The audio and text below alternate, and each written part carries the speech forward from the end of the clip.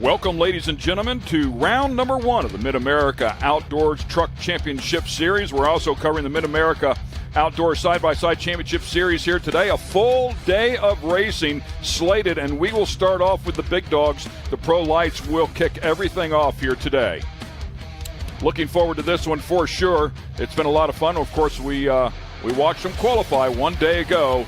So we'll line them all up. No inversion, 10 laps, and they'll throw it down. Good look at Lucas Oil Speedway. That's where we're coming from here in Wheatland, Missouri. Welcome to the Midwest.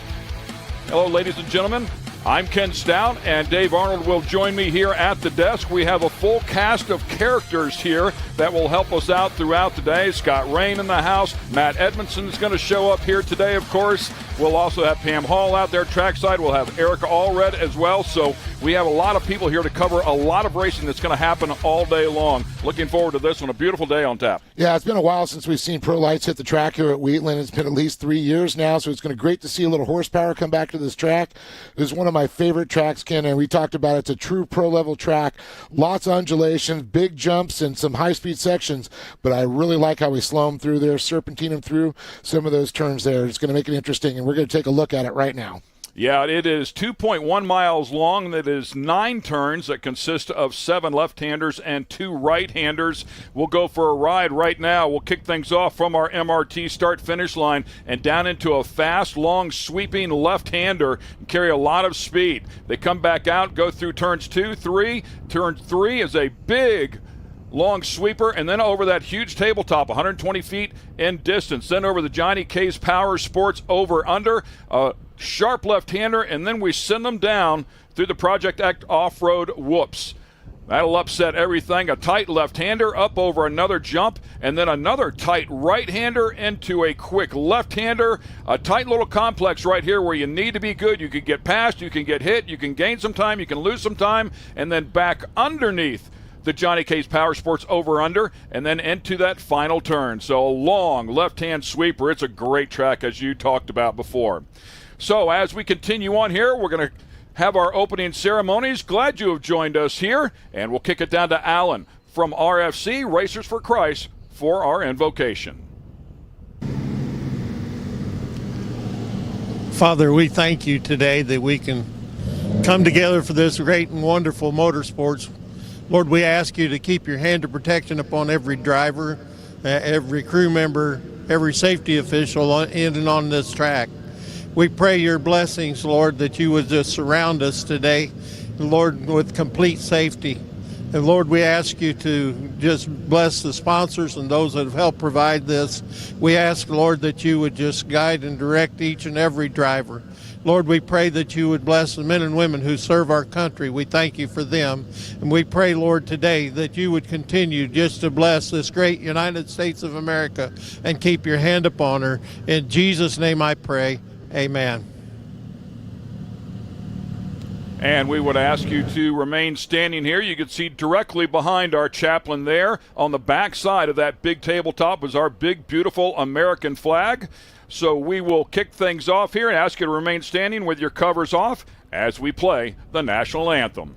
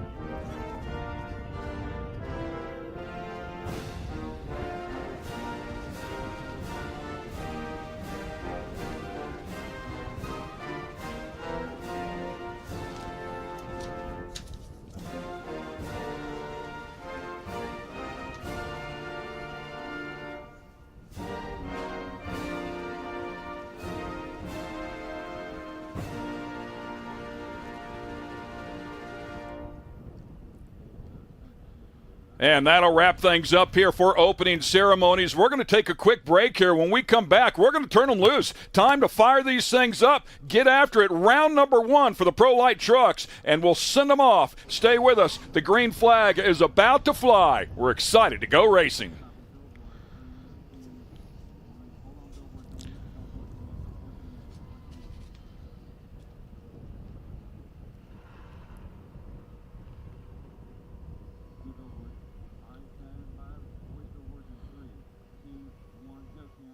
Round 2 of the MAO Side-by-Side Championship Series and Round 1 of the MAO Truck Championship Series is brought to you by our official partners, Raceline Wheels, AMSOIL, Rugged Radios, Project X Off-Road, and by Speed Sport.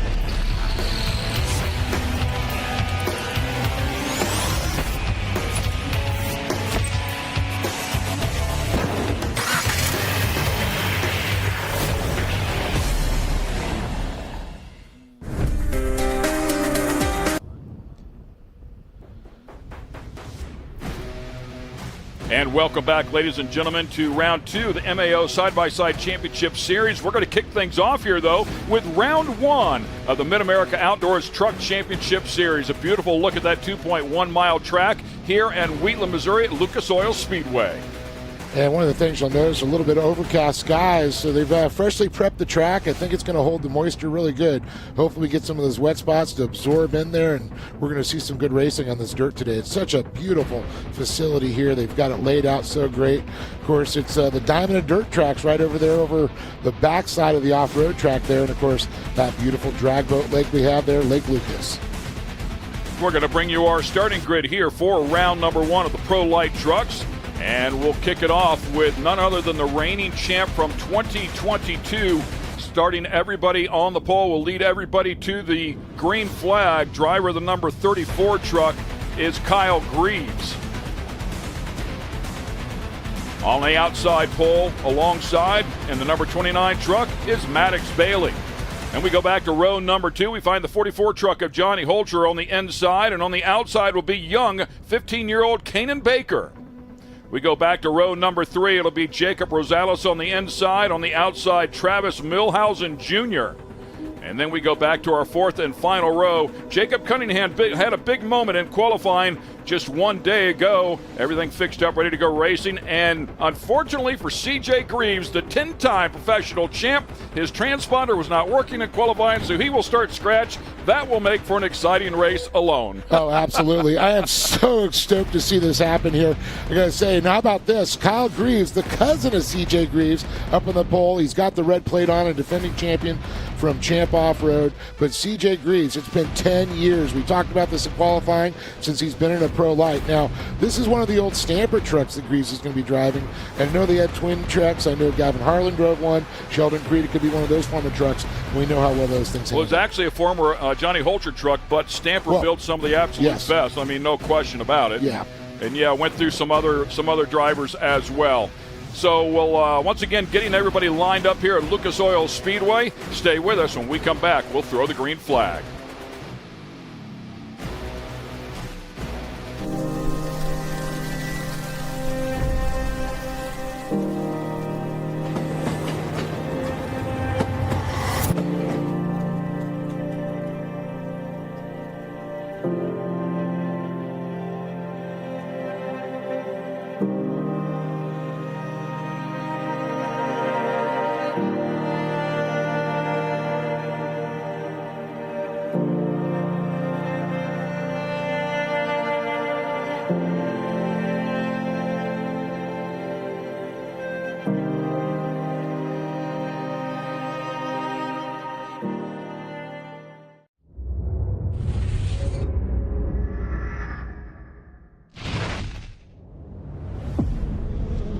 No matter what, it's never an easy event, and it never will be, and that's what makes King of the Hammers King of the Hammers.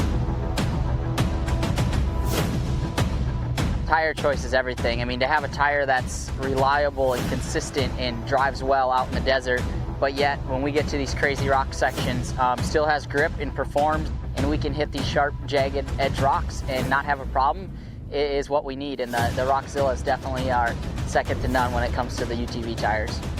And it just speaks traction. It's got big lugs hanging off the side. It's got big lugs down the side of the sidewall of the tire. If you're gonna look for something that makes traction and is gonna grip in rocks and dirt and everything, you look at a Rockzilla and go, man, that thing looks like it's gonna do the job right there.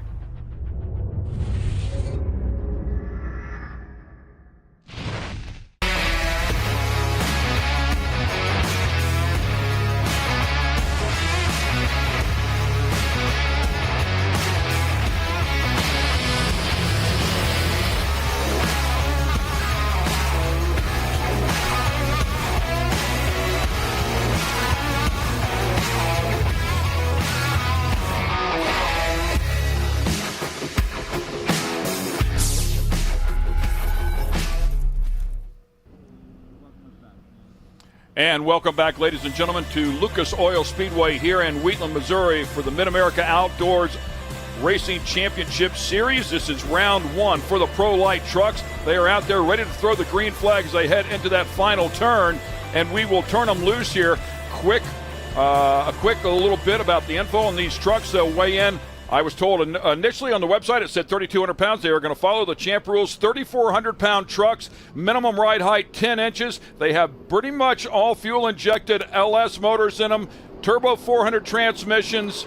They weigh in, as we talked about, 3,400 pounds, and they throw the green flag. Here we go. Kyle Greaves out early, doing exactly what we expected him to do. Maddox Bailey right there in tow. Here come the boys. They are ganged up 2 and 3 wide inside of turn number 1. The 44 truck in there trying to make some room, too. That is Johnny Holcher as they get singled out after turn number 2. Headed into turn number 3, the big Talladega turn. Up a little bit high goes everybody, and we've got contact. Yeah, it looks like Caden Baker got into the back of Johnny Holcher just a little bit there. It's kind of spun around. But Maddox Bailey and Kyle Greaves able to walk away, and a big little separation back there. It looks like, I do believe that's Jacob Rosales there. Jacob, been running pro life for a couple years. A very good driver. Can see some podiums.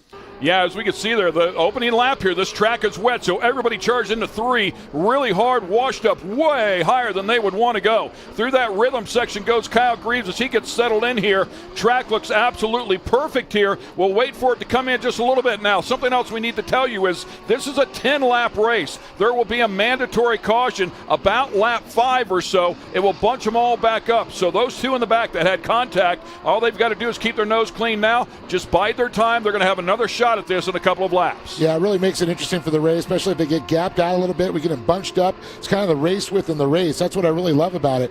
We're watching Kyle Greaves right now. Now, I was watching Kyle last night after qualifying. It was a little wet for him out there. I saw him doing a little extra grooving on those tires. Man, side by side, those 2 had a little bit of contact off of that jump and nearly sent one truck off to the left, completely off course. You can see this track starting to come in as they sail through turn 1. Now through turn 2, it tightens up just a little bit there in that right-hander. It looks like Rosales got a little loose there, broke away just a little bit, got sideways, and allowing Maddox Bailey to get a little breathing room there. But look at Travis Milhausen Jr. He's getting up there. That's one of our other young drivers, 17 years old, 3rd year in Pro Light, actually just starting his 3rd year. So a little experience, though, but still a young driver. You got to wonder if he's going to be able to sit back and kind of wait and get those positions settled down until that comp caution comes out. CJ Greaves there in the white truck in the back. That is number 33 as he gets settled in here as well. Not able to make any passes just yet, but ran the bottom line there. Oh, the truck looks way better through the rhythm section for CJ than it did in qualifying. Kyle Greaves out front. Definitely on cruise here, taking care of the truck. Maddox Bailey right there behind him. Of course, part of the Stronghold Motorsports team. 2021 finished 2nd in the points of the Gas Series. Couple of wins inside of this category. Our leader with 11 Pro Light wins. You talked about him before, Kyle Greaves being the reigning champ for the Champ Series. So fast, nearly won another championship as we watch these 2 go at it. The 10 truck of Travis Milhausen, as you talked about before, that young gun really coming alive here in his 3rd season. Yeah, it's really great to see, how well he is basically, coming a little maturity there at a young age of 17, but a great shot there. Kyle Greaves, as he starts to gap out Maddox Bailey just a little bit. The Madman, he's in a new truck. Oh, man, that is a lot of dirt. What happened Gotta think there? Somebody went for a ride right there. We'll wait for it to clear up and see if we can see anything. Maybe they just got up high and kicked a bunch up in the air. Now, we did see a little bit of that in qualifying. It was really wet down low. As they get on that outside patch, it just starts blooming up. It gets really loamy and dusty up in there. There goes Kyle up and over the Johnny K Power Sports over-under, then into that rhythm section, courtesy of Project X Off-Road. Again, nice and smooth through this left-hander. A cut, grind, weld guy, much like his father, Kurt. Kurt, of course, crew chief on Johnny Greaves' truck, legendary Johnny Greaves, for so many years, so talented, and his son is a chip off the old block. These guys fabricate trucks back at home. That's what they do at KGB. Yeah, they do a lot of trucks for a lot of other drivers, too. You always got to wonder if they hold back a few secrets there just for their trucks. He's working in that category, but they're great guys, they're pretty honest, and you can see how well that truck is set up right there as Greaves starts to walk away. Look at the big gap. We're back to Johnny Holcher there as we see the 21 sliding around again. That's Kaden Baker. Baker struggling a little bit there, finding some of those wet spots for sure. Yeah, and that's what happened here on this opening lap. And this track is pretty wet, and it created some separation.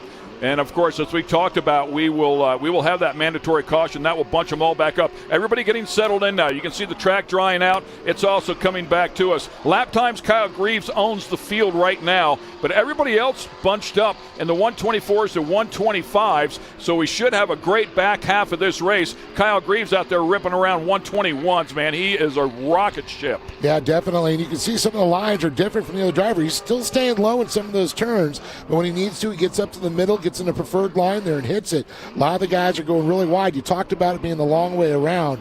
Well, you can see it's reflecting in those lap times right now. Great stuff again over the top of that jump there, the over-under, and back up to our leader, making his way through here. And again, that is that 7-8 complex, and then back underneath into turn number 9. A long, sweeping left-hander here. You can lose a lot of time here. If you've really got to feel what the truck is doing. You want to keep that thing in the grip. This track will typically blue groove, as you talked about one day ago. I don't expect that to happen here in race number 1. but certainly you can see where the bottom is starting to blow off down there. Yeah, we got a little bit of light breeze going on, which helps up, also wick that moisture out of the track there. And it looks like we got a battle starting to heat up right now between 4th and 5th. Millhausen Jr. trying to hold off the advances there of CJ Greaves. That's going to be a tough one. I know he's been getting right up in there, and he'll kind of brake check him a little bit. And, CJ has to readjust his lines. You can see he's trying to work the different parts of the track right now. Yeah, well, that's a seasoned veteran. By the way, CJ Greaves, 10 championships and pro-level trucks, 7 of those in Pro 4s on the outside of Travis Millhausen. Millhausen starting his 3rd season. We are talking about crazy experience to really just short of being a rookie in Travis Millhausen. So CJ is going to drive around him here. Travis needs to go to work right here. Get the notebook out, pay attention to what he's doing, because he's missing the bottom of these turns, and I don't know that CJ's truck is any faster, but he's just driving a better line. CJ with so much experience. We talked about the 10 championships, 7 in Pro 4, 3 in Pro 2. No championships in Pro Light, believe it or not, although he does have 10 wins. Another 4 or 5 championships in professional level UTVs. So the number 33 driver is exceptional. There's no question about it. And Millhausen coming right back at him. I'm saying Millhausen, a little bit of contact. CJ had an issue. That's what was going on there. Yeah, it looks like he probably stepped out, over-rotated just a little bit. Millhausen getting in the back. Now Millhausen looking on the low side, trying to take a little one out of CJ's book. That's there. exactly right. That's what CJ did to him last time around. There's the mandatory caution. So CJ's going to hang on to that spot there for this restart. Kyle Greaves out front, first across the stripe, followed up by Maddox Bailey. They were both on the front row. Jacob Rosales, and, of course, Jacob with Mickey Thomas doing the wrenching on his truck. Mickey Thomas coming out of this class very fast as well, very fast in UTVs, and now currently competes in the Pro 2 category. Very, very talented. Then Travis Millhausen, Johnny Holcher, Kanan Baker, and, of course, Jacob Cunningham, unfortunately not able to come out here. Let's get it down to Scott Rain. CJ Greaves, you're out here. You're going to help me out explaining what a competition yellow is all about. The Pro Light guys are going to do it for the first time ever for just the Pro Light, not for the UTVs. But this is what you're used to. This is how you run. What exactly does the competition yellow add to your race? Yeah, Scott, we're sitting here on the front straight, and this is where it all takes place right here. Obviously, the race starts right here at the flagger, and then at the halfway, we get to regroup, restack them, and do it again. It goes full course yellow. We do one slow lap. The field gets all bunched back up, and it gives them guys that had maybe made a mistake or got into it with another guy or anything that happened, fall behind a little bit early on, a chance to get back up there. And what it really does, there's a lot of us drivers that are all about getting up front early and getting that track position, and then there's a handful of us that like to lay back till the competition caution and save their truck, and then the second half go to work. So a lot of strategy comes into it. It definitely gets the racing way more exciting for the fans, for the racers, and almost produces 2 races in one. Well, and the other thing is, if the first 2, 3, 4 laps of the race, you get a flat tire, it gives you a chance to come into the pits, change that tire, and you can still get back out on the lead lap. You're going to be well behind, but you're going to wait for that competition yellow to come out, like you said, and they'll assume the position at the back of the pack. You're not out of the race with a flat tire. Absolutely, and that's one of the biggest things here in short course. Our laps are so short, and we're getting it done so quick that when you get in, change your tire, you usually come out right before the leaders. So you need that competition caution to get back in the race. And a lot of the times, some of the guys that are in the pit getting a change are guys that are really going to mix it up in the second half. So when they're coming from the back, it definitely makes it interesting. I like what he said. It basically comes out to a point where it's 2 races in one. First half, second half. It's pretty much ride it out the first half, find your position, keep it smooth. But the second half, the gloves comes off. Let's go, baby. Thanks a lot, Scott. Of course, always good to hear from CJ Greaves. To the final turn they go. That is it. The mandatory caution lap is complete. We'll line them up here one more time. Kyle Greaves will lead them back here to the stripe. The flagman now in charge of this field here. There is no restart zone. We are going off of a green flag, something you don't see anymore in this sport. And we are racing. Maddox Bailey on the back, taking a look at the inside. Maddox gets a good run. A good run by Kanan Baker as well, back in there. Side by side, he dives down underneath. picks up a spot right back at him. Here we go. And look at Jacob Rosales trying to get to the inside of C.J. Greaves. C.J. Greaves sitting in that third position right now. A little contact with Millhausen and also the 21 there. That is Caden Baker. A little bit of a bumping around, throwing some elbows, we like to say. Oh! Big contact. Big hit right there. Kanan started to over-rotate and got gathered up there.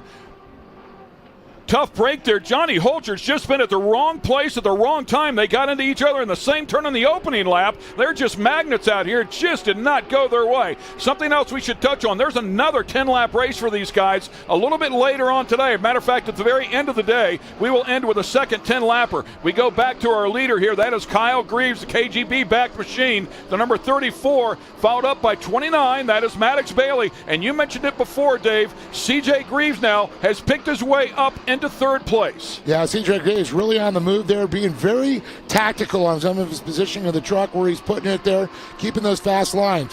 You don't want to put where the other guy in front of you is at. You can't pass that way. So a lot of movement there. Maddox, though, they call him the madman. That guy will drive that truck right on the edge for sure. But C.J. Greaves, he seems like he's going to be trying to run hard there. But look at Kyle. He's just walking away with this one. He's hitting all of his marks, hitting the points. I think he's got these trucks set up pretty good the second half, where they were probably grooving their tires going, maybe drives out a little bit, need a little bit more traction in that loamy, slippery dirt out there for the second half of the race. And that's what a lot of drivers try to do. Well, earlier on in the race, there's no question Kyle Greaves is laying some lap times down and putting a lot of distance on these guys. They have closed that gap. Maddox Bailey was about 7/10 off of him, but before it was seconds. So he is getting better, getting closer as these lap times come together. C.J. Greaves back there in third again as he picks his way forward as well. Some of the small differences here in these two trucks. When I say the two trucks, I'm talking about Kyle Greaves and Maddox Bailey, both with a fuel-injected LS power plant. Back to third place was with CJ. He has a carbureted truck, so something a little bit different there. Should be still about the same power, but the drivability could be a bit different. Yeah, definitely. You know, the carburetors with it, you know, when you're bouncing around a lot, you know, fuel injections constantly keeping the pressure. And we got a battle going. Look at this. A pass made. CJ Greaves. Did he get it done? By Jacob Rosales right up the inside. And CJ says, thank you, but no, sir. You're not going to do this to me again. And that was a setup. Here comes Maddox Bailey right back at him. You talked about Maddox racing hard. He will for sure. Both sideways off of that jump. Side by side they go down into turn number one. Maddox Bailey right back down in there. CJ a little bit wide. The truck got tight. Had to put a lot of wheel in it. So CJ, after all that battling, will fall right back into third place. But that all started in that 7-8 complex that we talked about before. And CJ really did a beautiful job of tucking that truck down underneath him. Yeah, and I'll tell you, Maddox, with a nice slide job right underneath back, answering, you know, the pushing. You're going to push me through this outside? Well, I'm going to do the same thing. I'm going to go low. Said it, but Ken, you nailed it. It's those. It's going to be won and lost, I think, through the whoops and through that little section between 5, 6, 7. But look at Maddox Bailey drive away from CJ all of a sudden. I mean, it's like somebody flipped the switch. He's like, oh, man, I got to go here. They're trying to take spots away from me now. That's not going to fly. 18 years old, by the way, Maddox Bailey. And, man, his truck is not happy through there. That rhythm section is tough for sure on these pro lights. They don't have the big travel that the big trucks have. 12 inches in the front, 14 inches in the rear. So these guys will take a beating as they try to set these trucks up to go over the short stuff and the big stuff. And again, CJ closing right up on the back of Maddox there in that 6-7 complex. I'm sorry, 7-8 complex. 7-8 is definitely where it's going to be sliding in there, but you see that Maddox is really trying to get on it, but CJ is still right there. Now, one thing we're noticing, Kyle's not pulling away from these guys. These trucks were set up for the second half of the race. The track's drying out and starting to come to these drivers. Something else we should mention for Maddox Bailey, that truck being taken care of by Ryan Beat, a two-time Pro Light champ, currently competing in the Pro 2 category. So Ryan Beat doing a good job, went through that entire truck. I believe it was formerly built by Doug Matag, but refreshed, and I want to say back half by Ryan Beat. So that's the truck that Maddox Bailey is in, and Ryan Beat will take care of that for the entire season for Maddox. Yeah, Ryan's got quite the program there, you know, going with all the pro lights, and of course he's going to be getting in the Pro 2. Hopefully we'll be seeing us here, you know, with us at Mid-America Outdoor next year too. Certainly looking forward to that, as again we keep an eye on the top three here. Kyle Greaves yet to be challenged, and looks like some holes developing out there. You can see it kind of upset that truck just a little bit. Nothing these guys aren't used to. The KGB Customs backed machine doing a beautiful job, man. These guys came in here. They've been ripping. They've been fastest truck on track every single time that they've been out here. They had a little bit of oil issue, fixed that up after practice one day ago. Last time around, by the way, quickest lap, quickest truck on the track, Maddox Bailey, a 122.3. So he is hanging right there, actually closed the gap a little bit on Kyle. 1 lap to go. The white flag's out, so this is going to be now all or nothing here for the first race, because this is going to set the tone for the second race. Starting position. These guys are going to have a good starting position, but you definitely want to be out front. You can see that clean air is always going to be. We saw a little carnage after they watered on the first lap.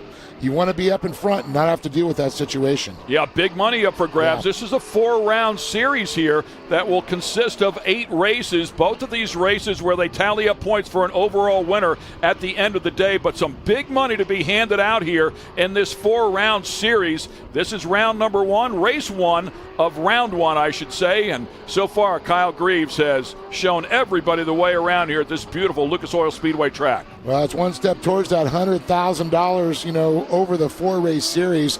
Walk away with if you get race 1 and 2, you're going to get a little, around $7,000, but it's a $25,000 bonus to win the series too. So you can come away with a good payday there and help pay for a little fuel in those tires out there. Here we go through that 7-8 complex, headed down into the final turn. Number 9 goes the number 34 truck. Kyle Greaves, a perfect race out here for round number 1, making it look easy, puts it together, crosses the stripe. He's the winner here in race 1. Congratulations to him. Maddox Bailey had to fight for it, but hangs on to second, followed up by CJ Greaves, who started off in 8th place. So that's the top 3 on the box. Jacob Rosales inside of the top 4 as well.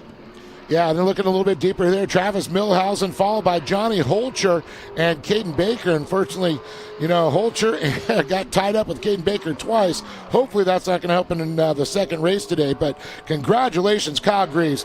And like you said, a perfect race.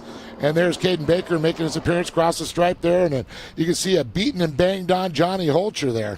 Yeah. It's just funny how it goes. And we've seen that happen many times. You just see a couple of drivers that tend to be like magnets to each other. You just keep getting hooked up. So hopefully they have a better round 2 here. Both of those trucks, Johnny Holcher, a former champion in this category, and Kanan Baker, young. This is his first official race in the Pro Light, but he is a UTV Pro NA champ. So the young, talented 15-year-old is very fast out here. So hopefully those two can get a good, clean race in a little bit later on today. So they'll take a look at the track here. We'll do some track maintenance. They'll pick up some of the parts and pieces. We'll get our top 3 over there to the podium. Here's a look at the final results here. And as we talked about before, this is race 1 of 2 here today with Kyle Greaves up top. Yeah, Kyle Greaves definitely with a good time there. But Maddox Bailey was hounding him good with that second position. CJ Greaves, 3rd. Then you got Jacob Rosales in that 4th, Travis Millhausen Jr. Johnny Holcher is going to be 6th, and Kanan Baker, and unfortunately, Jake Cunningham not making the call. And we thank AMSOIL for that results board there as well. They've been a big part of what we're doing out here, so we appreciate what they do. Also bringing us some replays here. But the finished results courtesy of AMSOIL with, again, Kyle Greaves up top. Making it happen here. Another good look here at this complex and this beautiful track. It is spectacular, of course. Straight up over the top, to the left just a little bit, as you talked about, Dave, is the Diamond of Dirt tracks. They do have a race scheduled over there tonight. Beautiful suites area over there, the Diamond Bar as well. Off to the left is a purpose-built drag boat track. Top fuel hydro boats have been in excess of 250 miles per hour over there at that track as well. So, yeah, this is a spectacular complex, and we do have a replay coming your way courtesy of AMSOIL here as we go back in and take a look at this one to see what happened right off the bat between these two. And you can see Millhausen diving to the inside there, but that's not where the contact is. It's where the top truck of Kanan comes down. gets into Johnny Holcher, and you can see, unfortunately, squares up with a little bit of T-bone. Johnny said, I'm just going to push you out of the way. He put the blade on that thing and bulldozed him right out. Yeah, Johnny was frustrated, no question. I mean, that was the second time around, and Kanan, no fault of his own. I mean, it certainly wasn't intentional. He just started to over-rotate, and you can't do anything but get out of the throttle, and if somebody's behind you, wrong place, wrong time, you're going to get collected. It's just the way it went down, but frustrations run high in the middle of one of those races, man. There's definitely a lot of adrenaline going, a lot of hard work that's been put into those trucks to make the show. Yeah, let's just say, when it gets wet and sloppy, it's like being an ice out there, and it's just going to, you're going to keep that momentum going up. So again, man, great to get things going here with race number 1. We have a full slate of racing here all day long. We're going to come back here with some side-by-sides in just a little bit. Stay with us.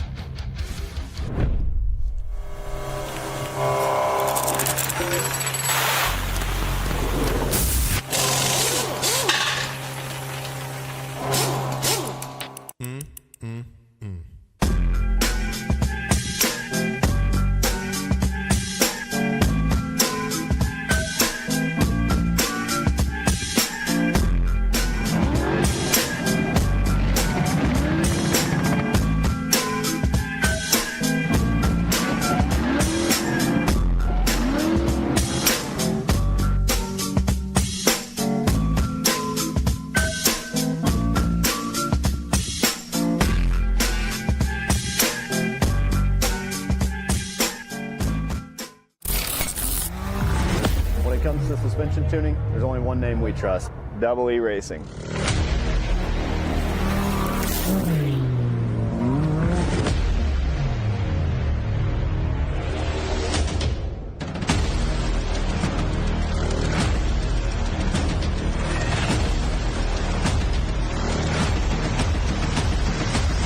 Double E Racing. We help build champions. Ready for any challenge. Maxxis tires can handle even the most punishing off-road conditions.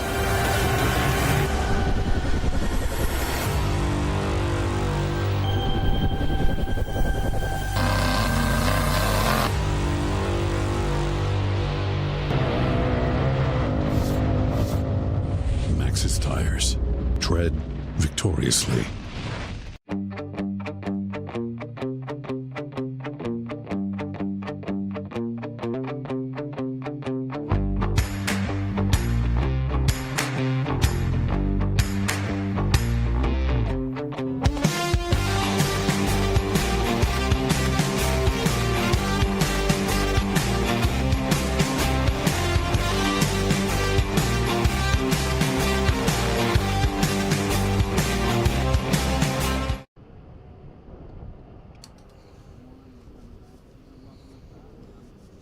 And once again, we welcome you back to Lucas Oil Speedway. We have our winner down there on the podium. So with more on that, let's get it down to Erica Allred.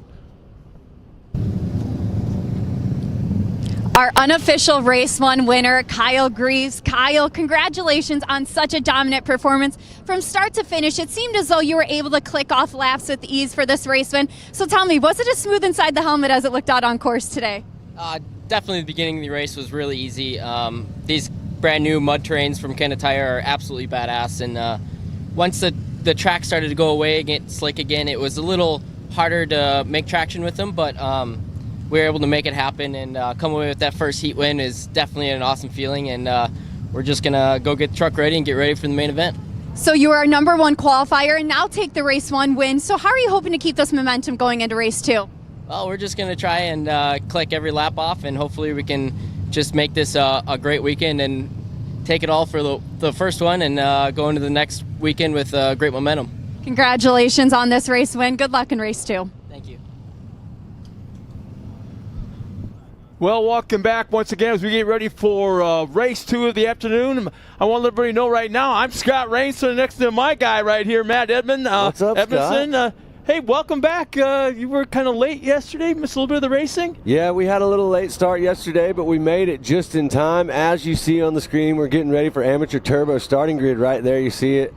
Bunch of good drivers coming up right now. I'm stoked to be here. Scott, Amateur Turbo, This is actually our first round of racing after the trucks, our first race of the day today for short course for the side-by-sides. I'm excited to see this. Yeah, right now we're looking at, even after yesterday, this is our largest field we've had on this track. Yeah, Huge. 15 cars. We're going right to green flag this time by. We're probably, yep, there it is, right away.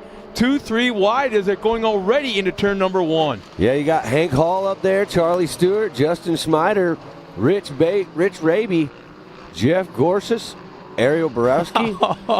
Hank Hall. Man, look at Hank. He's a young kid, still in high school, brand new car. He's never raced that car before. And I can guarantee you this, Pam is losing her. She's super happy right now. She'll be in here with us later. Yeah. Look at those moves right there coming around. 3 wide almost. Looks like Hank is falling back to second right now. Just Sailing over angles. some of these huge jumps out here. Some of these guys I was talking to them, this is their first time here at Lucas Oil Speedway, and these jumps are huge. Tons of speed going into these things. And these tabletops, man, they're just flying these cars out here right now on the track. These amateur turbo guys showing us how to get it done. Hank Hall, Stewart, and Schmeider, 1, 2, and 3 on the track. Still some moves being made up there. Hank Hall. Hank's trying to make that move, get back into the front. Yep. Yeah, wanted to make that move on the outside, which would set him up for the inside in the next corner. Not able to make it. And look at this. Our leader goes wide. Hank squirts right to the inside like it was set up. I think he saw the door opened up and went, holy smokes, there it is. There it and was. went for it. And now we got a brand new leader once again for the second time. Hank Hall running up front. Hank Hall looking smooth. He's finding those lines. He's clicking them off. He looks like he's having a good time out on the track right now. So shout out to Hank right now, flying. Pam's got to be going crazy out there. Stewart might have had some sort of mechanical. He's Dropping falling back to third already. Yep. Yeah, What a shot right there. The drone guy's providing an absolutely epic shot at the Lucas Oil Speedway. Mid-America Outdoor Short Course Series. We're stoked to be here at round number 2. Amateur turbo action right now. 4 laps left. It's like Hank Hall Raby, showing us how to get it done. Raby just made the pass on Hank Hall just a second ago. So we have a brand new leader once again in Raby, I mean. But Hank comes right back now within 1 car length, running in second. They're dicing it up for sure. This amateur turbo class is showing us how the excitement gets started today, Scott. It's a situation where I'm really getting into the fact that Hank Hall, he's just a young guy, brand new cars, never raced this thing. He's no stranger to racing by any means. He's been doing it for quite a few years, even at such a young age. But the fact that he's not like disappearing, he's hanging right tight. Yeah, and it looks like that Stewart, the 143, that's actually running in front right there, and there's Hall in second. So we'll see if he can make some moves and get around. Still got a lot of time on the track.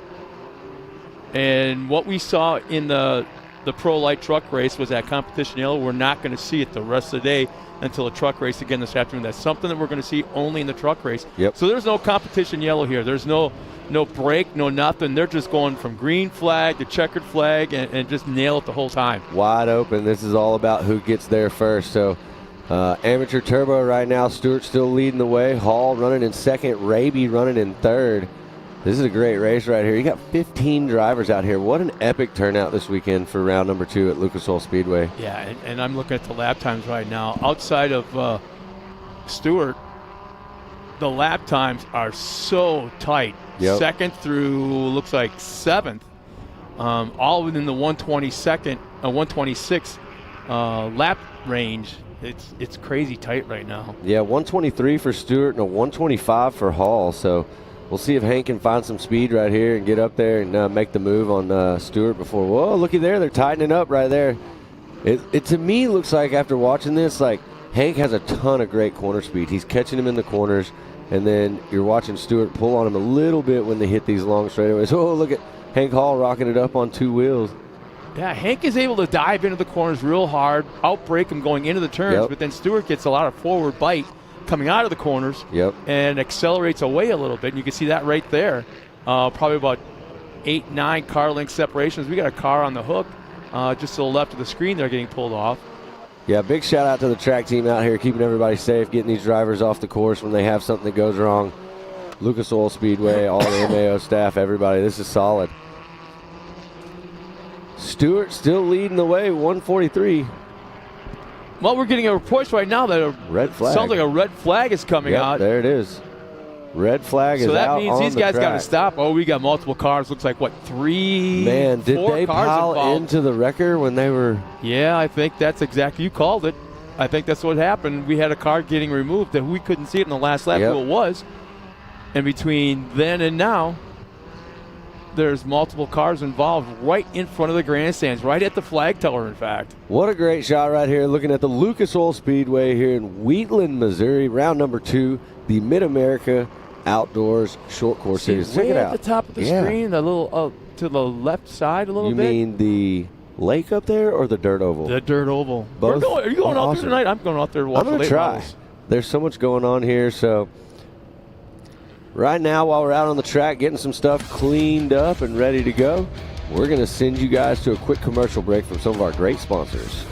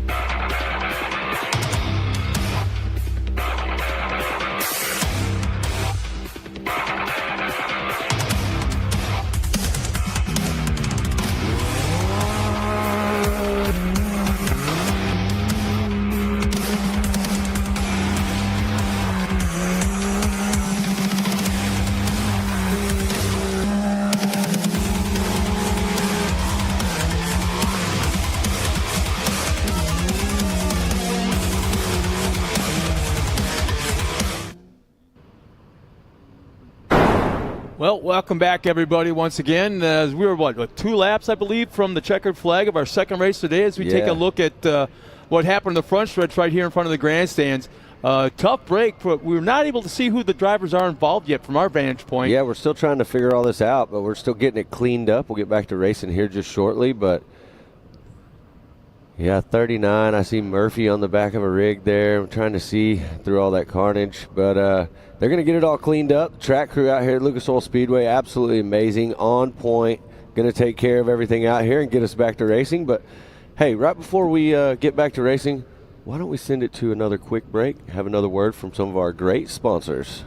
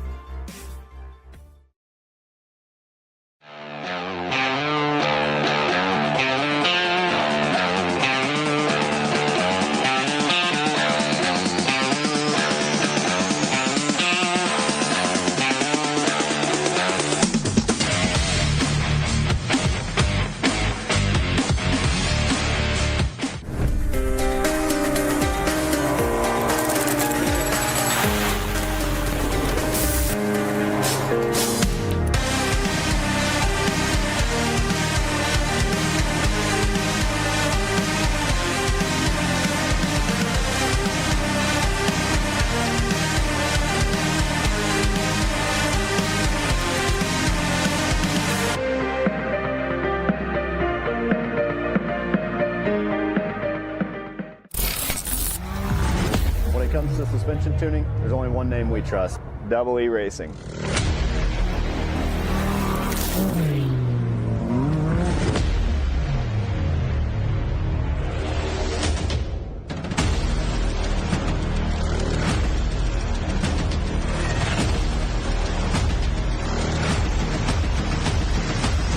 Double E Racing.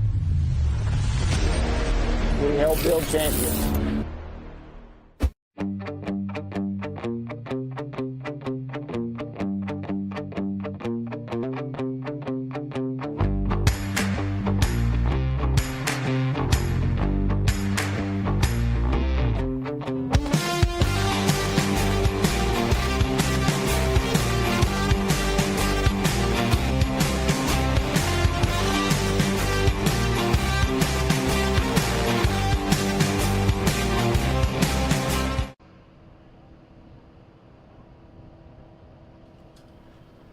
And we're back, everybody, as we get ready for the race. You can see it's quite the mess right there in the front, but one good thing.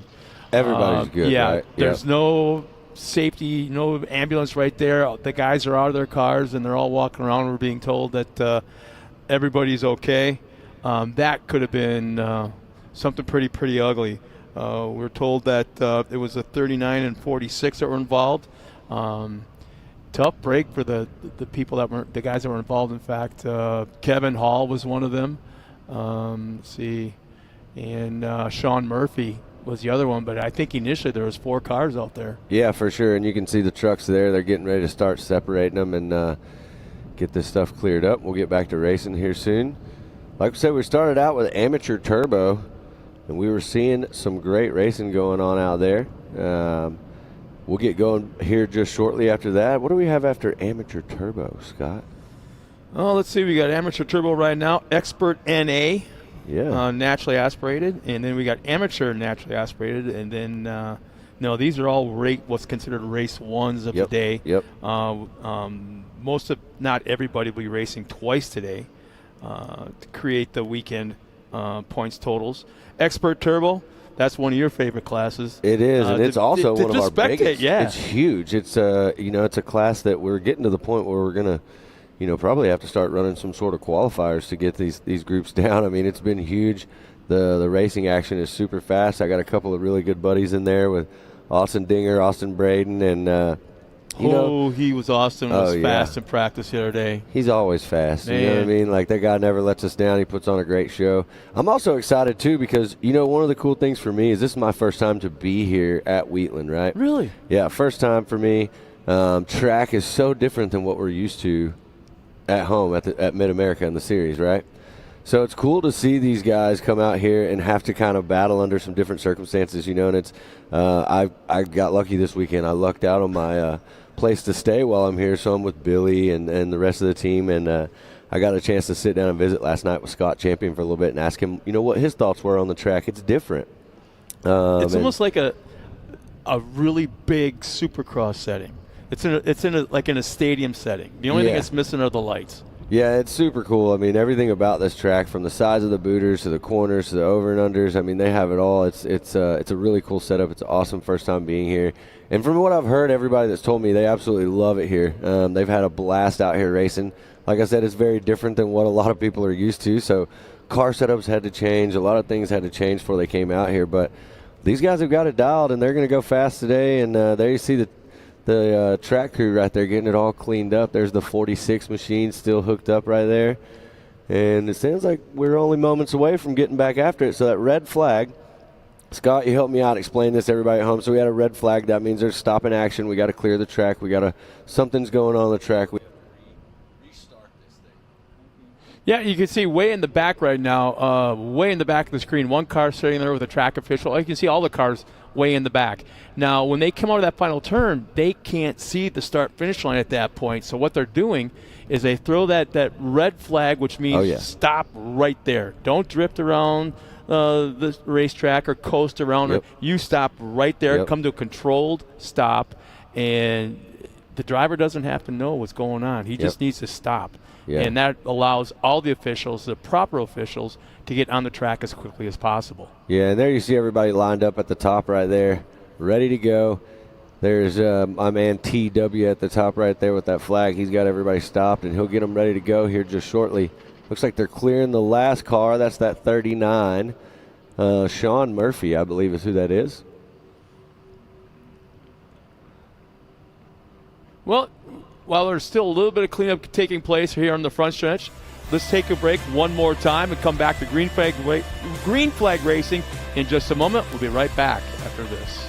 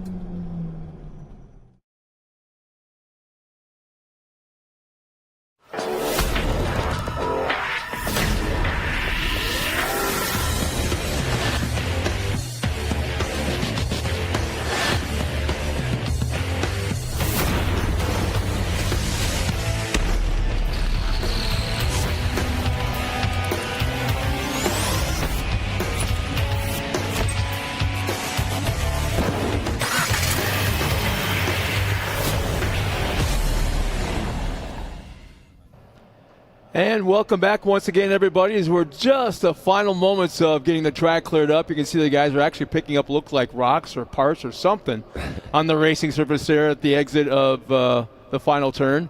I really like, I've been eyeballing the heck out of our pace truck yesterday. You like that? That is a sharp little truck. It is, yeah. it is. You see that new AOE branding? That's American Outdoor Events. You'll see a lot of the stuff we do under Mid-America Outdoors, Ultra 4, all that. You'll see that AOE tied right in there with it. And we got a lot of really fun stuff coming up this year with AOE. A lot of big events. We hinted on a few of them. Havasu is going to be massive. Check that out. We've got the Optima Batteries Amateur Turbo running order as they were when we hit that red flag. So Kevin Hall, Stephen Mockel, Kurt Dreimeyer, Bruce Davidson, Ariel Biarski, Brittany Dunn, Crisco, Jeff Gorsuch, Chris Donald, Zach Harris, Charlie Stewart. And let's see, I think we got a few more out there. There it is, yep. Hank Hall, Rich Raby, Justice Smider, Randy Boyder, and Sean Murphy. Now, I'm kind of wondering, we missed what happened to Hank Hall, as he was one of our early leaders. Yeah, I didn't really see that. The first couple laps, and all of a sudden, boom, now he's outside the top 10, so we'll have to see if we can figure out what happened there. But that just tells you how tightly contested this class is with all the cars and the drivers and how tight they are as far as competition. Well, the good thing is, Scott, and we talked about this earlier just a little bit, is, this is a two-race format. So, this is race one. So you got another opportunity. If you didn't do great in this one, you're going to get a race number 2 coming up here in just a bit. And you're getting some track time. You're learning some things. You're figuring some things out as the day goes on. But there you see everybody getting lined up right there. Stack them back in. We'll get a green flag going here soon. I mean, it had to have been a serious moment because you have our USAC officials out on the track. You had a couple of was that Jeremy McGrath? I think that was Brian from USAC. Yeah, sorry. I'm gonna have to let him know we get him confused so much. But we're just about ready to go one more time, and we'll give these guys a lap around. And here's one thing we have to keep an eye on is the track conditions right now, because we just went a long time with the sun, the wind, and no water. So if the track is going to dry out, now is when it happened. Yeah, we saw it earlier, in the truck race. You were seeing some of these corners getting blown out, a lot of dust in the corner. Track's still looking pretty good right now. You still see some wet spots going into the corners here, but sun's starting to shine, and it's a beautiful day here in Wheatland, Missouri, Lucas Oil Speedway, and we're getting them re-racked and ready. I'm excited to see this Amateur Turbo right now out on the track. And right after this, we are going to have some more action coming up. I believe right after this is what, Expert NA? Is that what it is? Yeah. Yes, it is. One thing we got to keep an eye on also is this restart, because it was brought up in the drivers' meeting from probably 6th or 7th on back. The guys back there can't see the green flag when it pops up. Because they're going up the face. Because they're going up the face of the jump, yeah. So they're talking about, and they all agreed upon having 2 flag guys, one in the flag tower and then one way up there in the final corner. And they're on radios, and they'll throw the green flag simultaneously to get ready to go. Yeah, look at how cool this is.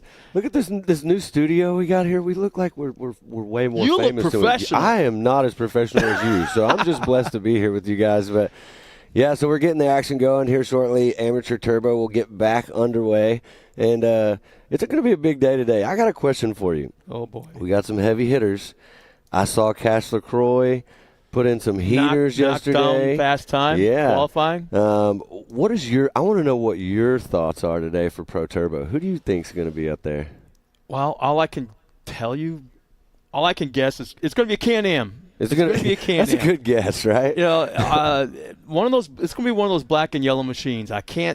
It's hard to tell who it's going to be at this point, but you can't count out that kid, that your favorite driver out there in that class. Cash he's got no fear. I don't think he knows what pain is, so he's got no fear of pain. So he's willing to take that chance going into turn 1, 2, or that big tabletop jump in the backstretch. So I think you can't take him out, but it's a situation where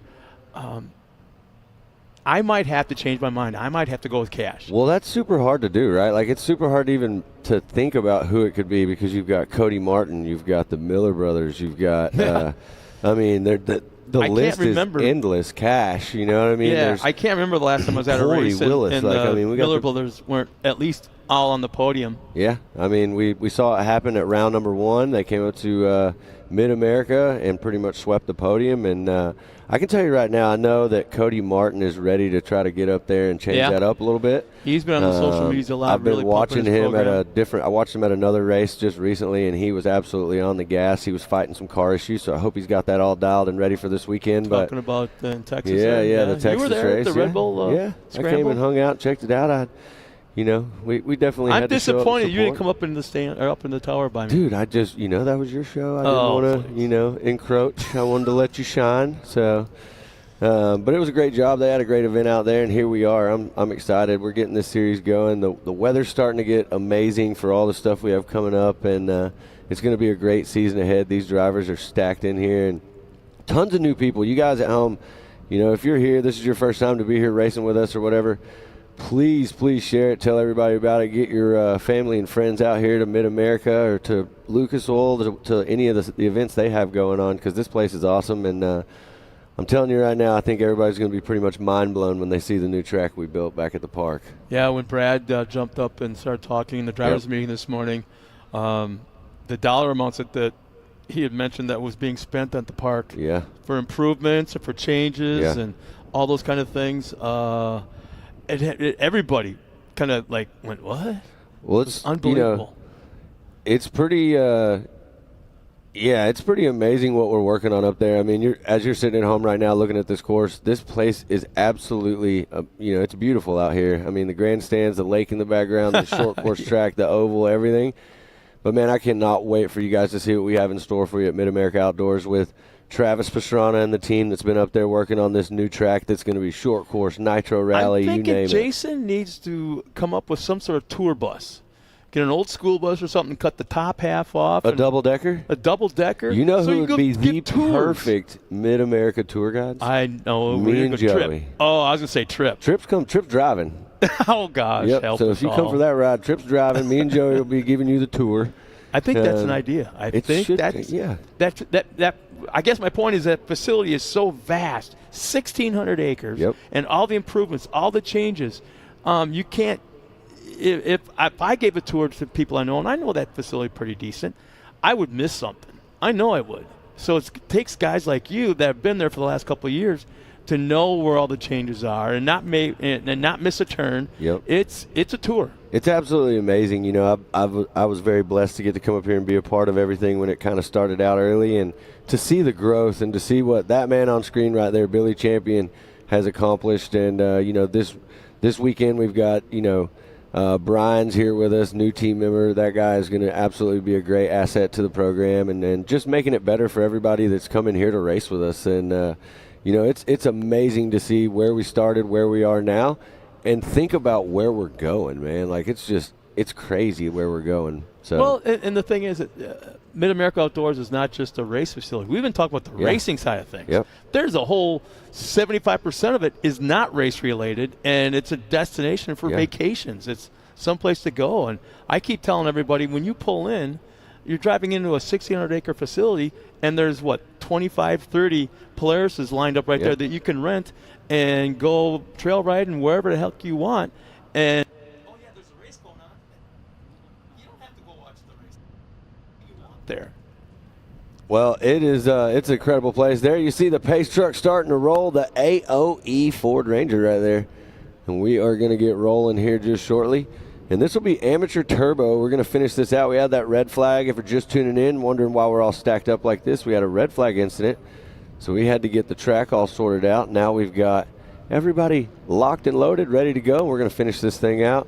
Yeah, once again, our running order, our top 10. We got Kevin Hall on the top spot. Stephen Mokel is in that second spot. And you rattled this up a little bit ago, but Kurt Dreimeyer running in third. He'll round out the top three. Bruce Davidson, Ariel Boyarski. And here's the thing. We are, 3 laps remaining, I think? Yeah, I believe we're right at 3 laps left. Yeah, so not a lot of time right here. We're going to see if there can be any passes made there and in. But this has been a crazy race. I mean, we were talking about this earlier. Hank Hall out there absolutely crushing it. Not sure what happened, but he's somewhere now in the back of the pack there around the 12th spot. He has been up front running. So we're going to have to see what happens here. I know he's going to make a hard push in these last 3 laps to get back up towards the front. Hopefully he didn't have a car issue and just trying to get through this race. But Kevin Hall, Stephen Mokel, and Kurt Dreimeyer, 1, 2, and 3 on the track when we get back underway. There he is. There he is. Look at Hank right there. Hall, his brand new car, a K&M. But the thing is, he's another one of those drivers that has no fear. None. It's like you could punch him in the arm, just stand there talking to him, and he'd just look at you like. It's the blessing of being young, right? And no pain, not a fear of pain. So we all say, and, you know, for a lot of us, you know, and we got a few buddies that are out here this weekend racing. You know, the saying is, with age comes a cage, right? Well, when you take a kid that has no fear and he's still young, and you put him in something with all this safety equipment, it's amazing to see what they can do. I mean, Kanan Baker's another one to talk about. I was absolutely blown away. We just got to see Kanan run in the trucks a minute ago. He'll be running in short course. Ever since I started coming here and announcing, it's always been so cool to see Kanan as this just awesome young man getting out there on the race course and showing some of these, you know, seasoned pros out here how to get it done. Well, and the thing is, I picture this kind of racing, and it takes some muscle to throw these cars around sideways. There's a lot of G-forces to the left and to the right and up in the air, and when you're landing, all this G-forces, and just muscling these cars around. What is he, like 85 pounds wet? I think I'm going to start calling him cheeseburger, because like every meal he needs at least 3-4 cheeseburgers. Well, whatever he's doing it right. The kid is super fast. He is an amazing young man, super humble. He's great to talk to when he's running around the pits out here. And you know, I personally, they've got that whole Baco racing team. His sister Aliana, she's super fast. So yeah, it's just cool to see the youngsters getting out here and showing some of these veterans and these guys have been doing it for a while, how they do it, you know. Yeah, when Kanan came out for the first pro light practice, he was stupid, scary, fast, and he made me nervous. It's like I survived his practice session because I was having a heart attack every time he hit that backstretch tabletop jump, and very, very, very fast. And I went back into the pits afterwards to talk to his dad for quite a while. And it's like, well, if this kid continues on with how fast he was in the first practice of him being on the track, first time ever in a pro light, first time ever. Dad, you better get out that wallet for the next like 10 years because this kid's going to be stepping up into Pro 2 and who knows what Pro 4, because he even kind of hinted to Pro 4 a few years from now. Yeah, and that's one of the things, as a park, as a racing organization, as a series that we want to do is we want to elevate all these drivers so that as they do progress and get faster and get better, we want to put them in front of the right sponsors and link them up together and hopefully create an awareness that's so big that we can grow the sport, the scene.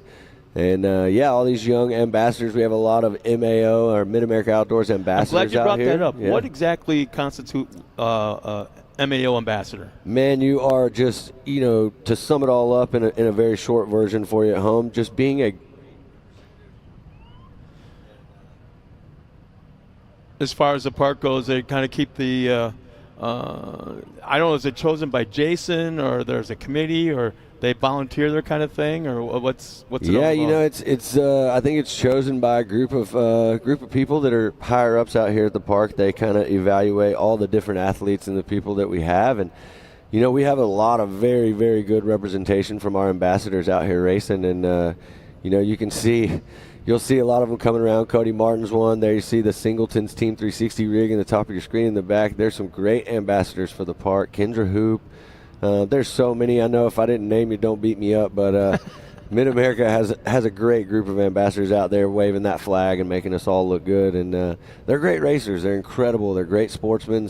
They get out there. They have a good time. They help each other out. And it's an honor to get to work with them for sure. Well, and you brought up the whole representation kind of thing. And it's like when there's trade shows or car shows or whatever locally to wherever these drivers live at, they more than happy to going out there and you know what?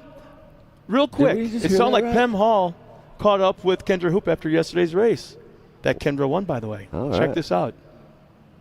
Hey everybody, I'm Pam Hall. We are out here at the Lucas Oil Speedway. I'm here with Kendra Hoop. She's in a brand new car this year. Kendra, give us a little rundown on your car. Well, I'm excited. I'm in a new car. S3 built this car for me. I'm on my MRT tires, which are reliable and dependable. I'm sponsored by Mid-America, and I'm excited about this year. I'm looking for good things. And you're in two different classes that you're racing, and you're out there racing against the boys, and you're definitely one to reckon with out there. Have you been racing with the boys quite a while now, or is that something new going on year two here?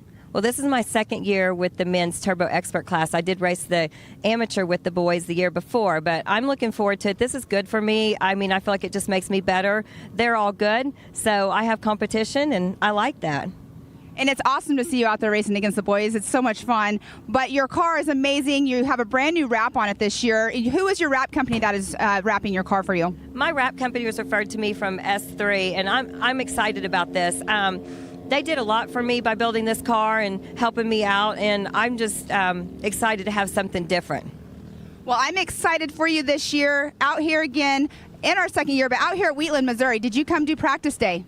I didn't make practice day, and last year it rained out on me, so I'm excited. This is all new for me, but I like it. Well, we're excited for you to be out there on the track as well, and good luck out there this weekend. All right, here we go. Look at that, Scott. They got them rolling. And we are just moments away from getting this amateur turbo back underway. 3 laps left, and we're going to see who it can be. Well, we got some of the fastest track crew guys out there that are able to clean up messes, keep the guys safe, get things cleared away. And that was something major that happened in the front stretch. I mean, you look at the time of this race. We're looking at a half hour. That tells me, was it 4 cars or 5 cars initially were just jammed up inside there? And that takes some time.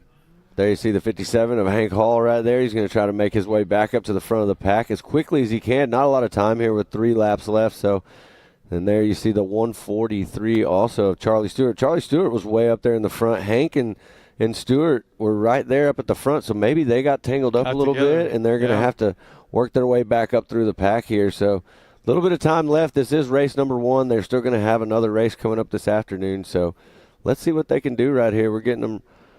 Leading them around the truck with that little Ford Ranger. It's a Ford Ranger.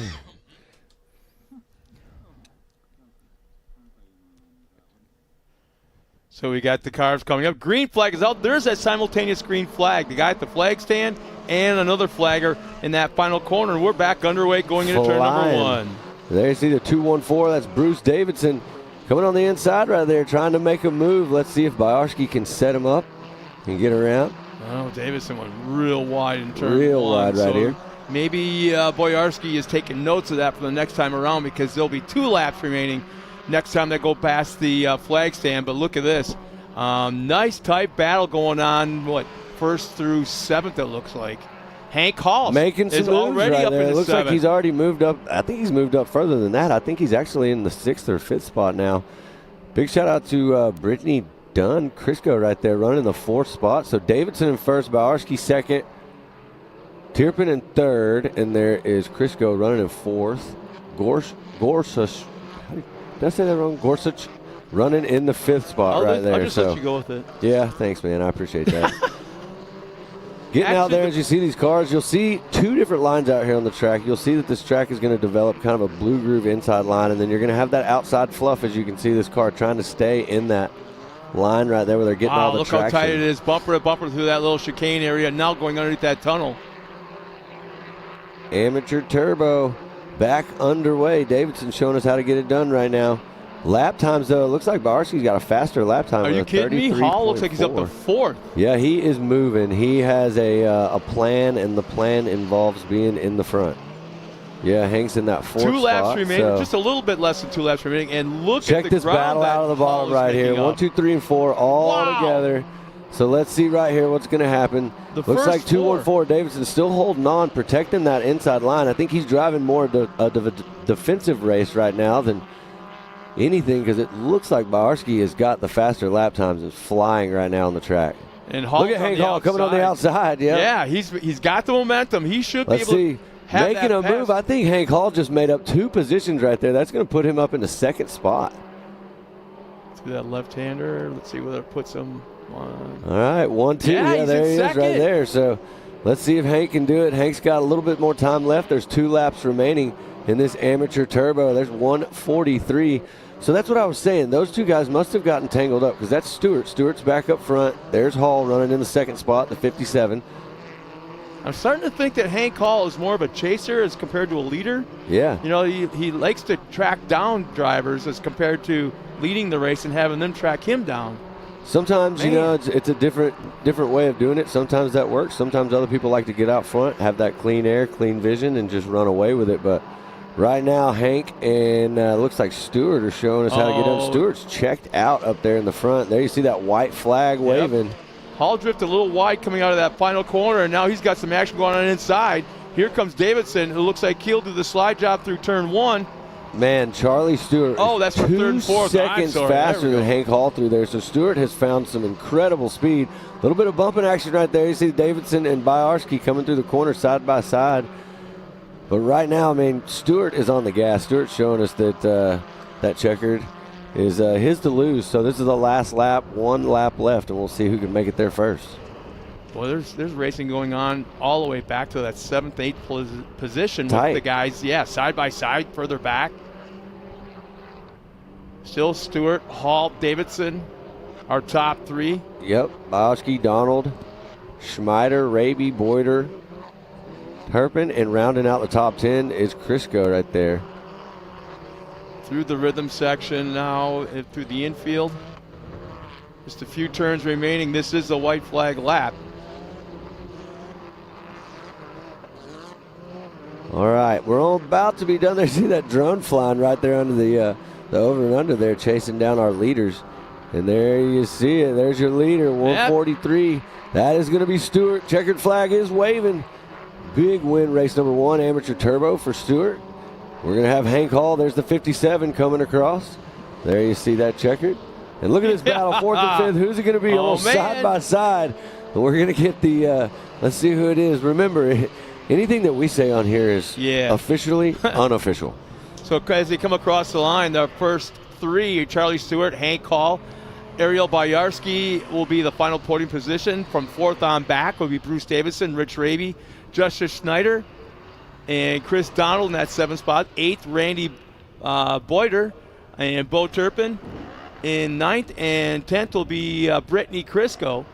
Zach Harris right behind her, and the rest of the fields, they come across the line. But I think the story of the race is the first three, how they bounced around back and forth. I can't even keep track of how many passes there were for the lead. And then Hank Hall, you go from the first top two back to the pack, 12th he was at one point, and then back to the front again. Yeah, so incredible drive right there for your amateur turbos. So that was awesome. But real quick, we're going to send you guys to a quick commercial break from some of our great sponsors.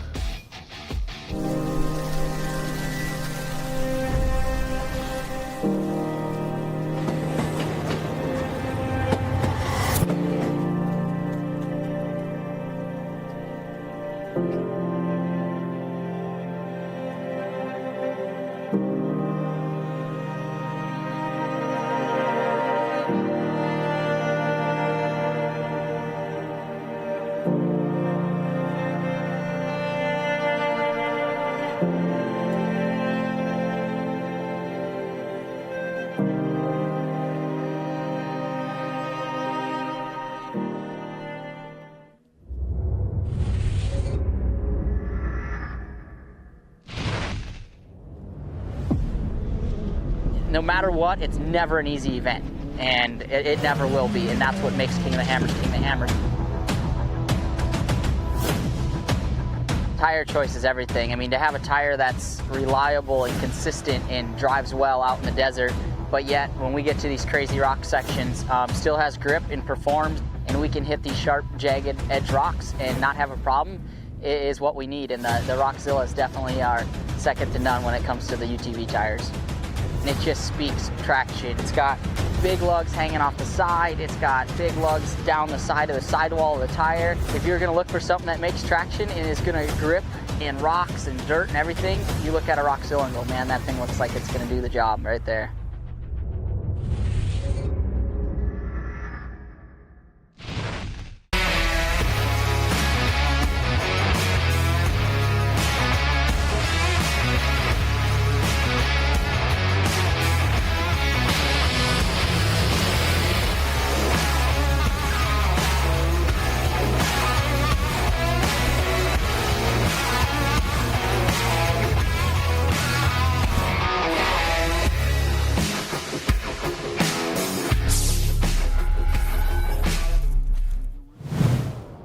What's up, world?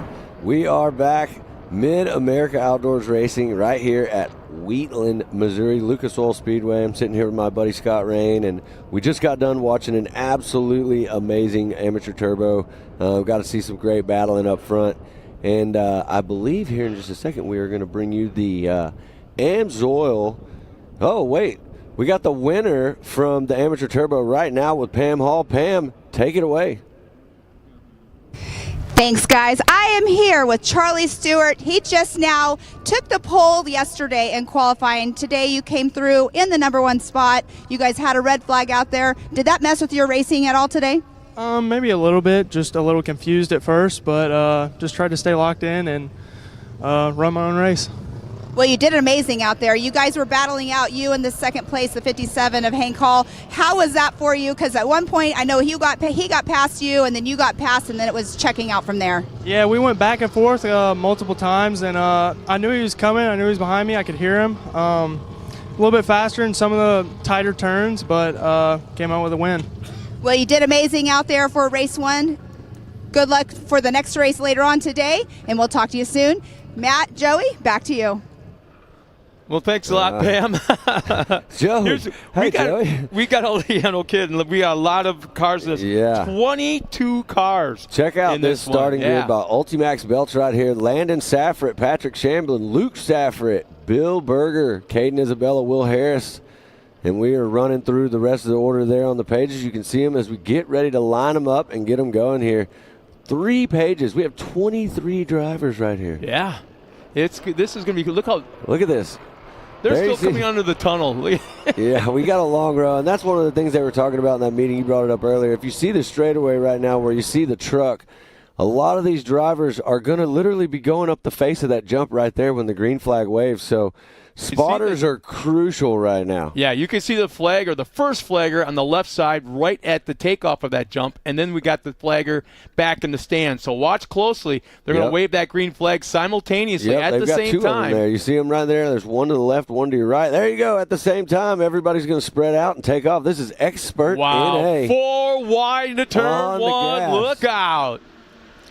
So there you see Shamblin, Safford up front. I'm telling you right now, you got to know my man Will Harris is coming. There you see him right there. He looks like he's running in that third spot right now on the track, but he's dicing. He's trying to get up there and show us how to get it done. Yeah, look at the dust. That long, 35-minute race we just had did not help the track right now. Yeah. And if you go up into that fluff, that just roosts everybody in the entire field. And right now, there's not a whole lot of wind to carry that away off the racetrack. Yeah, there isn't, but check it out right there. Everybody is flying. Look at how everybody's grouped up. This is such good racing right here. Absolutely what we want to see. For all you at home watching right now, this is a show out here today. And Shamblin still leading the charge based on what we're seeing on scoring timing right now.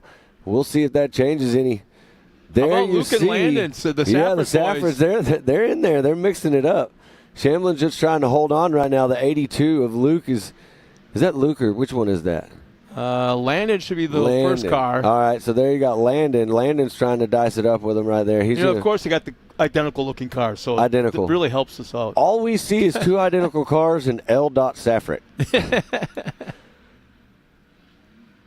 Landon and Luke right there. Oh, yeah, looks like a little bit of contact with Shamblin and and Landon Safford. Definitely see the track getting super blue groove right there coming down the straightaway. So it's Harris. Let's see, is that it? All right. Harris, Isabella, Helms, Reckemeyer, and Berger running in the top 5. Yeah, we'll get another reading as they come around right here. Right now we're showing Will Harris up there in the top. It looks like it hasn't really changed yet. It looks like 37 still leading the charge right now. Yeah, in fact, it is Will Harris running up front. Caden Isabella, Blake Helms, Blake Renkemeyer, Bill Berger in the top 5, Rory Nevin, Darren Green, Edward Mangus, and Everett Boodle. He's in the top 10, and Aaron Cuevas is in that 10th spot. Yeah, I got to give it up to those guys. Aaron Cuevas, Keegan Cummings, I see him out there charging. 4 laps left. This is your expert NA class right here. So these guys are literally on that next step they go as the pro class. So they're honing in their talents here in this expert NA class. Listen, these guys are fast. I mean, when you look at these lap times, a lot of these lap times in expert classes not that far off of pro lap times. Yeah. Or on the pace with them. So these are the guys that we're going to be watching. They're super fast. This is an expert naturally aspirated class, so no turbos here. So keep in mind, this is only round 2 of our 2023 season. So a lot of these guys are being aggressive to jump on those points early in the season to make it a little bit easier to deal with the rest. Oh, man, tough break right here. Yeah, that's the 75 out there. That's Berger sitting on the side of the track right there. Was he running in the top 5?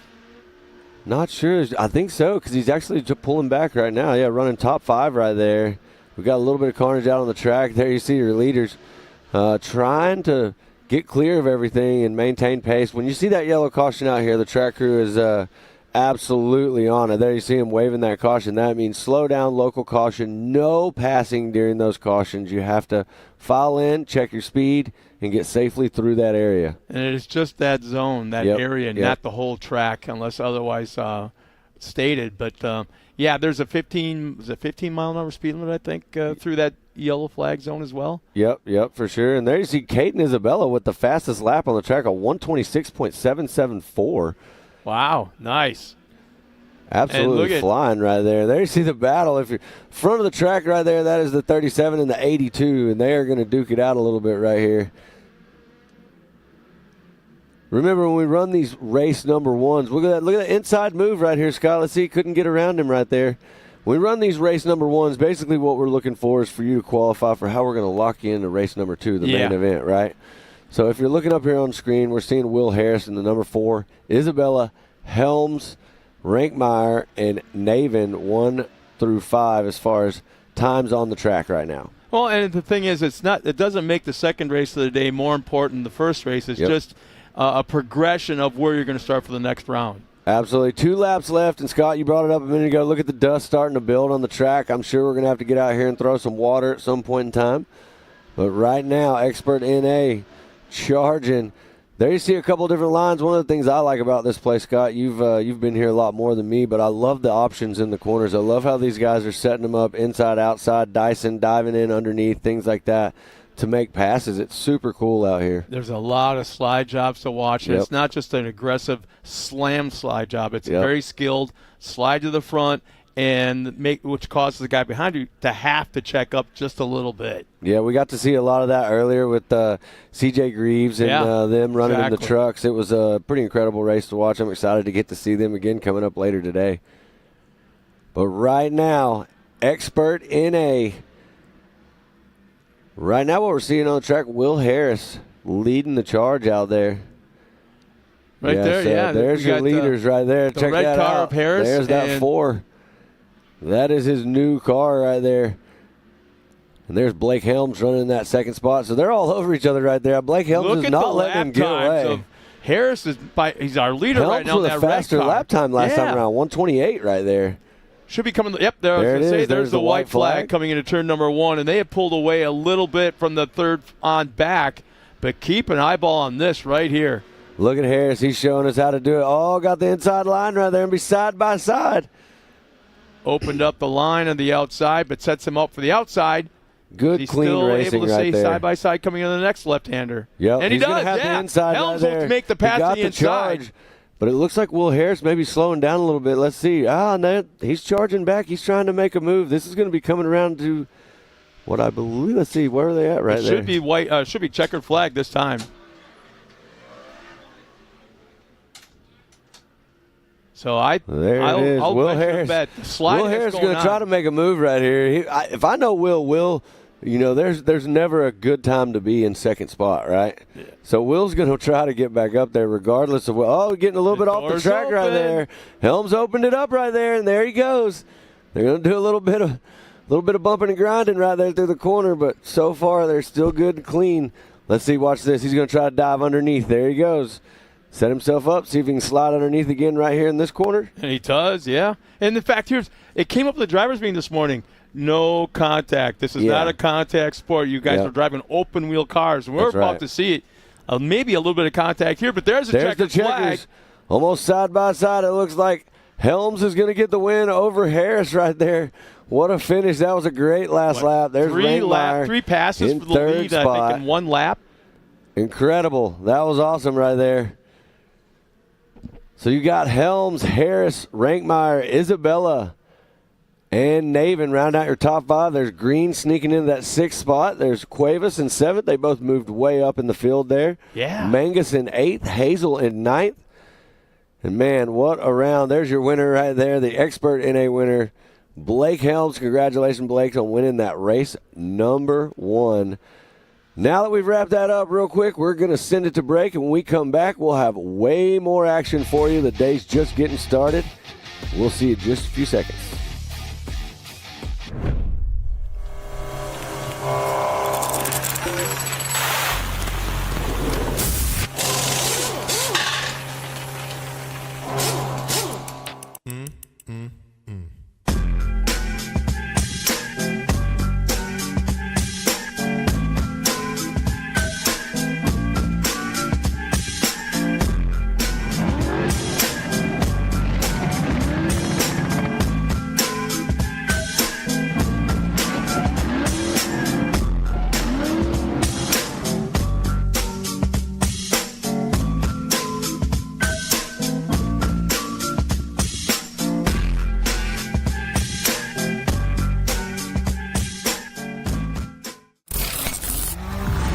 When it comes to suspension tuning, there's only one name we trust: Double E Racing.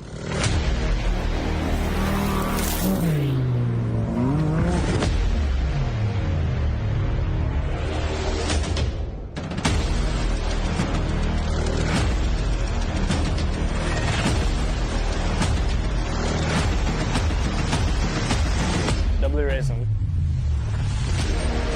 We help build champions. Ready for any challenge. Maxxis tires can handle even the most punishing off-road conditions.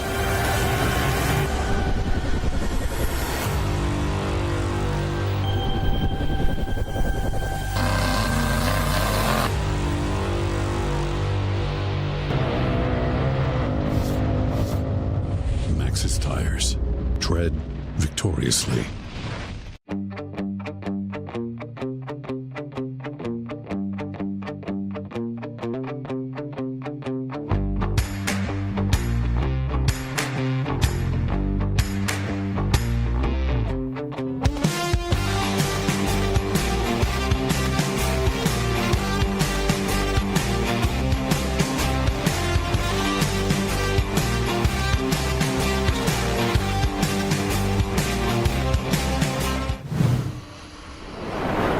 Welcome back, everybody. It sounds like we got Erica now down trackside with our winner, Landon Safrit. All right. Joining me is our unofficial winner and expert end day, Landon Safrit. Landon, that was such a close battle. It literally came down to the last lap. What were you telling yourself during those closing laps to try and get this race lead? I knew he was catching or pulling on me on all the straightaways and the tight sections I had him, so the white flag flew, so I knew I had to get him in those corners, the tight corners, and I made it happen. Well, it was an incredible battle, and we look forward to seeing you later on. Do you have a strategy going into race 2? Put Hoosier chain links on. All right, so a couple changes going into race 2. Congratulations on this one. We look forward to seeing you later. Thank you. Well, once again, congratulations to Landon, and it's nice to have. Who are you? Oh, Pam Hall is back here in the booth. Pam, I know you had a chance to talk to some of the drivers after the race wins earlier this morning, and welcome back to the booth. Thank you, and I have to apologize to you, Scott. When I was doing the throwback to the booth, I called you Joey. Yeah, I don't know if you caught that or not, but oh, I caught it. We owe everybody an apology. We had a little bit of a scoring snafu on this last race, and we called it incorrectly. So it was Landon Safrit that actually took the win. Unofficially at this point, but he is being scored as the winner right now. Well, let's, as you can see, something that's near and dear to my heart is track maintenance is taking place right now. So we're going to step aside real quick and be right back with our next race right after this.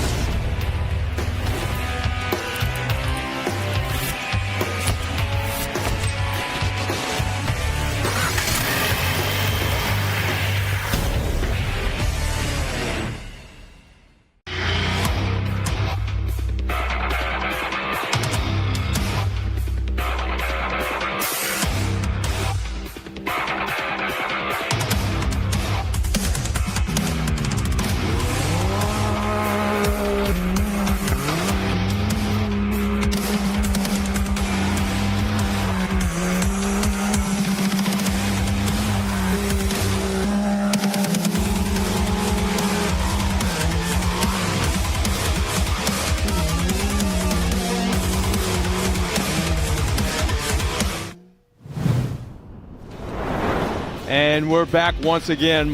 Just a quick reminder, I'm Scott Rain, sitting along now Pam Hall this morning. I got to ask you, what was it like watching your kid out there in his race in a brand new car? It was very tough, I have to say, out there battling it out with our first place winner.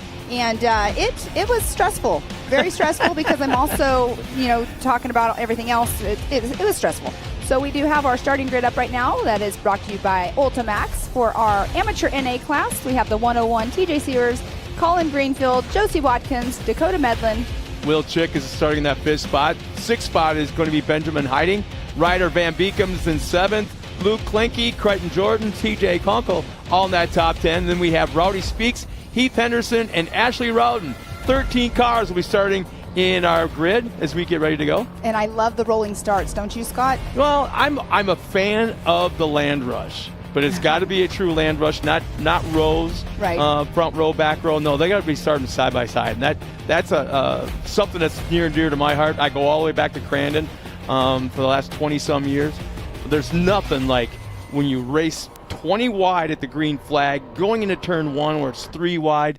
But you know what? When it comes to something like this, I like also the rolling start in that they take the green flag. All of a sudden, boom, they're 4 wide or 5 wide going to turn 1. Yes, and that's where the nerves are, the butterflies are in their stomach. They will be getting ready to take that green flag here in just a second. They're going through turn 9. The pace truck pulling off the racetrack. The simultaneous green flags, that was brought up this morning once again in the driver's meeting, and there we have it, 4 wide into turn 1.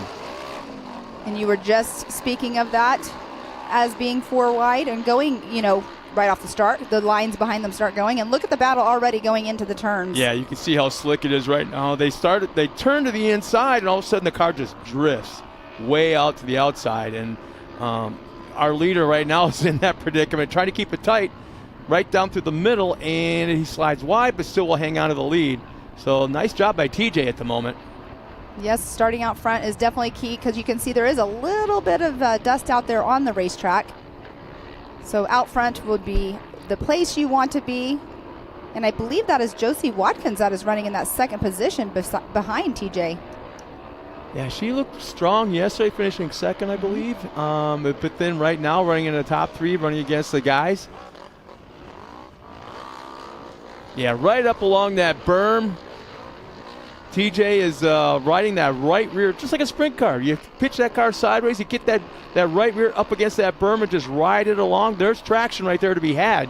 I don't know about tight to the inside. That's more of a protection mode for your position, but I don't think there's a whole lot of traction down low. I don't think so either. It was blue grooved yesterday. They did track maintenance last night, but out here this morning they watered the race course, and you see right there Josie Watkins.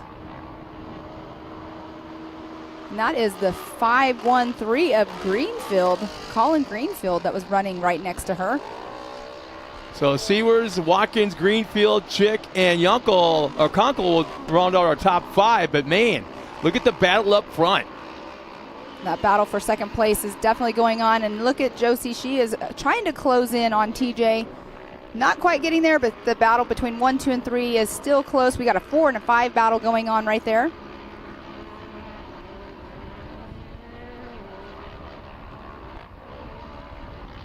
Still a little bit of dust being kicked up. I'm kind of surprised. How do you like the profiles of our drivers when they pop up the screen? Every driver showed up this weekend, got pictures taken, all the information, and boom, now we're able to utilize those shots. When we describe these drivers, boom, there's a picture of them up on the screen. Exactly, and look at that. That is a battle still going on for 2 and 3 between Josie Watkins and Colin Greenfield. And you can see the lower half of the track is definitely drier. So if they get up into the upper side of that turn, it'll be more slippery because of the water being down. And they are going through that amazing tunnel right there. That is brought to you by Johnny K's. As they kick it sideways to that final turn. There'll be 3 laps remaining this time by. And that battle for 2nd and 3rd podium positions is still going on. Josie has it right now. Greenfield still trying to find a way to the inside.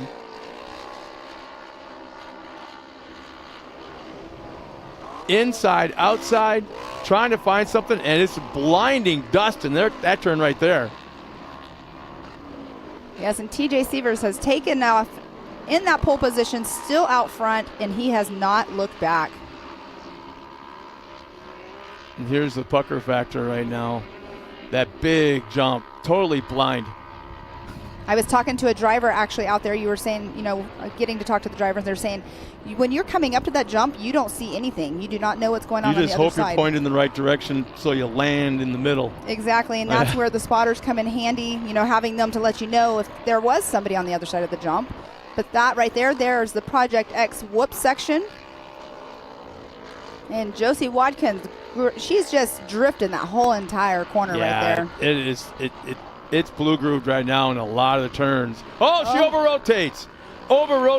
Oh, man, talk about a sportsmanship move by Greenfield. He checked up. He didn't have to, but he did. He checked up. Will still hang on to that third spot, but guaranteed there would have been big contact if he hadn't. If he wouldn't have checked up the way she was pointed on track, he would have T-boned her. So, you want to make sure you check up, because if you don't, you're going to hurt your car as well as your competitor.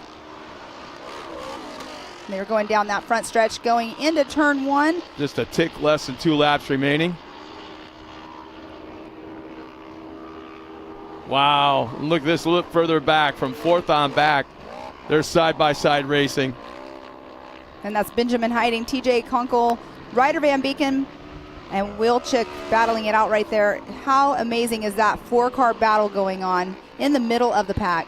Kind of surprised Van Beeken was that far back. He's been getting stronger almost every single round of racing, so to see him where he's at right now, I'm thinking maybe, just maybe, he got caught off guard with the track setup a little bit. I mean, talk about another young kid out here racing. He's been racing for years as well. He is very well-rounded. He's been racing, I don't even know how many years he's been racing, but I know it's been a long time. But another young kid out here racing is super cool to see. Out of the Arizona, Phoenix area. So the white flag should be coming out next time by for our leader in just a moment. And there we go. And they're still 2 and 3. Still messing around with each other.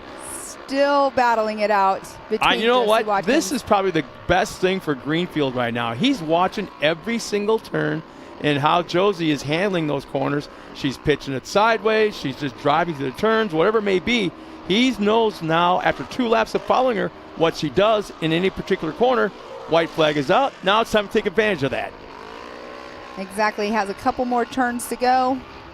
And the 1.2 mile lap. But look at the dust that TJ Sievers is throwing up in that turn. So here comes our leader out of that big left-hander. I like that turn. I haven't even been on the track and I like that turn. So Josie looks like she stretched out that lead over 3rd place, Greenfield, a little bit. As we watch Sievers, our leader. That is such a cool shot right there, going over the over-under, right into a whoop section. Watching the pro lights out there this morning going through those whoops, a lot longer wheelbase. They were having to check up a little bit more or stay, depending on their driving skills, either stay on it to try to clear the whole entire jump. But these guys, the Polarises, the K&Ms, the Yamahas, they are doing amazing because of the shorter wheelbase on those whoop section. One final turn coming into the front straightaway. Nice run by Sievers. Hasn't really been challenged. There's the checkered flag in hand, and TJ will take the win. How about Josie Watkins in 2nd, finishing in 3rd to a Greenfield. As the rest of the field comes back around, it should be Benjamin Hiding and TJ Kunkel in our top 5 as they're coming around right now. And it looks like Benjamin did just take the checkered flag. Ryder Van Beeken came in that 5th position unofficially with that checkered flag. TJ ended up 6th. Wilczyk 7th. Quinn Klein is in that 8th position. Ashley Rowden 9th. And what a race that these kids this group, the Amateur NA, just put on. Well, as the rest of the field comes back around, let's step aside real quick and have a few words from our sponsors. Coming back with our winning interview right after this.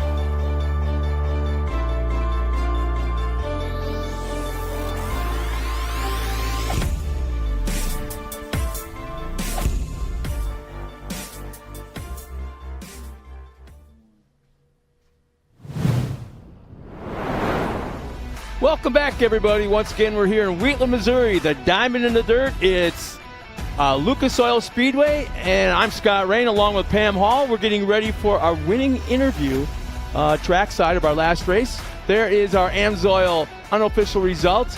The top 10, Dakota medalists in that 10 spot. Ashley Rowden, Quinn Klenke, Will Chick, TJ Klunkel, Rido Van Beekum. TJ Sievers will take the win, but right now also Crichton Jordan and Rowdy Speaks in the top 12. Let's go down to Erica with our winner of our last race.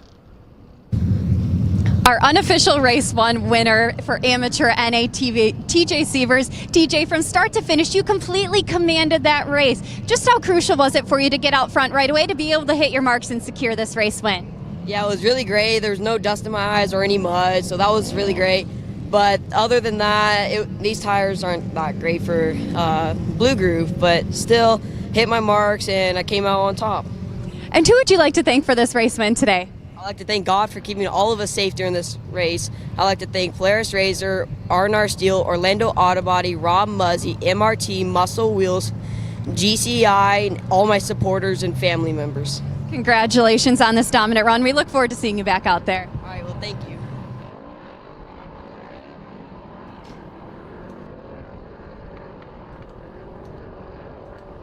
All right, and welcome back. We are now on our Pro NA class. We have Colin Truitt in our number 1 spot, Owen Van Eperen in second, Cross Kirchmeier third, Chase Carr 4th, Sean Hess 5th, Kyler Holcomb in that 6th position, Tyler Rimreed 7th, Robert Van Beekum 8th, Curtis Kirchmeier 9th, Jeb Boodle 10th, Carson Vell in that number 11 spot, Brock Lawson, Aliana Baker, Nick Burnham, Kanan Baker, Josh Bayer. And you know what? We have so many drivers in this class. Welcoming back into the booth, we have Mr. Ken Stout. Thank you very much, Pam. Looking forward to this one. Of course, the best of the best out here in the naturally aspirated category. They already fan out. Green flag flies. Here we go. Exciting stuff. That RS1 hanging in there, drives in deep into turn number 1, washes up a little bit high, a little quicker way around the bottom there. And Colin Truitt, who is our pole setter right now, is trying to get back in that number 1 spot. I believe that is Owen Van Eperen that he is battling it out with, but right now they're all so close on course, and right there was a little bit of a off the track, but here we are again, Owen Van Eperen and Colin Truitt in that 1 and 2 spot. Yeah, great qualifying efforts out of both of those guys. Got them up there on that front row. Very strong class here, upwards of 20-plus cars in this Pro NA category. Pro Turbo in excess of 20 as well. So really strong showing here this weekend as we watch them on this opening lap. And it's been a great day of racing already so far. This right now, there are 23 cars that did take the green flag, so amazing car count for this Pro NA class. Doesn't look like they put any water down at all, so there's going to be some grip here, but obviously the players in the back are going to have to deal with some dust. That is Owen Van Eperen out front, the number 5 Yamaha. You talked about it before with Colin Truitt right there behind him. I believe Colin Truitt in that RS1. Yes. Number 17 car. Yes, and he is our 2022 class winner in this Pro NA class. He has a lot of seat time under his belt, but Owen Van Eperen right now, he's the man of the hour. He's the one who's in that number 1 position that everybody is gunning for. Yeah, Owen with a lot of success as well. Another young gun inside of this category, just 16 years old. Colin Truitt, 26 years old, as we watch some of the other players come across the line here. Cross Kirchmeier, Chase Carr, Sean Hess, all inside of the top 5. Tyler Rimmerreed, also a very fast driver. Again, talking about that dust there, we need a little bit of a breeze that'll blow that stuff off the track and hopefully keep it clean. Exactly, and there's the leaders right there going through that big, gigantic sweeping turn. That is probably one of my favorite parts on the race course. Yeah, no touch zone there on the launch pad of that big tabletop. And it looks like Owen driving away here. The Yamaha YXZ really suited well for this track. And Brock Hager's won out here. Robert Stout was running around in second back 2018. It suits these cars well. Of course, keep in mind with the Yamaha, they are manually shifting. So Owen will have a shifter in there. He could have a paddle shift, but probably on the console, pulling the lever versus the Polaris, which is a CVT-style clutch. They do not do any shifting at all. And what amazes me is how they set themselves up for these turns in the corners, how they're setting themselves up way before the turn. It's so awesome to watch these drivers and their skills that they have out on the race course. Yeah, I mean, you really call it there. You're exactly right. It is a nice fluid motion there to get through that 7-8 complex, and it's very important to keep that momentum up. A couple of RS1s there now as Colin Truitt, Chase Carr now starting to close that gap a little bit. And right now, Owen Van Eperen has the fastest lap so far of this race out of 1:23.803, and it's about 2 seconds faster than Colin Truitt in that second position. That's exactly right. Colin Truitt and Chase Carr right there with each other, 25.7 and 25.4. So both of them very, very close to each other as you take a look at that long Talladega turn. And you can see there that the leading car there, which is in second place, Colin Truitt, went a little bit higher, and that opens up that shorter route 1 lane lower. So just going a little bit shorter way around that turn can pay dividends. And that corner right there is where you can really see it from that camera angle of. So there we go once again, second, third, fourth, all very close here as they make their way through. Here comes the 913, that is Chase Carr. Chase Carr drives right down underneath Colin Truitt to take over second place. And in there for a little bit of fun, 75 across Kirchmeier says, hey man, I want to play too. And Colin is just trying to get that spot back because he had the clean air in front of. I lost my train of thought for a second. It's all good, man. They're losing their train of thought, too. And I'm looking back there across Kirchmeier. He just lost his way through that turn. You can see the dust out there as trying to find his way through that long left-hander. Now it's fanned out, nearly side by side, right down on the bottom again. Here we go. That is second, third, and fourth. Going almost 3 wide in that turn. How awesome is that right there? The dust right there is definitely not so much fun. But going through those turns, and it's kind of like when you're watching drifting and they have like a synchronized drift. That's what almost looks like. It is exactly what it looked like, right? Except 3 cars instead of 2. Exactly. Super cool there. And again, everybody about the same distance, about the same gap, but Chase Carr able to take over second place there away from Colin Truitt. You talked about Colin being the reigning Pro NA champ, so a solid player right there. Great job for Chase to jump up and take over that position. Yes, and so we have Chase Carr in that second, Colin Truitt in third, and Cross Kirchmeier in that fourth position right now. And Cross Kirchmeier is actually in a Honda, so you have 2 Polarises and a Honda right there battling out 2 through 4. And again, oh, man, and Truitt right there on the back wheel of Chase Carr. A little bit of contact, and it got him out of sync there just a little bit, trying to hang on to the spot now. Kirchmeier saying, man, I am right here. I've got to get underneath this guy. A great line there, by the way, for Kirchmeier through that right-hander and that left-hander. He's going to have a shot at it. Drives down underneath. Truitt, can he make it happen? Truitt up a little bit higher, but hangs on to the spot. That's when you're holding your line, and your spotter's telling you they're coming up to you. They're on your driver's side, hold your line. That's exactly right, and I love the way you just described that as a spotter. It's you don't let the spotter drive the car. A lot of times the drivers will hear their spotter say somebody's coming up on the inside. They'll immediately pull down to the inside to block or maybe make contact. That is not the way to do it. Leave them just enough racing room. That's the way you do it, and try to beat them. Just run through the fastest line and see if you can stay ahead of them. And the white flag has came out. I saw a local caution there in the back. I did Not sure what that was for, but maybe we'll get a shot of that. But yeah, the local caution, like you just were saying. But we do have Owen Van Eperen, Chase Carr, and Colin Truitt 1, 2, and 3 right now. They will be coming around here in just a moment for that checkered flag. And there's a nice shot of the drone with Colin flying through the air. Yeah, that Johnny K Power Sports over under, and then they go through this rhythm section as well. And again, second, third, and fourth doing battle here. Truitt able to hang on to that final podium position as it stands right now. They've got to go through this complex, and this is where Kirchmeier's been a little bit better than Truitt. And Truitt doesn't only race out here with us. He also races at the Outlaw Series as well, and so he's getting lots of seat time out there. And there's Owen Van Eperen coming for the white flag right there. So this will be our white flag lap here. 1 to go. And Owen Van Eperen looking to make it 3 consecutive wins here to kick off this season as he won the first 2 races at round number 1. Hanging on to the drone right there, almost fell out of the seat. Spun that thing right around.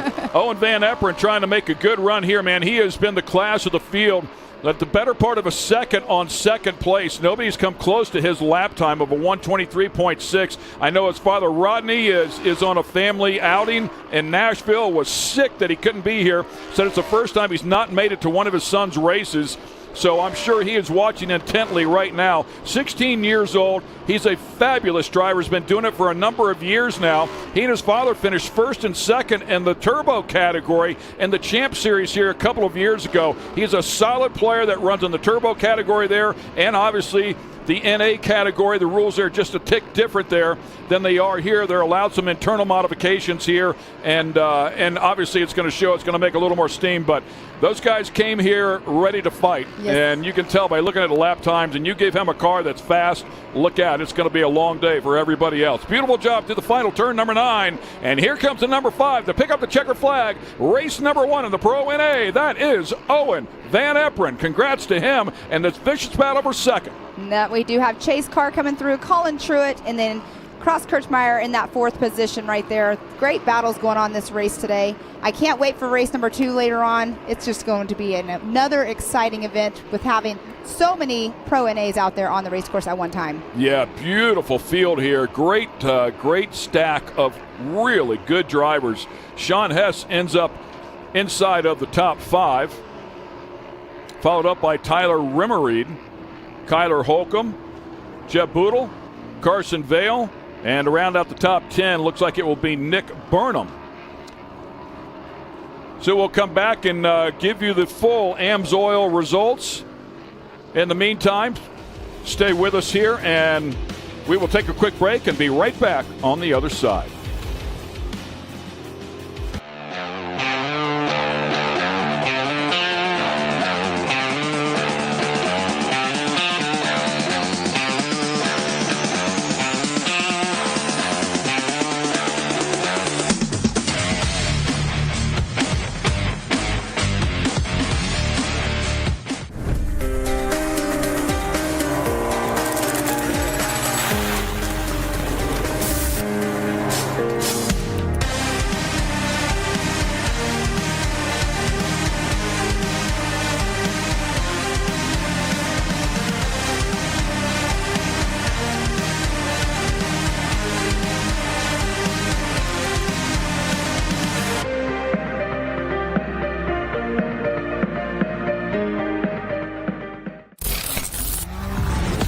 comes to suspension tuning, there's only one name we trust: Double E Racing.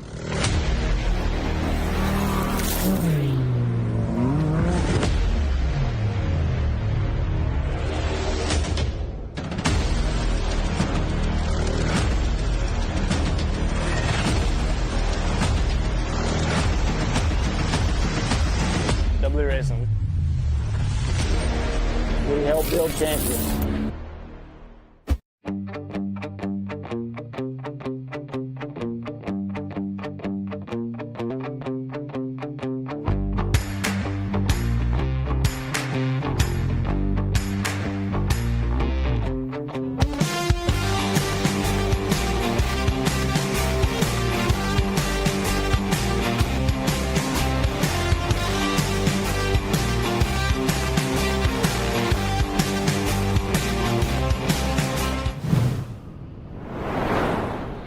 So the Pro NA category, race number 1 is in the books here at round 2 of the MAO Side-by-Side Championship Series. Here's a look at the AMSOIL results, and Owen Van Eperen, the 16-year-old, comes out here, and boy, he tattooed the field. Yes, he did. And Chase Carr in that number 2 position.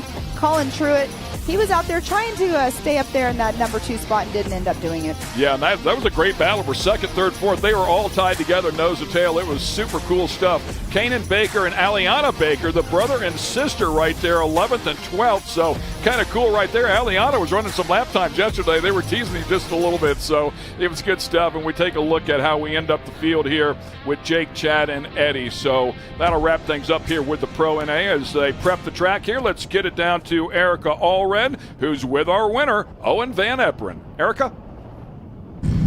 Our unofficial race 1 winner in Pro NA, Owen Van Eperen. Owen, you are 3 for 3 on race wins this year. What is it that you attribute this season's successes to?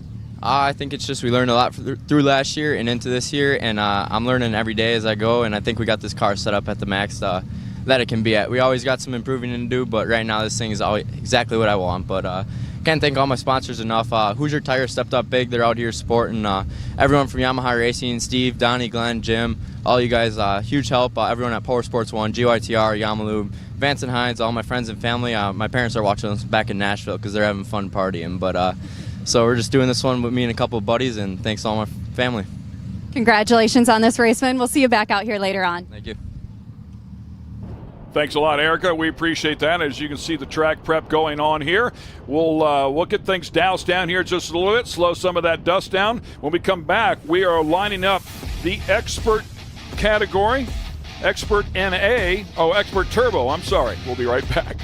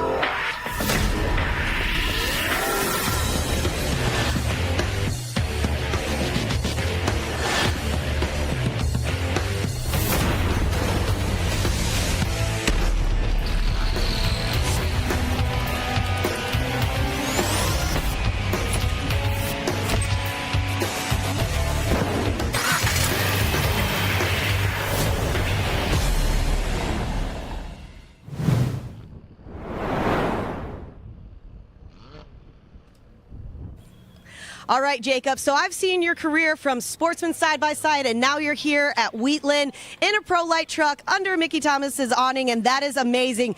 But besides racing, I want to get to know you a little bit more, Jacob. This is all about lifestyle, and I wanted to test something on you because I feel like this is your generation. You'll know exactly what I'm about to say. All right, you ready? Yeah. She's a 10, but she doesn't like side-by-side racing. She's a 0, obviously. I mean, that's the easy answer right there. She's a 10, but hates that you drive a pro light truck on the weekends. It's a negative 10. I mean, I can't deal with something like that. All right. She's a 10, but she hates dogs. I mean, I mean, my dog is my literal logo on my helmet. That's a negative 1,000 on that one. Negative 1,000. It's just getting worse and worse. All right. She's a 10, but she doesn't like drinking coffee with you in the mornings. That's a 10. I'm not a big fan of coffee. Oh, yeah, really? yeah, I'm not a big coffee guy, no. All right. She's a 10, but for 4th of July weekend, she doesn't want to go to the lake and she wants to go to a winery. Hell no. Negative 10, and we're going to the lake on 4th of July. Going to the lake on 4th of July. All right. We're also going to do something that is called This or That. 5 different things that I've already asked a bunch of other people, and you got to pick your favorite. Okay. All right? Do you like chocolate or vanilla? Vanilla. Ice cream. Vanilla. Okay. Are you a morning person or a night owl? Night owl. Really? What is early then for you? I'm not going to say that on camera. It's late. It's late. Okay. Do you drink soda at all? No, I don't. Okay. If you had to pick, though, would you pick Coca-Cola or Pepsi? Coca-Cola easily, Georgia. Georgia. Bulldogs right there. No. Hurricanes. Really? Big Miami guy. Yeah, I'm all from, look at my last name, Rosales. Miami. That is so true. Okay, what is more American, cherry pie or apple pie? Apple pie. Really? I would say pecan pie because I'm from like the town I grew up was all straight pecans and pecans, but I mean, Is it pecans, or how? What's another one? Is it pecans or pecans? it's kind of both. Pecans, pecans. Depends on your mood. If you're feeling spicy, if you're feeling down, it kind of just depends on your mood. Is it caramel or caramel? Okay, that one's caramel. That one's not caramel. That's a weird word. All right. Well, we want to sum up something. If one piece of advice you want to give a younger generation, an older generation, or somebody that is your age, and they wanted to be here for round 2 racing a pro light truck, what would that be? Even if you'd never raced or decided to just randomly race, you could still do it. I didn't never race any car or UTV until I was 17, 18 years old, and then randomly got into it, and then here we are. We're still racing with everybody, so you don't have to be racing your entire life to come out here. Anybody can come out here and put on a show for anybody. Awesome. Well, you heard it from Jacob. If you want to come out and race and put on a show, it's simple. Just get in there, get some seat time, and we'll see you soon. So T-Stone having some fun there with Jacob Rosales. Good times there as we once again are taking care of this track. So kill a little bit of time, have a little bit of fun, right? And we'll joke all along the way. So once again, we're going to pay some bills. We appreciate our sponsors. We'll take a quick break and we'll be right back.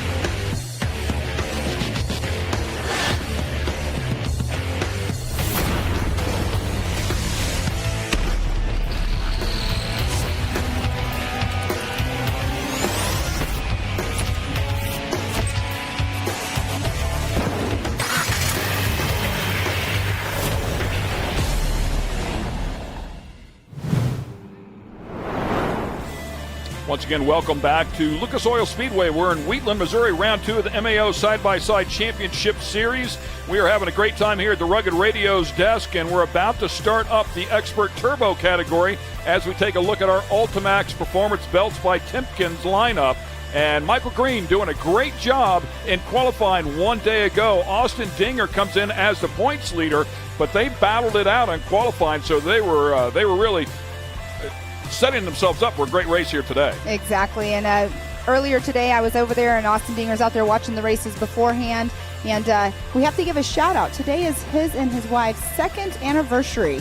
How about that? Congratulations. We made it through 2 years. Yes, yes. And they're still racing. That's a great sign. So a little bit of contact right there as they make their way through that final turn. 25 cars deep, and that'll happen here. You get a little bit of that dominoes effect as they line up and go here. The green flag flying. We're racing here in a big wreck already in the middle of the front straightaway. Somebody flipping, and we saw all that contact going on as they were hitting each other coming out of that last turn. Somebody picks up the throttle. The contact continued on there over that first jump, the tabletop there in the front straightaway. See the driver in there moving around. That's a great sign, of course. And the cage doing what it's supposed to do. Well, we're having some issues all over. There's dust out there, but the driver's off the start. Your adrenaline's going. But that is the 447 right there having a little bit of problems of Cooper Stewart. Yeah, it looks like they ran the water truck up and around the outside, not necessarily in the line where they were, to keep some of that silt dust down, and immediately we'll get some track support over there to help these drivers out, people safety out there on the front straightaway as well. So this one off to a rough start here. Yes, and that right there, that was the 31 of Matt Hecker, and the 24, I believe, was the other one of Zach Vector. So I'm expecting a full course caution here since there's so much activity on the front straightaway, but they are still at speed. Believe it or not, there are trucks on both sides. This is where the spotters play a critical role, and it looks to me like they are. Is this going to be a local caution? They do have yellow flags in that turn right before they go into turn 9, and they have them right there at the jump as well. So they slow everybody down here at the entrance of the final turn, turn number 9, before they get to that front straightaway to get everybody back under control. Again, only 5 laps to race here, so starting lap number 2, and the second they get through there, they pick the throttle right back up. Trying to find out who that is that actually went over right there off the start. It was in a Dinger. It has Dinger on the side. It was not Austin Dinger because he is in the number 1 position right now. Yeah, followed up by Kyle Arkenau and John Caligaroo. Michael Green, who started off on the pole, has fallen back into the 4th position with Mickey Schroeder rounding out the top 5. And you can see right there, there's a battle going on. That one, I'm not sure which vehicle that was. They just tapped that tire right there going on the exit.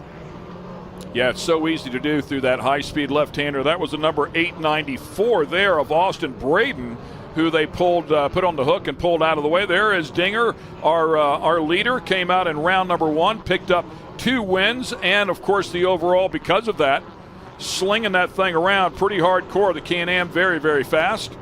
And coming out onto the race course right after, the water truck, there is going to be a little bit of mud, and it's going to be slippery until they get that part of the track worn in. Yeah, keeping an eye on him. As you can see, he was trying to negotiate that long left-hand sweeper, and a pass going on back here through that final turn, that long left-hander. You can run around down on the bottom if the car will keep turning down there. It's definitely a shorter way around. And you can see they are just slipping and sliding when they're taking that turn just a little too high, and that is our race line turn 1. Like it might have been the 24 Zach Vector there initially that the drone flew over the top of. 3 cars nose to tail there. Dinger just checking out here. Again, we've got a great battle setting up here for 2nd, 3rd, and 4th. And look at the distance that Austin Dinger has already got on the 2nd through 4 class or cars that are out there on the track right now. He has quite a lead already, and so he's just trying to pull away, and there's another local caution going on right there. Yeah, if Austin Dinger can stay out there and take care of the car. Looks like it's a 222 there, and driver is Jake Frederick. Jake Frederick, one of the Johnny K's Power Sports entries.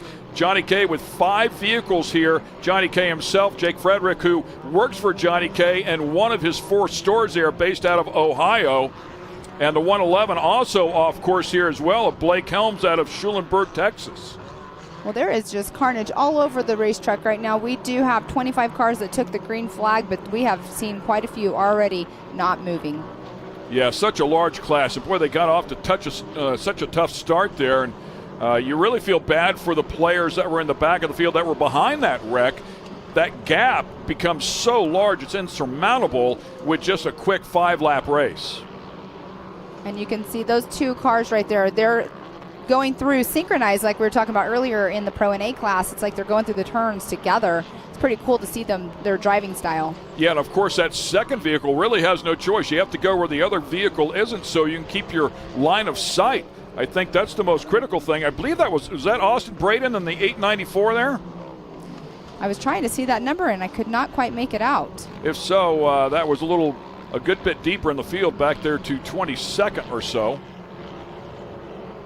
And another great shot right there of them going over the Johnny K over-under.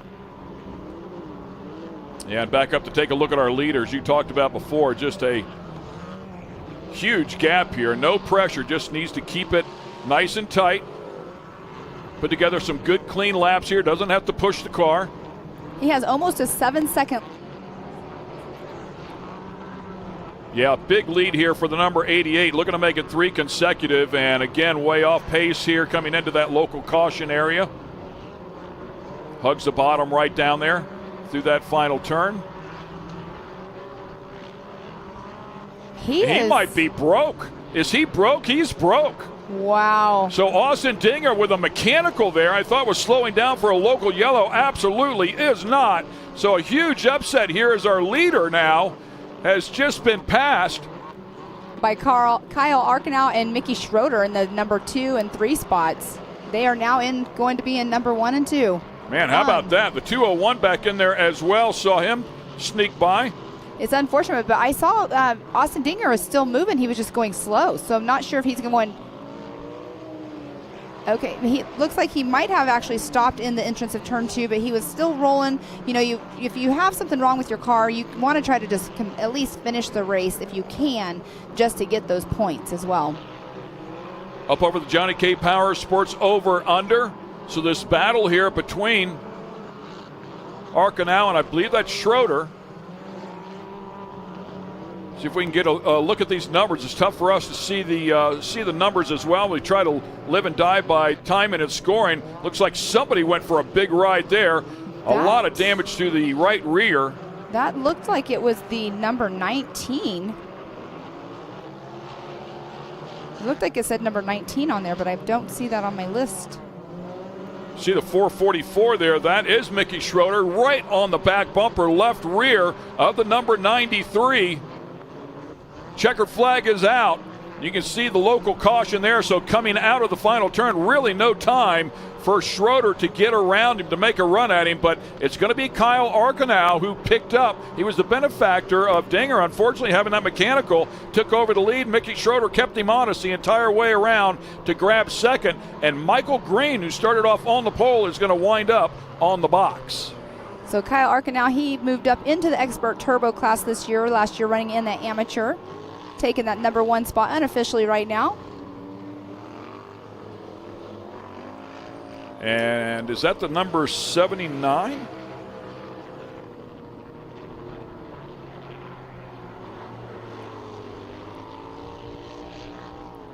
Trying to see, maybe it's a number 19. And there we have the 894 right there off the track.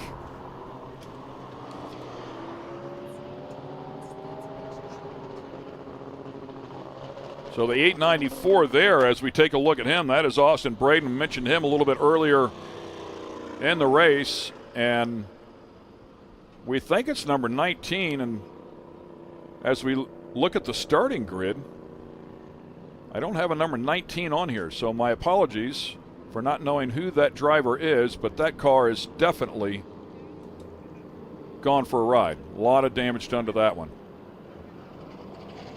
So that is the number 19, but that number 19, I believe that is a Mitch Truitt car. But he's not running the Expert Turbo class, so we did not have that timer clicking off for us on that vehicle, unfortunately.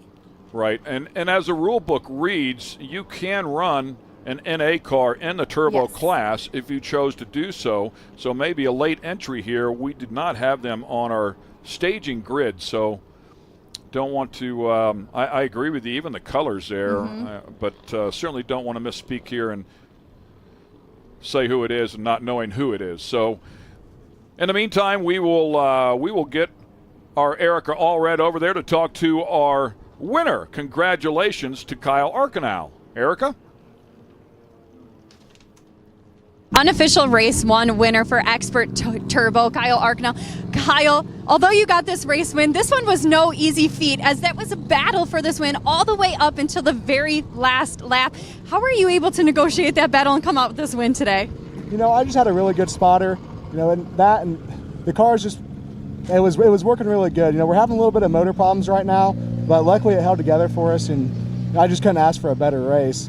We're just really looking forward to hopefully we can make it happen in the race 2 and come home with the overall win.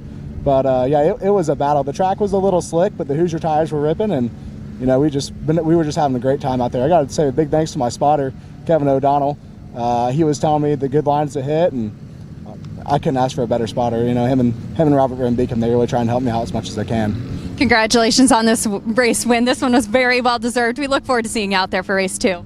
I hope to as well. Thank you.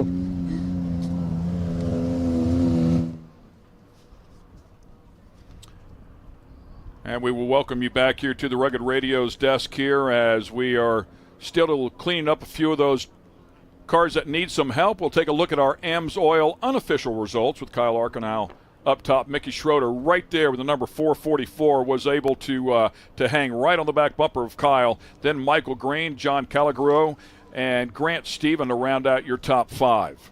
All right, so do have some information. That was the number 19 car out there. That was actually Will Harris running in the number 19. So Will Harris, who has been running in the Expert Turbo class, and that's such a bummer right there that Will Harris had that crash. Unfortunately, Mitch Truitt normally is racing later on, and now his vehicle's a little mangled. So unfortunate. As long as Will's okay, that's all that's going to matter. Okay, stay with us. We're going to take a quick break, and we'll be right back.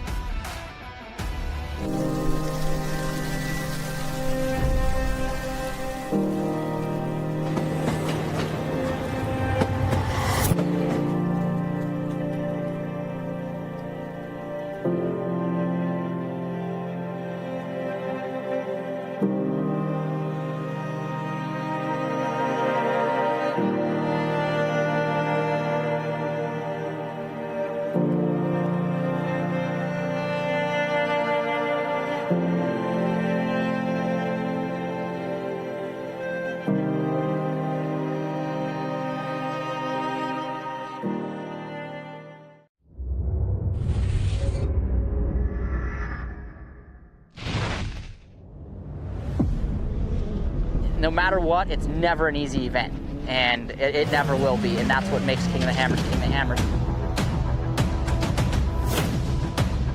Tire choice is everything. I mean, to have a tire that's reliable and consistent and drives well out in the desert, but yet when we get to these crazy rock sections, still has grip and performs, and we can hit these sharp, jagged edge rocks and not have a problem, is what we need. And the Rockzillas definitely are second to none when it comes to the UTV tires.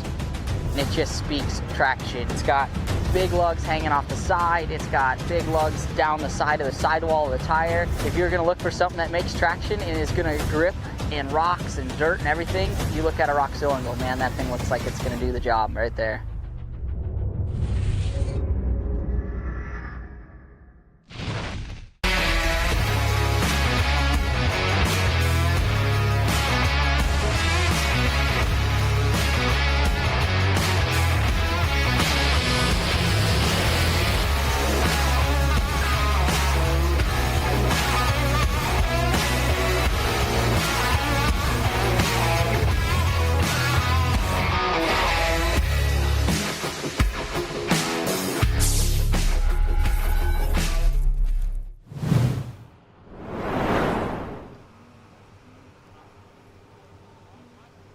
And once again, we welcome you back here to round 2 of the MAO Side-by-Side Championship Series. Big look there at the Talladega turn. You can see once again where they've put a little more water down. And once again, we're going to go to Kanan Baker is what I'm hearing. So we'll check in with Scott Rain. What do you got, buddy?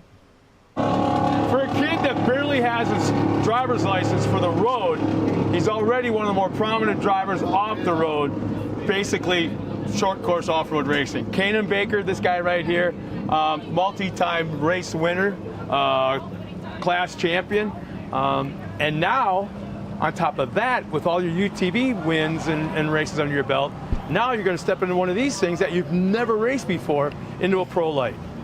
Yeah, I got some practice laps in this truck a couple weeks ago. Had some fun in it, did some donuts and just having fun. But it's just gonna be a learning year for me in this truck. I don't expect to win anything. Just hopefully I can step in next year and maybe get a couple wins. Well, are you nervous at all? I mean, you've got a vast resume of off-road racing, but still something that is beyond anything you've ever imagined. Yeah, it's gonna be crazy. It's like 500 horsepower, so that's really loud, and it's gonna be really fun though. I can't wait to race it. When I mean, everybody has goals or they have dreams of what they want to do and where they want to go. Was this ever a dream? And if it was, is your dream maybe taking you further? I've actually never even thought about racing a pro light, but my dad was mentioning this to them in America, and they actually got the trucks racing here now, so it's going to be a blast racing it. Well, what do you think about that? Mid-America Outdoors has been racing side-by-sides. You've been doing it professionally for a few years now. What did you think when all of a sudden it was announced that they're bringing the trucks? Something that every driver, I think, has wanted to do. If they race off-road, they always wanted to be in a truck. What did you think when you first heard that? I think it's a big step for Mid-America. They're bringing Travis Pastrana in, and Nitro Rallycross, and Nitro Circus. It's just going to be the biggest place ever, and Mid-America's going to be awesome next year. And, you're one of the Mid-America Outdoors ambassadors. What does that mean to you? Now, with your career, you're pulling them with you into your next level, which is a pro light. Yeah, it's just a pleasure to say that they want to sponsor me, and I'm really excited that they want to sponsor me. Hopefully we can get sponsored by them next year. Well, you and I were talking about an hour and a half ago about what might be happening next year, the year after, and we're standing next to your sister's car that's obviously pink. What are the chances of this year, maybe the year after, this chassis being pink? I've actually thought about next year's rack going to be white, pink, and blue. So we'll see. Is your sister talking about getting a pro light and you jump and ship into another truck? Yeah, she's wanting to take his truck over. That's what I'm trying to go with this. I know where you want to go, man. Yeah, she's trying to take his truck over. I might go to Pro 2 in 2 years or so it's going to be fun. Well, it's going to be, I know how much of an expert you are on the track in the side-by-sides.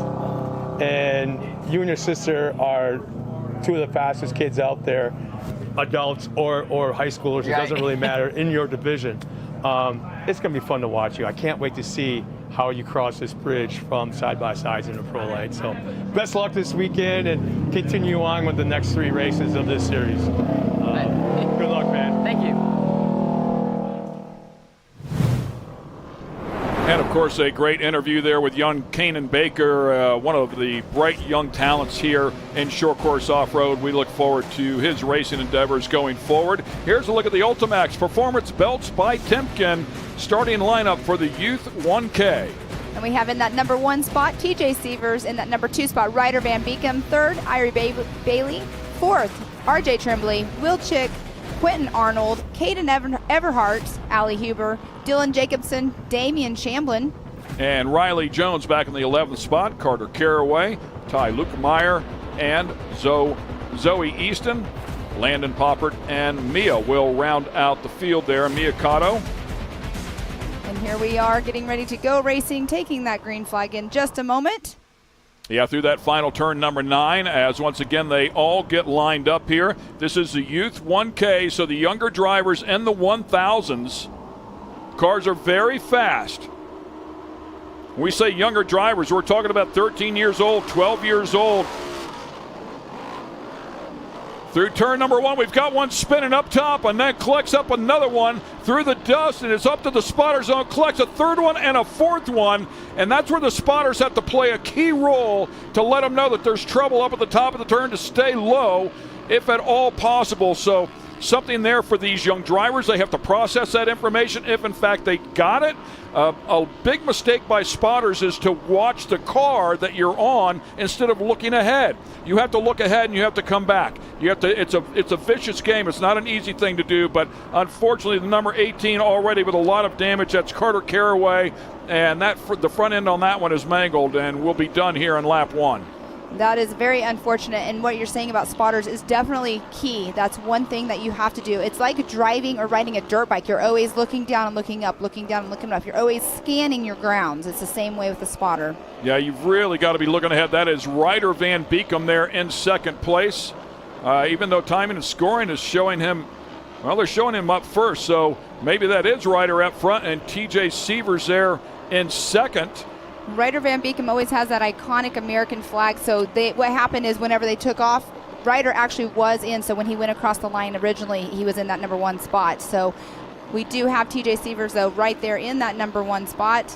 Yeah, that's exactly right. So TJ Seaver's doing a great job here in the number 101 out of Eufaula, Oklahoma. Started at age 5 as the number 124 pulls off. That's Zoe Easton out of Surprise, Arizona. Long drive there to have breakage. Looks like damage on the right front there as well. But Seavers has won multiple championships in the 170s, the 250s, and the 570 classes, earning named factory support from Polaris in that Polaris RS1. So very talented young driver there as TJ Seavers with a lot of experience. Ryder Van Beekem right behind him. Ryder Van Beekem's been around race cars courtesy of his father, Robert Van Beekem, from the time he came out of the womb, man. So he's been in the middle of it. Exactly. And you're talking about TJ, working his ranks up from the 170s on up. That's what I love about the 170 classes is in a few years, we're going to see them up in the 800 cc's, and then we'll see them up here in the 1000 class. It's super cool to see the kids, as I call them, tiny tots, working their way up through the ranks. And, it's a part of the racing and the racing family, like you're saying, Ryder Van Beekem. His dad, very well-seasoned racer, and so is Ryder. Ryder's been racing for quite a long time already, and he's such a young kid. Yeah, 2021, he won the Mini Mint 400. How cool is that? And how about the family? How involved are they? They moved from Arizona to the Oklahoma area because of MAO, so that his son could continue his racing dreams. So that is massive support out of the family. That is for sure, and they're super awesome. It's an awesome family, like you're saying. Last year, they were on the road. When I saw them at Visions, they had been on the road for quite a while, going from track to track, and here we are in our 2023 season, and to have the Van Beekems back out here is awesome to see. Boy, picked up the throttle there nicely in that RS1. Showed well in the Youth 1000 class back in 2021 with 6 consecutive wins. As we go back and take a look at the 64 of Ryder Van Beekem, also extremely talented. Another one that's been racing since he was 4 years old, won class championships in 15, 16, 17, and 18. And there he is right there in that second position. That TJ Seavers, though, how awesome. He's already been out on the race course once today, and here he is out at the Youth 1K. I thought he was going to spin it out right there. That was some serious rotation. And that's where, right before they get into that rotation where he was, is where people have been tagging that wall as well. Very cool to take a look at these. TJ Seavers, 13 years old. Ryder Van Beekem, 14 years old. You can see him slow down there for the local caution. And he's already been on top of the box unofficially already today. We just saw him just a few races ago.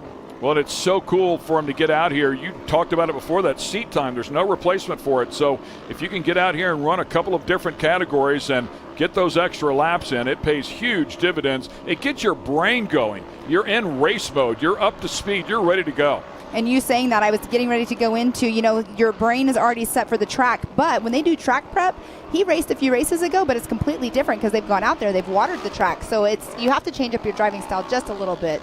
You can see and he loops it around that time. He was so close to spinning out. I don't think he's going to lose a spot here. Ryder wasn't close enough, and Ryder slid up really high. Wow. So it looked like they were chasing maybe some grip, got out of that lower dry region, got up there where there's a little bit of moisture, and both of them slid up high. So an opportunity there for Ryder, and he wasn't able to take advantage of it. He was sliding as well. I mean, there's almost a 4-second gap between TJ and Ryder, but now it's closed in just a little bit because of TJ doing that spin out right there.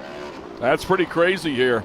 The all-wheel drive cars have a ton of grip, and they're definitely carrying some corner speed to spin one of those things around.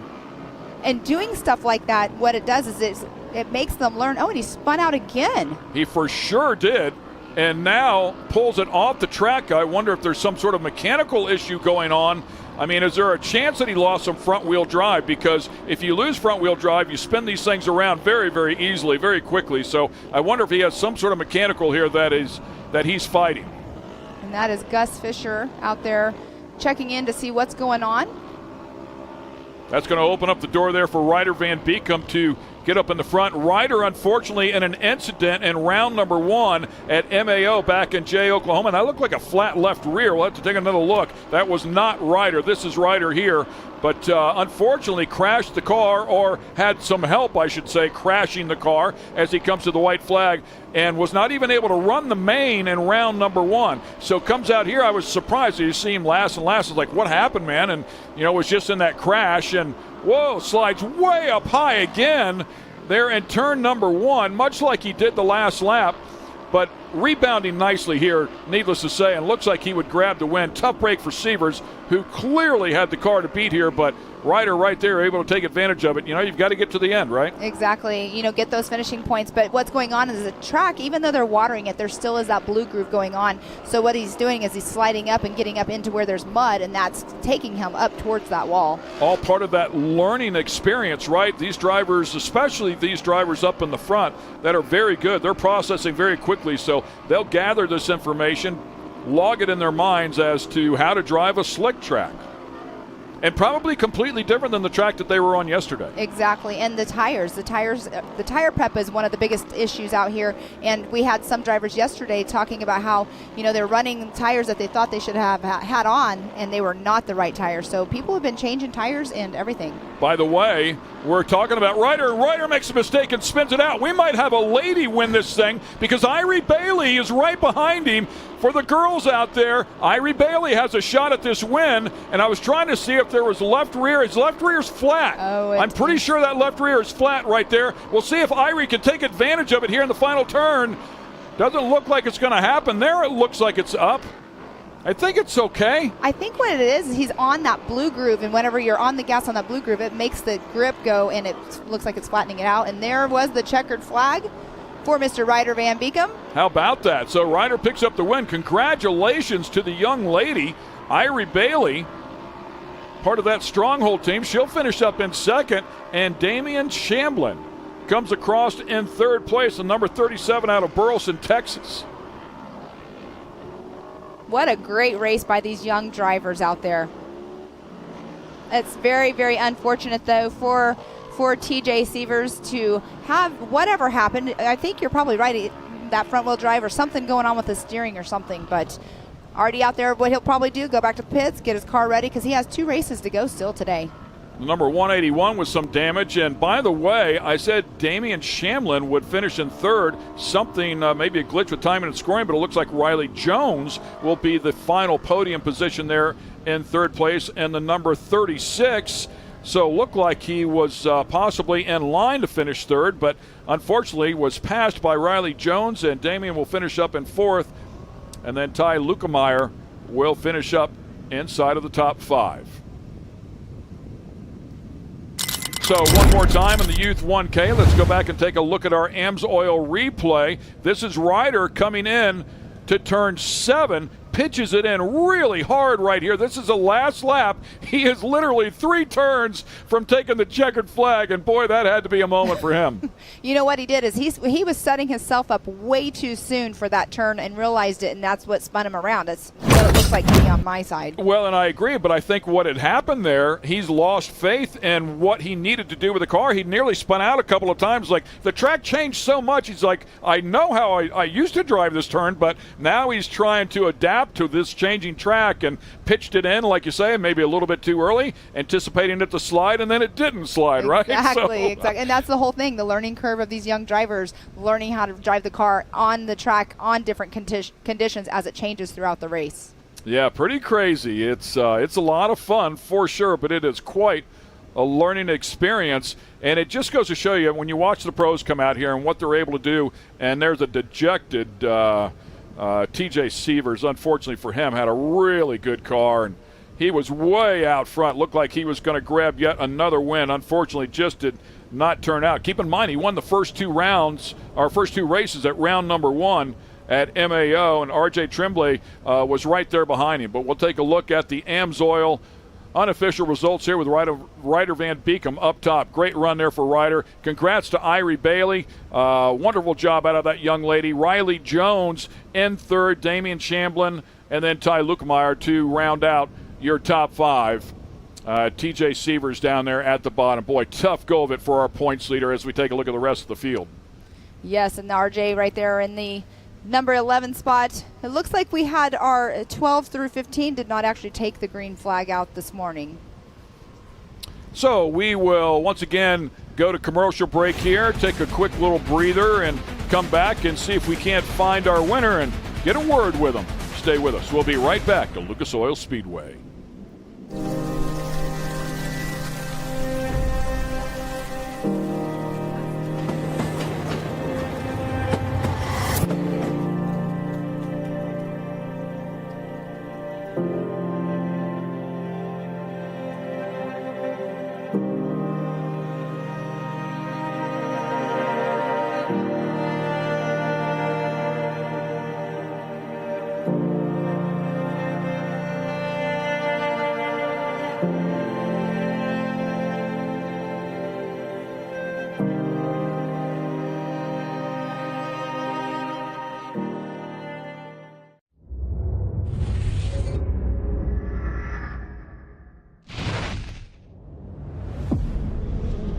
no matter what, it's never an easy event, and it never will be, and that's what makes King of the Hammers King of the Hammers.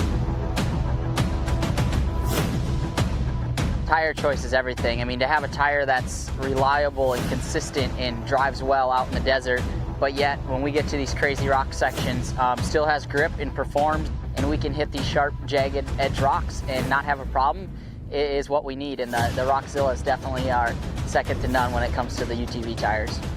And it just speaks traction. It's got big lugs hanging off the side. It's got big lugs down the side of the sidewall of the tire. If you're gonna look for something that makes traction and is gonna grip in rocks and dirt and everything, you look at a Rockzilla and go, man, that thing looks like it's gonna do the job right there.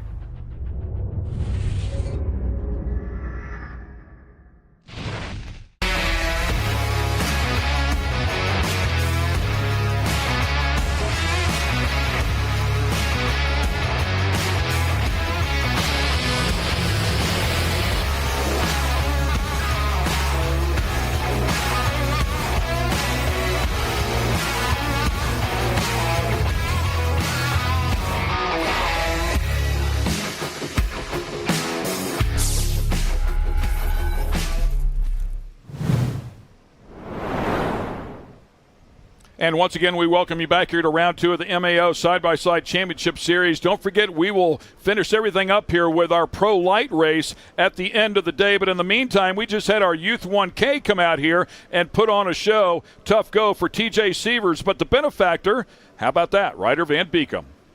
Me is Ryder Van Beekom, our unofficial race 1 winner in the Youth 1K. Ryder, despite spinning out numerous times, you were able to keep control and rebound quite nicely for this race win today.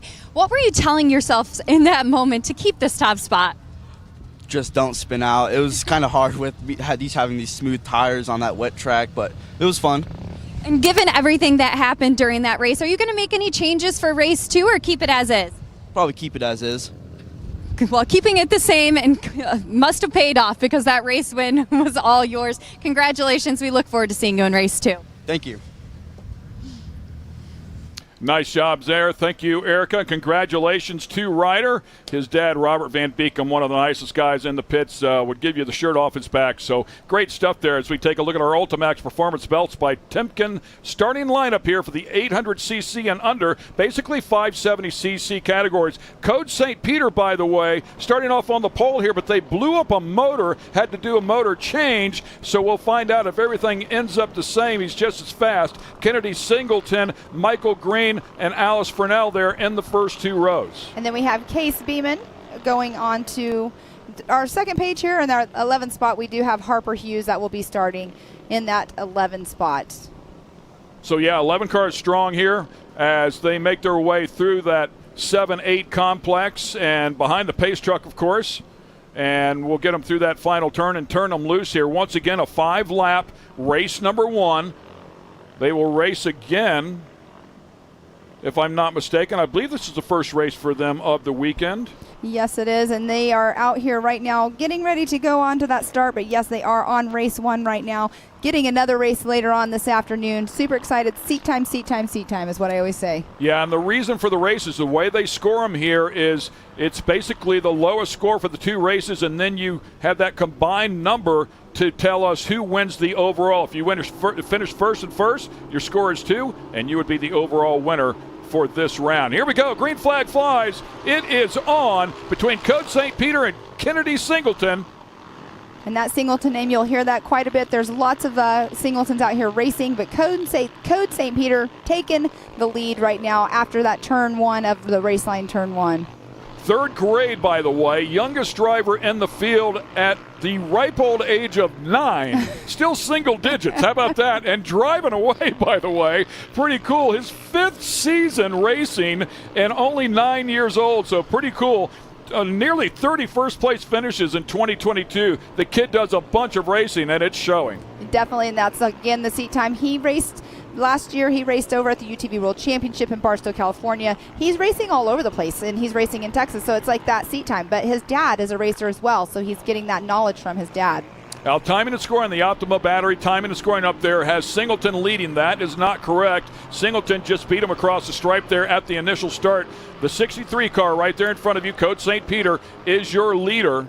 But Kennedy Singleton is knocking at the door, though. She is not going to let Code get too far away from her, because as we just saw in the last race, anything can happen. A spin out can happen, and guess what? You sneak right in, and then you can take over that lead. You're absolutely right, and I would argue that she has closed the gap. If you recall there, I want to say turn 3, he had checked out. He had the better part of 5, 6, 7 car lengths on her, but she has closed right back up on the back bumper. 360 wrap design there on that car as well. They showed up with a tractor trailer full of toys, ready to play hard for sure. Yes, and Code St. Peter just came through with a 1:40.553, and she is 0.674 of a second behind Code St. Peter with Kennedy Singleton in the 1:41.227. And I'm surprised, honestly, that he had the faster lap time, because she clearly closed the gap. So I thought she would have a little quicker lap doing that, but I love what happened right there. Code St. Peter ran about a lane and a half higher, kept the momentum up inside of that car. It's so critical for these smaller engine car, the 570s. They're still amazingly fast. I mean, any adult could hop inside of one of these cars and be impressed with the speed, but he ran a little bit higher and let the car freed up. Unfortunately, the 865 there of Kennedy Hartzell into the K-rail, up and over. That one is done with the right front tire up into the car. Just started short course racing mid-season last year, and also raced at AMP in Adrian, Missouri. So tough go of it for her as they make their way around. They'll have to deal with a local caution. Yes, and they do slow up for the local cautions just for the safety of our track crew and the racers that are off the course. But Code St. Peter checking out right there. Where is Kennedy Singleton? I do not see her behind him at all. So Kennedy has spun out, has fallen back into third, so tough go of it for her. That has opened up the door for the 2022 MAO Class Champion in Youth 250 to extend his lead, both modified and youth limited, to 6 to 8 year old. That Code competed in last year when he was 8 years old, obviously. So it's so cool to see the young drivers with the talent come out here and do what they do. They're amazingly good. Yes, and you know what they do? They go out after they're done racing. They go and they hang out in the pits. They ride their bikes. It is so true. They get out of the car like, can I have ice cream now? You know, they go back to being a little kid immediately. It's great. Such a family-friendly atmosphere out here, and it's something that the people at home that chime in and watch, you need to understand that. If you good battle here for second and third, and out between two ladies here, Allison and Kennedy going at it. So great stuff, but yeah, this is a great family atmosphere out here to come out and race hard. It's a good work ethic. It teaches them how to work hard. You race hard, and you learn a lot. It's just a great place to be, and a ton of kids around. Yes, and it says Kennedy's in that third spot right now, but we did see her physically take over the number 2 spot from Allison Furnell. So yeah, the number 186 of Allison Furnell out of Gilbert, Arizona. So a number of racers out of the state of Arizona racing with us. She's known as Racer A. She's been racing for 4 years as well in the Southwest. So great to have her out here. 2022 finished third in the advanced class, her first year with MAO. And there we have the 122. Kaylee Hill. Yes, off the race course there. Or not off the race course, but they're getting her off the race course. Yeah, out of Broken Arrow, Oklahoma. Number of talented midget racers out of there that run the Chili Bowl. As we go back to this battle for second place, Allison and Kennedy. And you can see that they're holding their lines, hoping they don't spin out. They have 3 laps remaining in the 800cc and under class. By the way, I'd be remiss if I didn't say congratulations on the run there by Hank. Oh, that was finishing up in second place. Congratulations. Thank you. That was stressful.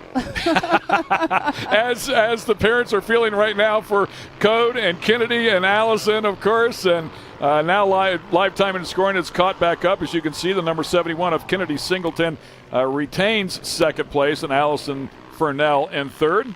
And look at the split right now. Kennedy Singleton, it's 13 seconds behind Code St. Peter. That's a gap right there. That's a big gap for sure. And it's a big track for these cars.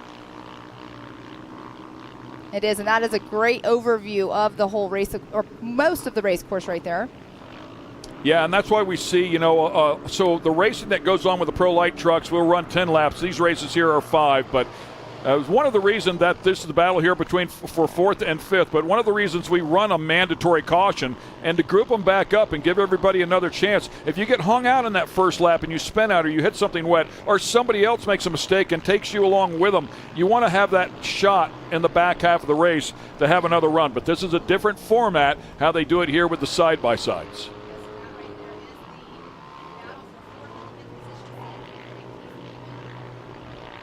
Sam Hubler in the 26 car, Case Beeman in the 3C car. 2022 was second in the points with 1 podium. Case Beeman so far into that 5th position. The 26 of Sam Hubler just turned 12 years old last month. Through this little tight complex once again. I like that S turn right there. That, you know, you have to check up just a little bit, but that also teaches them the apex of those turns. And, you know, you want to take them tight, but you don't need to take them that tight because it will slow you down for the next turn. Yeah, that's exactly what I was referring to earlier, right? I mean, it'll bind the car up a little bit and pulls a little bit of power out of the car. If you don't start off with a whole lot of power, you don't want to lose any. So if you can soften it up just a little bit, maybe carry a little more mid-corner speed. That's what it's all about.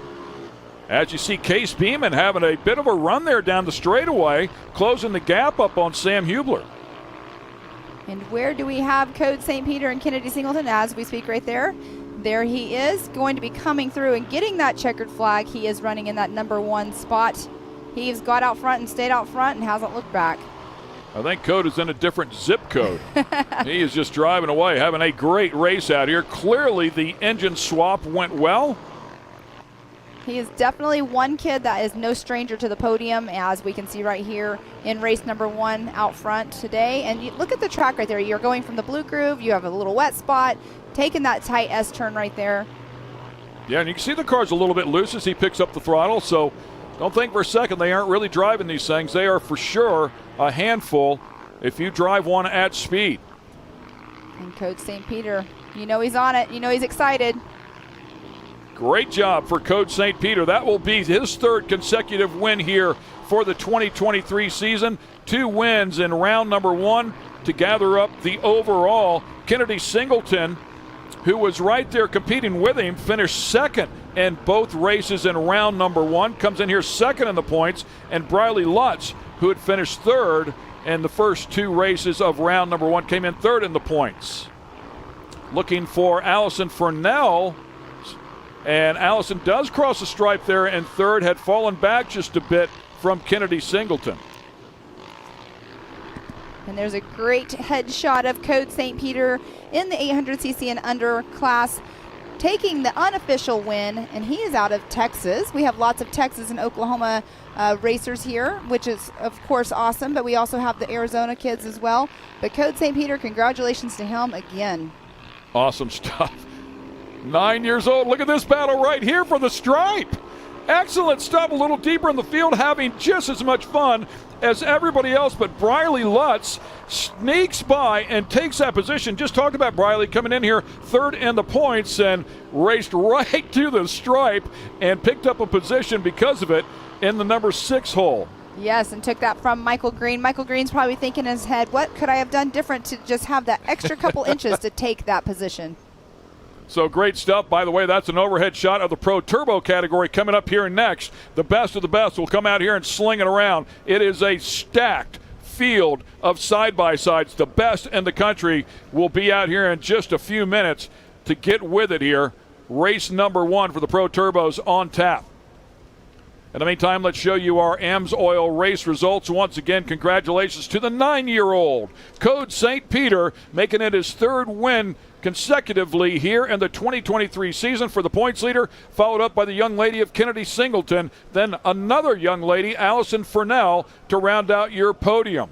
And then we have in the 4th position Sam Hubler, and then we have Case Beeman in that number 3C, and that topping off the number 5. And then we have in 6th position Briley Lutz, 7th Michael Green, 8th Harper Hughes, 9th Anson Caraway, and 10th Kaylee Hill. And then that 11th position, we have the 865 of Kennedy Hartzell. We did see some of the vehicles not actually take the checkered flag today, but they'll be getting them fixed coming back out for race number 2. Yeah, unfortunately we saw We saw Kennedy Hartzell with that severely damaged car up there on the K rail, so they'll have a lot of work to do to try and get that car fixed to see if they can make it back out here for this second race. You'd be surprised what they're able to pull off, by the way, with these cars. Some of these teams, they get them back to the trailer, take the right front off, get another right front on there, get some alignment put inside of the car, and make the call. It's all part of what I said before, the learning process. The kids watch this, how hard the parents work or the crew people work on their cars to get them back out here. They watch, they learn, they do, right? So you work hard, you play hard. It's just a great environment to bring your children around. So Erica Allred doing a great job as always, down there with Coach St. Peter, our winner here in 800 and under. Our unofficial race 1 winner, Coach St. Peter. Coach, wow, what a performance as you had a 12-second differential over the field. What did it take to run the pace you did in race 1? Well, yesterday I blew up my motor first lap and we had to put a new motor in it and it just ran good. Well, I did hear that you had to put a new motor in. Is it safe to say that it's paying off for you? Yeah. All right, Coach, good job and good luck in race 2. Thank you. All right, very cool. We are making a swap here as well in the Rugged Radios booth as Dave Arnold will come back in here and join me for this race. Thank you very much, Pam Hall. Wonderful job as always. Pam very, very busy between pit reporting and joining me in here at the desk. So the Pro Turbos are lining up here. Should be a great battle here. Kyle Chaney winning the first 2 races and the overall in round number 1, followed up by Hunter Miller and then Cody Miller. So the brothers were there second and third. It is stacked up here, though, with these names. We're going to bring you our Ultimax Performance belts by Timken starting grid. Cash LaCroix, 14 years old, starting off on the pole, had a great qualifying effort just 1 day ago. Followed up by Cody Miller, just talked about him being third in the points. Hunter Miller, second in the points. Cody Martin, very fast on the outside of row number 2. Kanan Baker, the 15-year-old, and Kyle Chaney, your points leader outside of row 3. Corey Willis in there, Tim Farr in there. It is stacked, Dave. Oh, yeah, definitely. And we got a lot of drivers out there. We got Cody Taylor in the 48. Scott Champion, he's got the number 1 for a reason, defending champion. He's got the bullseye on his back. Zach Beaver's going to be in the 38. Jib Bottle's going to be in the 41. Austin Vanover in the 2. Johnny Holcher, looking forward to seeing him later on in the Pro Light in the 44. Zach Smith also. And then you got Brody Mosses in the 312, Mitch Langford in the 139, Robert Van Beekum in the 64, Mitchell Huddleston in the 124, and the 45 of Gage Hughes. Now Van Beekum, we saw Ryder earlier, took that big win there. Can Dad Ryder had to be able to, come on, Dad, pick it up. Let's get it done. I'm doing it. Why can't you, Pops? The family. Let's get it going. So, of course, Robert Van Beekum starting very, very deep here in this stacked-up field, but he's been doing it a long time. He's very, very capable for sure. As you see him pull out here, just about ready to pull onto the grid. This class is unbelievably cool. In the years that I've been following short course, I don't know that I've seen a more stacked class. There's a couple more players out there that I'd love to see be able to jump into this category that would round it out. I'd love to see C.J. Greaves get in here. I'd love to see Miles Cheek jump in here. I'd love to see Brock Hager jump in here. Robert Stout jump in here. I mean, it would be an incredible field. It already is an incredible field, but it would literally be the best short course racers in the country out here duking it out. We're about 5 or 6 cars away. Well, we might have to talk with Hager. He made the switch now with Factory Polaris, so that could be something definitely. So we're going to get everybody out here, get them on their pace lap. We're going to take a quick break here. Make sure you come back. This one's going to be good. Pro Turbos ready to make some noise.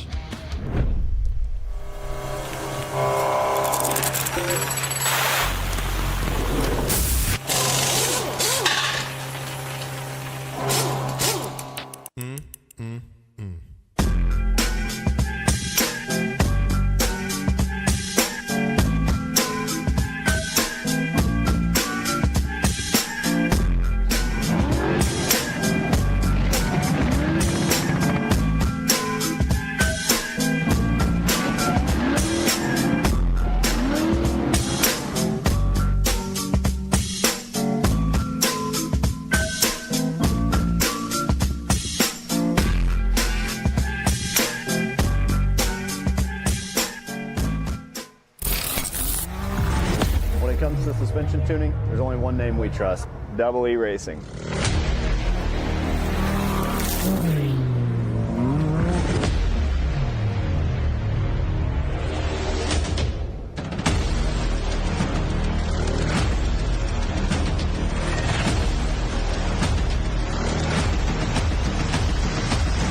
Double E Racing.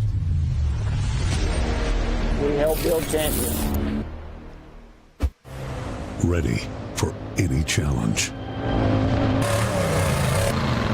Max's tires can handle even the most punishing off-road conditions.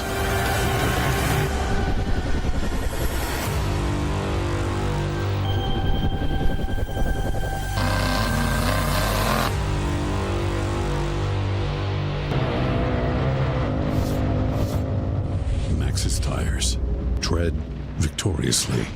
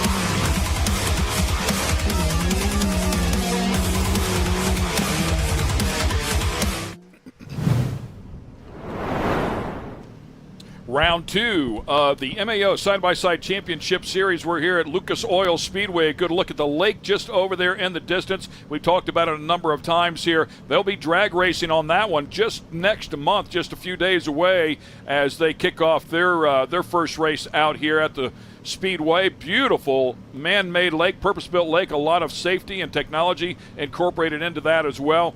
Boats that exceed top fuel hydros, burning nitro, that exceed 250 miles an hour, top alcohol hydros as well, top alcohol flats. So it's a great program for sure. So much work, so much effort's gone into this place. But let's talk about Jay, Oklahoma. Oh, how man. about Mid-America Outdoors and that track? What's going on there? Travis Pastrana, millions being invested. Yeah. They've already invested millions. What they've done in the short time of 5 years is mind-boggling. To give everybody at home an idea, there's 1,000 motorhome pads being put in place. So 1,600-acre complex, and what Jason Robinette and the family and the crew there are doing is exceptional.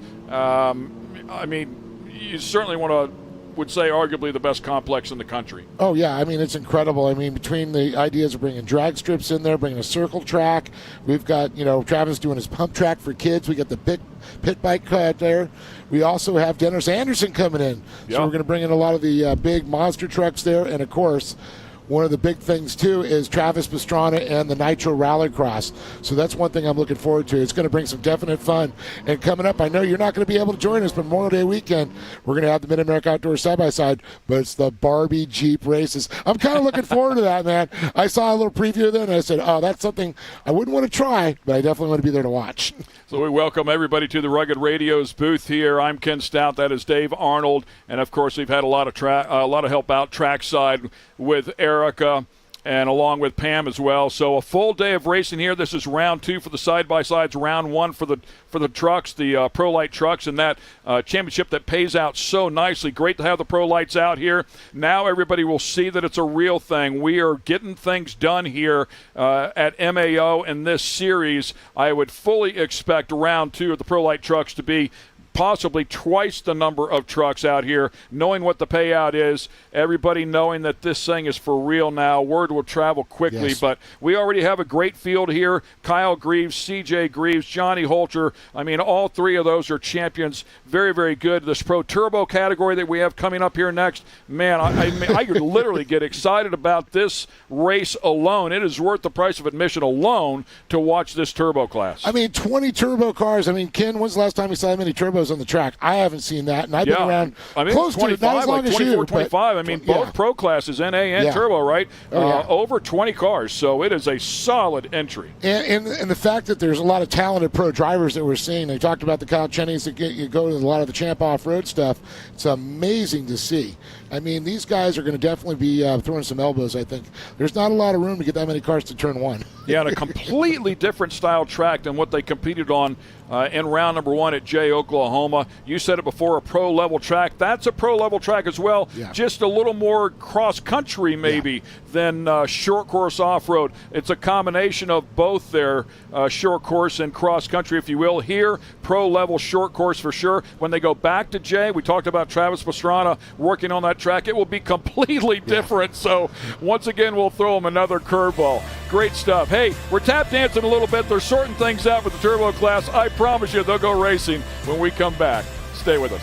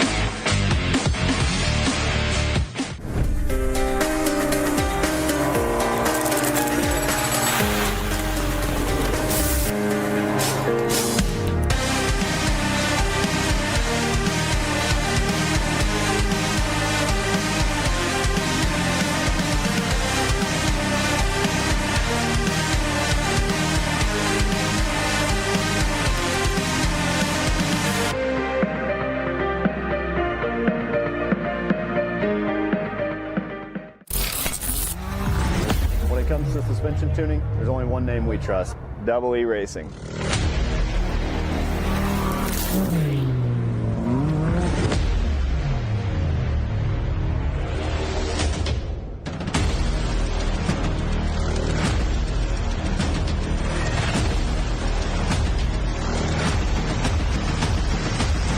Double E Racing. We help build champions.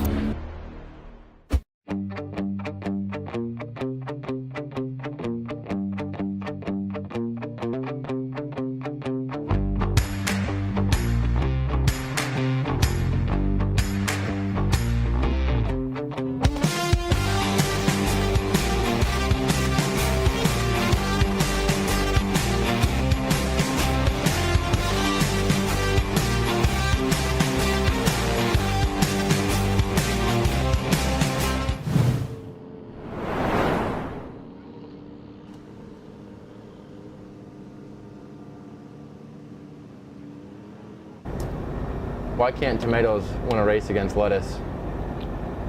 Why? Lettuce is always ahead, and tomatoes always trying to catch up. You know, I was in the bar the other day, and a girl asked me what I did for a living. So I told her I race cars, and she screeched with excitement. She said, "Really, really? Do you win many races?" I said, "No, the cars are way faster."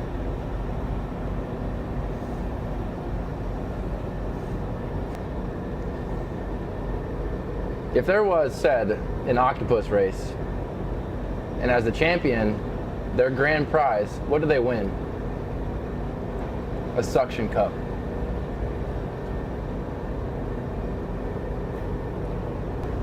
You know, my mom bet that I could make spaghetti. She should have seen her face when I drove right past her. Oh my God, dude. I didn't hear the punchline. When I drove right past her. Oh my goodness, dude. Excellent.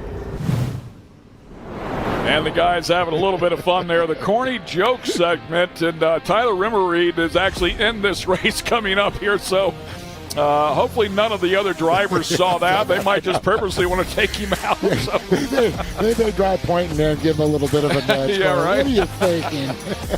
So apparently they're trying to get the grid sorted out here, and not sure exactly what it is, but Billy Champion, race director here, is trying to get things sorted to make sure that the starting grid is proper. And once they, I believe they've gotten things sorted here, we will bring you that starting grid here and show you how they're going to line up. And I'm now told that no, we will not. So.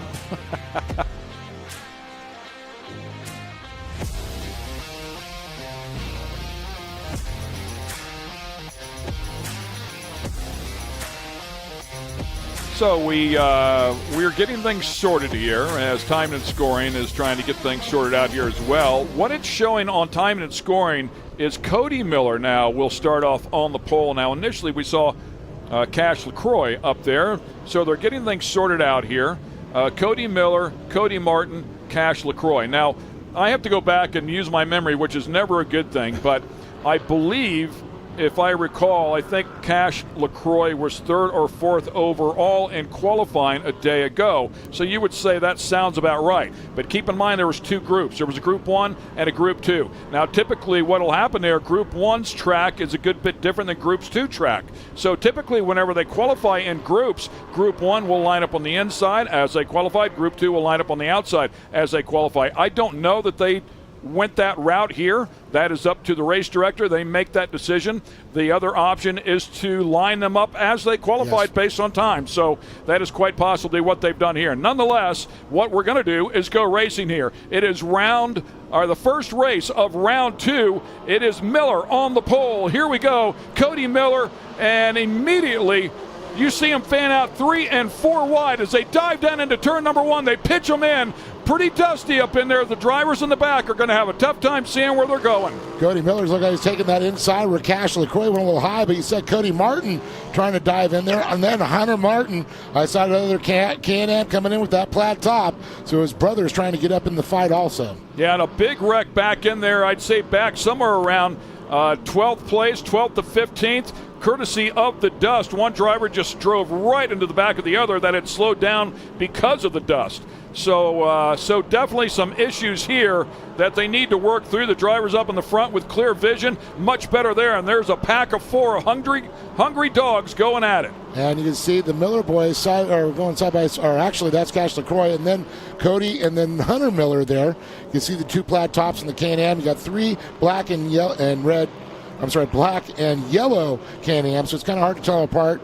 Can't really see the numbers through the dust that you just talked about. So you brought that up earlier yesterday during qualifying to look at the 2 plaid roofs and how different they are with Cody. Yeah, that's exactly right. As we watch them here, the Johnny K's over-under. Oh, and somebody way sideways right there trying to negotiate that final turn number 9 as they come across the stripe here. Cody Miller still hanging on. Kyle Cheney, who started a little bit deeper in the field, not deep by any stretch, but a little bit deeper, a couple rows back, has now moved up into second. Kyle Cheney here with a former win at this racetrack, knows how to get around here, as has Tim Farr, who's won here. Now, Cody Martin looks like he got caught up in that dust because I see him sliding way down on the timing machine there. So Cody Miller out front with Kyle Cheney, Hunter Miller, and Cash LaCroix back to 4th. But I'm not going to count these guys out. We got a lot of laps here still to make happen. Cash LaCroix, as we talked about before, 14 years old, young gun. Really did a spectacular job in qualifying a day ago, especially when you consider out here racing with a level of people that he's competing against, the Miller brothers right off the bat. I mean, these are seasoned drivers that have been doing this for a long time, so hats off to the young man. Look how tight that car is. He tries to get that 22 to rotate Cody Miller there, but was not able to back that thing in early enough, so consequently lost a lot of time. He keeps doing that. I promise you, Kyle Cheney will make him pay, and these guys have raced viciously for years. Oh yeah, definitely. They're no stranger there. I know King of the Hammers, when they race in their Ultra 4 class, they definitely go through it. Kyle Cheney, Cody Miller, and Hunter, those 3 are always going to each other. Of course, Kyle took a big win there too. Yeah, and all factory Can-Am guys here, so they all race for that black and yellow, if you will.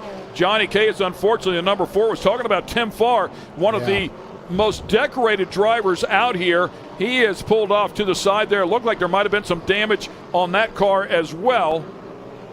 Part of that Johnny K's Power Sports 5-car entry. And he is certainly the highlight there. One of the most talented drivers out here on the property, no question, but unfortunately out early here in this first race. And he's been won in a lot of different aspects of racing, not just in short course here. That is exactly right. Up and over, as you see there, the big 120-foot tabletop. Now, a good little battle as they start doing through the whoop section right there. Project X off-road, bringing us those fun bumps there. And Kyle Cheney trying to challenge now, going to the inside. Pushing Miller a little wide there. They're going to go up and over the jump here around. This is what we're going to talk about. Drives it in deep. Oh, and he makes the move right underneath him. Cody had to be ready for that. I'm sure the spotter was telling him, I don't even know that Cheney thought he was going to get away with that. Drove down in there, I'm sure expected a little bit of wheel-to-wheel contact, but as it turns out, just drove right through. Cheney a little bit tight there through that final turn as well. We'll see if Cody can get a run on him. Yeah, this one's not over yet for sure. You know Cody's going to come back and answer. These two started to run away a little bit. Cody's brother right behind him in that 3rd position, back a little bit. But this here comes Cody. Oh, right to the inside. And that's exactly what Cheney was expecting to happen there when he made the pass. Just got away with it clean. Here comes Cheney right back. And once again, side by side through turn number 3, that big Talladega turn. And it looks like Cody is going to hang on to the spot here. Yeah, he was trying to look for that inside, tried a little slide job there, but he had to get on the binders as Kyle came down and just basically shut the door, and then Cody answers back. So Hunter Miller back there in 3rd place, a good bit further back, but in 3rd place, ready to pick up any pieces here if these two have too much contact. Now this could be an interesting. It looks like we got a little bit of lap traffic coming into effect now. Yeah, nice job through the Project X off-road whoops section as Cody again being hounded. We'll see if Cheney tries the same move again. Outside in, and Cody's not going to let that one happen twice. Cody's holding him off this time. Now Kyle's looking to that inside. He keeps on trying to put that nose. You're going to have to, set him up there to think he's going to go around the long way and kind of get him to kind of block and drop in. It looks like that's Robert Van Beekum. tough go of it there Yeah. for Robert Van Beekum out here earlier. His son Ryder picking up a win earlier today as they click the laps off. Miller. 5-lap race here, by the way, Yep. so this one just about over. And I was talking about the lap traffic. That was Rod Van Beekum. He was off pace. Luckily, he pulled off, let the leaders go by, and of course, don't want to get in the way there with them and cause a interruption of our race leaders. Corey Willis with a nice run. We don't see him on camera here as we follow this battle for the lead. Hunter Miller in third, Corey Willis in fourth. Great run for him. Scotty Lawrence into the top 5. Kanan Baker sixth. Then Cody Taylor in seventh. Good shot for the tabletops. Coming by. Somebody Ooh, really yeah. over-rotating there. Definitely saw them come around. Over the Johnny K over. All-wheel drive cars, by the way. You can really pitch these things sideways, and that front end will dig them out. But it's not the preferred way to get it done. No, not at all. Once again, over that jump into this 7-8 complex. Keep talking about it because it's so critical, and saw a couple of passes made here already, right? Yeah, I know Kyle's going to be trying to get it, but I think Cody's going to be a little smart to protect that inside. You don't want to get that inside to open up there. The white flag is going to be coming out here. 1 lap to go. Kyle Cheney's going to have to turn it up, or Cody's going to take this one to the checker. Yeah, he's fallen back just a little bit. I wonder if maybe there's some heat issues going on here. They really tax these cars here. No question, it's a long, flowing track, and they are good enough to stay on the throttle. Lap traffic right there in front of them respectfully moves out of the way of our leaders. The spotters doing a good job there as well to tell them the leaders are coming. Now you can see around the big sweeper once again. They're going to come around. This is into the big jump here. These guys are going to send it. They could probably go about a third of the way down on the backside of the hill usually. Tough for the spotters, too. Yeah. Whenever it's this dusty, the spotters can't see their cars either. So the drivers out there blind, and the spotters wish they could help them, but can't. So it's a tough scenario for sure. Yeah, these drivers, sometimes they just got to kind of pray that it's an open track when they're going through these sections and the dust comes up. Through the Project X off-road. Whoops, one more time. Yeah, the Can-Am's just eating those things up. Look really nice. And a little bit of breathing room here for Cody Miller to put together these final couple of turns. Tell you, Can-Am looking pretty dominant here in the turbo class so far. They've really worked on these cars. A lot of work goes into these turbo cars for sure. Yeah, a couple of other manufacturers represented here, and Honda and Polaris, of course, but it looks like it's going to be Cody Miller who's going to cross the stripe here first. Congratulations to him. Cody with back-to-back third-place finishes in round number 1. Came in here third in the points. It was Cheney that won the first 2 races in round number 1. Came in here as the points leader. Hunter Miller looking to cross the stripe here and gets it done in third place. Hunter Miller came in here second in the points with a couple of second-place finishes at round number 1. So the top 3 players, albeit a little different order, again inside of the top 3. Corey Willis crossing in 4th place, Scotty Lawrence in 5th. So congratulations to those two. Corey Willis comes in here 5th in the points, finished 5th overall at round number 1. Scotty Lawrence, a good effort here to jump up in there and battle with these guys as well. Now looking a little bit deeper in the field here, looks like Cannon Baker, which we'll be seeing a little bit later also. Cody Taylor in the 48, followed by Tyler Remmerend in the 43, Zach Beavers, and Cody Martin running our top 10. Yeah, letting this one finish up. Keep in mind the top 10 is not even half the field, so everybody finishing up this final lap here. Every position counting, of course, because this one sets up how you will start in race number 2. Extremely important. Try and grab every position, every row forward you possibly can. And you don't want to get caught in the back with the dust. Unfortunately, Robert Van Beekum and Cash LaCroix, the young driver who was so fast, clearly in an incident there in the beginning. One of the opening lap drivers that suffered their fate a little bit early. So tough way to go there for Cash LaCroix. They'll have to go to work on it and get back out here and give it another shot a little bit later on today. There is Tim Farr and the number 4, Johnny K's Power Sports Back Machine. And Johnny with 4 stores in the Ohio area that sell side-by-sides. All the major brands are there. If you've seen a couple of the commercials that we've run over the weekend, great to have him out here. One of the MAO sponsors. We appreciate his support So wonderful stuff there as well. And as you can see, it looks like the water truck will come out here, much needed, by the way, and take care of this track a little bit. So once again, we will finish things up here. We'll see if we can get Erica over there with our winner and have a chat with them whenever we get back. Stay with us here at Lucas Oil Speedway.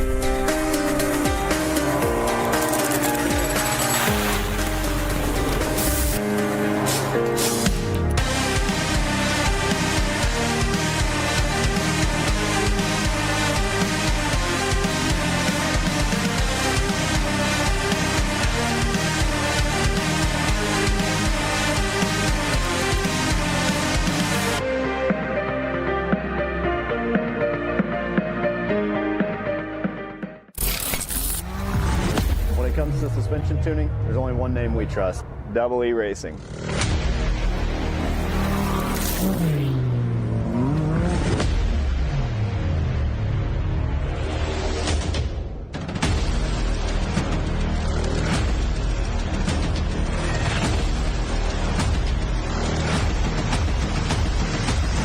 Double E Racing. We help build champions.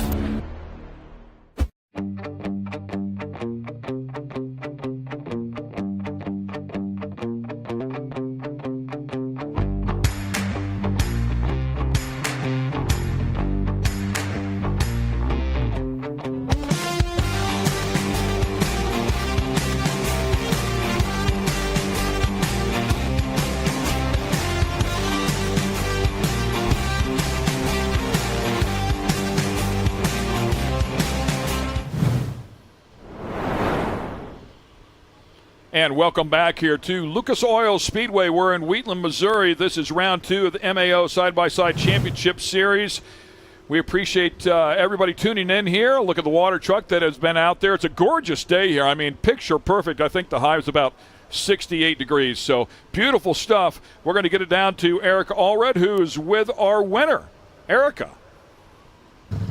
Cody Miller with a well-deserved win in Pro Turbo. Cody, at one point during that race, we had a three-way battle for the lead, but you were able to find an advantage and secure this top spot. Take me through those back-and-forth exchanges between you and Kyle Chaney from your perspective. Well, I'll tell you, Kyle Chaney and I have been racing each other neck and neck since we met like 10 years ago. So we kind of know what to expect, and we also know that neither one of us are going to give an inch. He's one of the only people that I can race that you can't intimidate him. No matter what you do, he's never going to lift.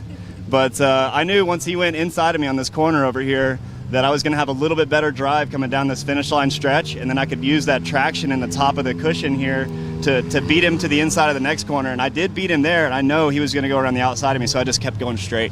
And I pushed him out, and finally he turned into me, and then I turned. But you know, it was like that the whole race, and we're fighting for traction out there. It's great. It's got a great blue groove on the track, so these Maxxis SC1s hook up really good in that, but it's also covered in a thin layer of dust, and that makes it extremely slick. So Kyle's running an Obby-style tire, I'm running the slick-style tire, and you can't ever tell what's going to work better. And so we're just watching the water trucks, trying to make sure we get our setup dialed in. It's just these little bitty differences make such a huge difference in the overall result. But you know, I just couldn't be more proud to be here to represent Can-Am, and Kyle Chaney the same as I am with the Can-Am ride, my brother. And this Mid-America Outdoors, they're really putting on a heck of a championship this year, and we'll be at every race, and you know, we're gunning for it. So we're going for a championship here. Absolutely. And earlier you told me that you hope the tracks stay dry like this because it forces a lot of riders to demonstrate a lot of finesse during these races. What are your thoughts on the track moving forward going into race 2?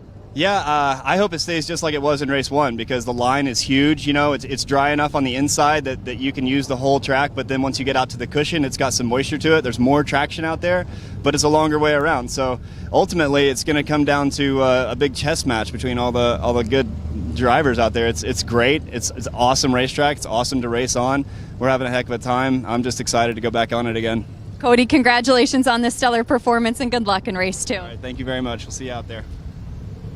Thanks a lot, Erica. Nice job, and congratulations there to Cody. Great run there. We'll see him again a little bit later on today for race number 2 as well, as they alluded to. In the meantime, we're about to bring out the women's turbo category, and this race number 1 for this category happened one day ago. Congratulations to Kendra Hoop, who stood on top of the box, Josie Watkins, and it was a great battle between Kendra and Josie, and Kimber Kirchmeyer as well. So first, second, and third place is how they finished up just one day ago. We should say last night.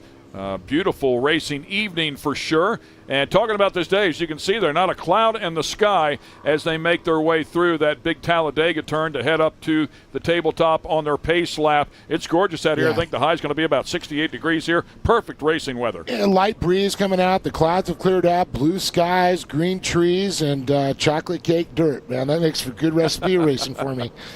I don't want to eat any of that dirt, but it is kind of fun. Sure if you're inside of the race car, I'm okay with a little bit of that. Yeah, you'll be eating that. So American flag back there behind the big tabletop as well as they make their way around here, and we thank AMSOIL for their support throughout the weekend here, bringing us results and replays all weekend long. Optima Batteries leaderboard has been helping us out as well. UTV Race Shop and Handy Lifts, Johnny K's Over Under, the Project X Off-Road Whoops section, and also Race Line Turn number 1, MRT Start Finish Line. So everybody jumping in and helping us out. Of course, we're in the Rugged Radios booth, and the starting lineups, which unfortunately we will not have for this particular category, brought to us by Ultimax Belts by Timken. So we appreciate all of our sponsors and the support that they bring with them. Yeah, it's definitely great having some people out. Now, how about those Johnny K? Saw those commercials. I want to head on over that. Looks like a motorsports wonderland. A lot of cool toys over there. A lot of cool toys. You know, nice selection of helmets, and from watercraft to, you know, the off-road vehicles. Man, I mean, that's my happy place. 4 different locations there in Ohio, so you just got to get to the Midwest, and you're not far away. We're not that far right now. Looks like the number 917 will lead everybody to the stripe, as we indicated before, winning one night ago. And that first race really sets up how you start the second race. So the 917 of Kendra Hoop out of Broken Arrow, Oklahoma, one of the ambassadors for MAO this year, which is quite an honor. There's a number of drivers in each class that become ambassadors. But Kendra Hoop doing a great job there. Josie Watkins alongside. Also inside of this field will be Alyssa Graham, Morgan Vanover, Ariel Boyarski. Don't want to forget Jennifer Mayo, Brittany Dunn-Crisco inside of this one as well. Marissa Smith, Josie Watkins, Kimber Kirchmeyer, and Crystal Rowden. So 10 cars deep here for the ladies. Yeah, it looks like we're going to be seeing, looks like Kendra Hoop and Josie Watkins up on the front row there. That was, again, according to their qualifying, how they lined them up. Look at the 22 car. That is Brittany Dunn-Crisco out of Broken Arrow, Oklahoma. Brand new ride for her. She was in pretty vicious crash there in round number 1 at J Oklahoma, MAO, and they went to work and got her a new chassis, put all the parts and pieces on it, so she's excited to come out here and have some fun. One round to go, finished up in 5th, looking for a green flag. Here we go. We are racing. This is race number 2, and we'll determine the overall winner. A great start there out of Kendra Hoop. Yeah, Hoop's going to stay low on there. You can see Watkins goes high in that RS1 there. Then you got Ariel Boyarski trying to sneak into the inside there, seeing a little open daylight, trying to drive down there. We've got a battle for second already starting to develop there, a little drag race. Track looks great there. Nice job by the crew to tone that dust down. It'll dry out quicker, but just 5-lap motos, and of course it's going to be tricky for them to drive on. It's going to be a little bit slick, but it's just part of the game here. A good run around the outside there. I believe that was Ariel who might have been picking up that second position. We'll see as they get a little bit closer. Yeah, Ariel made a nice, smart move there. I mean, you can see there is no dry line there. They all kind of tiptoed through that Daytona turn, and that's one of the things that we see, or I should say the Talladega turn there. Daytona's a little bit smaller, but you got to drive smart when you get these conditions. Now you can see there's a little powder underneath that water. They kind of hit it. A little dust came up there, so this track's going to probably dry out pretty quick. The 237, that is Josie Watkins, did that RS1 tucked in behind the 917. And maybe your eyes are better than mine, but I cannot see the number on that yellow car that is fighting for position, fighting for the lead here, and just got the lead. So when they come across timing and scoring, we'll be able to see it. It was something that we were talking about. It might be number 14, Marissa Smith, so, yes, out of Claremont, Oklahoma. One of the topics there out of round number 1, where we wanted to see the numbers big and bold. We want to know how they're doing so we can talk good about them. But nonetheless, coming across here in a battle for the lead, Kendra Hoop's going to get it. That is Kimber Kirchmeyer in the number 14. Yeah, it looks like we got 2 14s out there. That's the difference. So we're going to remember the Kirchmeyer in the yellow and black 14. And, of course, running up in that 3rd position. She's kind of getting shuffled back there. You can see Kirchmeyer once again back into that 2nd position. Kendra Hoop starting to get a little bit of separation now. Let these two battle back there for 2nd place. So I think Kirchmeyer actually fell back to 3rd now. So she went from 3rd to 1st and then back to 3rd in a handful of laps. So that's how quickly it can change. And once again, Kendra Hoop with a nice lead here, stretching it out just a bit over Josie Watkins. Josie Watkins in the RS1. Yeah, and you can see that Kirchmeyer went really wide there again. A little sideways there, little drift action. Nice job there for Kirchmeyer keeping that thing off the wall. The Can-Am out front, the Polaris RS1 there in 2nd. Now you can see the difference in those machines. The RS1, a single-seater setup. Now, they are set up for single-seater in the rest of the race cars, but they're all paneled off, and you're not going to have a passenger in there, and then sometimes they'll relocate the seat. This one just looks like it's just basically on the regular driver's side, but they have the side all paneled off with some sheet metal. And Kirchmeyer taking some unconventional lines, looking for some grip out there. Oh, gets way out of line, and there's some concrete abutment right there. You don't want to tangle with that one. Out front still is Kendra Kendra Hoop doing a great job. She finished up second in women's turbo category with a couple of wins and 5 podiums 1 year ago, and fourth in expert. Vision's Knockout Rhythm Race Expert Turbo Champ and Women's Champ. So congratulations to her. In 2021, she was a champion of this category. So first and second place in the last couple of years for the number 917 of Kendra Hoop. Pretty consistent driver is what I'm seeing out of her, too. And you can see her lines. She's trying to keep each line about the same each lap there. And you can see that Watkins and Kirchmeier looking for a little different lines, trying to find some traction, looking up high. But I think you're right. This corner, you got to stay low. You don't want to go the long way around. And you can see that just cost her some time back there. Kirchmeier really starting to struggle through that Talladega turn. Yeah, easier said than done for sure, especially right when it's slick down there. You drive in a little bit hot. So we look at this battle here for 5th and 6th, Marissa Smith and Alyssa Graham. And a couple of the ladies here also compete in other divisions. They can compete, like Kendra, I believe, competes in Expert Turbo, if I'm not mistaken. I kind of chuckle. They say, we also race in the boys turbo class. It's actually not gender related at all. It is just the Expert Turbo class. Anybody can run it, boys or girls, of course. So whatever you're identifying with that particular day, it's okay. You're legal to run inside of the Expert Turbo class if you have a turbo car. Either way it goes. So it's all good. And we welcome everybody. The water is warm for sure. Everybody is welcome out here. We love our racers. I'm glad you took that one, Ken. That's all I'm going to say on that one for sure. It's all good, man. It's all good. Yeah. So, big problem there. That is the other 14, I believe, Marissa Smith. Yeah, the you're blue absolutely 14. right. Yeah, and that having some issues, pulled off the track there. And they're going to tiptoe around there. And I believe parked by the old Speed Sport turn there. Yeah, we appreciate the partnership there with Speed Sport for sure. A lot of good things coming to everybody here, courtesy of this partnership with Speed Sport and MAO. Great overhead shot there out of our drone of that Talladega turn. Nice line there. Kendra Hoop really settling in now as that gap is pretty large, clicking off the laps here, working on lap 3, so a couple of laps to go yet inside of this one. Pretty impressed how Kendra kind of sent it over there. Oh, we got how about that? Josie Watkins really closed the gap right there. Kendra taking it easy in that left-hander, and Josie's getting racy. She is right there now taking a look, and you've got to wonder if Kendra's having a mechanical. Oh, caution. Local caution here, so they've got to check up. No passing in that zone, and that's for the 14-car Marissa Smith. So it's just a local caution. They're going to get clear of that session. You can see they get right back on the loud pedal. Yeah, and, I mean, there's different ways to look at that. Oh, and here it is, the pass for the lead. Just like that, Josie Watkins able to take advantage of that. And I'll tell you something that the race director, I'm sure, is taking a look at. I don't know where that local caution started, but you're not allowed to close up the gap. Once you enter a local caution, Josie closed that gap up. Now, if Josie might have done it absolutely perfectly, and maybe Kendra checked up a little too early. I don't know who was right or wrong there, but something that the race director could possibly be looking at. Yeah, she came up pretty quick on him, and that's not something that we make the decision. We just talk about what we actually, Well, we talk about what we see here, right? I mean, everybody at home is watching the same exact thing. Exactly. So, but she definitely closed up the gap there pretty quickly. Not sure if anybody was at fault there or not, but now she goes a little bit wide, and again, Kirchmeier trying to pick up another spot.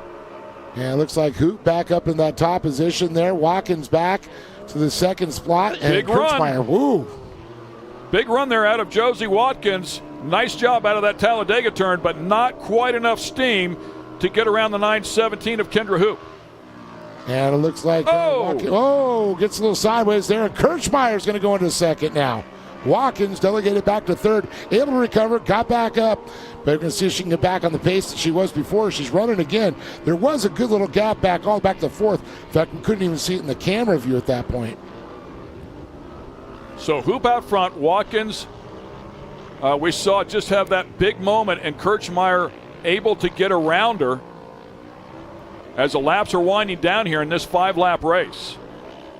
With 1 lap to go is the sign that I'm seeing. Kirchmeier, racy right here, looking for this lead. Big moment right there. Really opened up the door for Kendra again, who has not bobbled yet. Maybe not the fastest car every single lap, but has been spot on her marks, comes across and picks up the checkered flag. Congratulations to Kendra Hoop. Beautiful job here. We'll get back-to-back wins for round number 2 in the number 917, followed up by Camber Kirchmeyer. So a nice job for Camber as well, who finished up 3rd one night ago and will grab 2nd place here. And then Josie Watkins, who finished up 2nd last night and grabs 3rd place here. So a swap of the podiums. So that would create a tie in points. The tiebreaker is whoever finishes ahead of the other in the 2nd race. So that would go to Kimber Kirchmeyer here for the 2nd overall. Josie Watkins will finish 3rd overall. And, of course, no denying Kendra Hoop with back-to-back wins here to get the 1st overall here in women's turbo for round number 2. Yeah, it looks like the rest of some of their drivers come across the stripe there. Aria Boyarski. We got Brittany Dunn Charisco, and it looks like Alyssa Graham. Morgan Vanover is going to make her appearance across there, finishing in that 7th position here. And we're just waiting on Marissa Smith and Jennifer Mayo. And it looks like they're out of the race there. I'm seeing they're back there with only 2 laps completed and 1. So good stuff here from the ladies. Good run there for Brittany Dunn Crisco as well to finish up inside of the top 5. You mentioned Ariel as well there in 4th. So excellent stuff. As their weekend here is complete, 2 races in the books.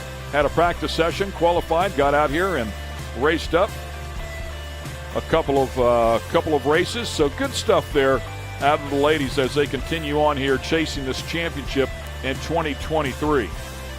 Next class here will be the Vet 40 Plus Turbo category. We see them in the staging lanes.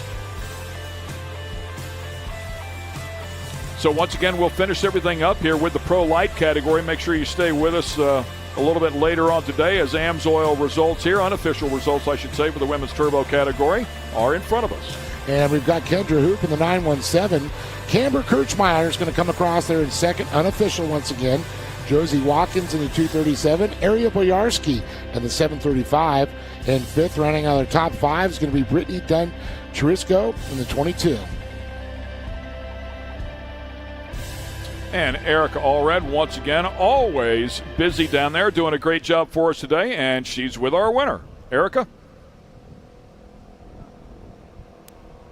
Kendra Hoop with a stellar weekend in women's turbo. Kendra, although you got the race win, this one was not easy as it was a battle all the way down to the checkers. What were you telling yourself during those closing laps to simply hang on to this lead and make it a 1-1 weekend? Don't make mistakes. Don't go into the turns too hard and push up. I was honestly just trying to protect my lane. I couldn't get a lot of grip out there this time. It was a hard race, but it was good. And who would you like to thank for these performances this weekend? I definitely want to thank Mid-America, of course. I'm ambassador there, and I'm thankful for that. MRT, Raceline, S3 for this car, George for the shocks. Thanks to all my sponsors. I appreciate it. Congratulations, making it 1-1 in women's turbo. Guys. Nice job there. Congratulations to Kendra. As we roll out our next category, should be the 40-plus turbo category. The veterans 40-plus, so minimum of age 40. And again, we'll see some drivers here compete not only here but in the expert turbo category. And, of course, Rusty Pipe's going to be leading them across there now. It's pretty cool. There's, we have experts in other classes, just 40-plus there. But Rusty Pipes is going to be in the Ultimax Performant Belts by Timken. Chris Donald's going to be in that 2nd position right on the outside. 2nd row will be Mike Bakufusco in the 901. Matt Hecker. And then you got the DD21 there, Bruce Davidson. So we're going a little bit deeper with the fields here with Dan Hill next to him. Then you're going to have Jeff Johnson and Sean Murphy, followed by Kevin Hall and Michael Pritchard. And we'll go back here, take a look at this field, talking about Rusty Pipes. Yes, that's his real name. Great guy, by the way.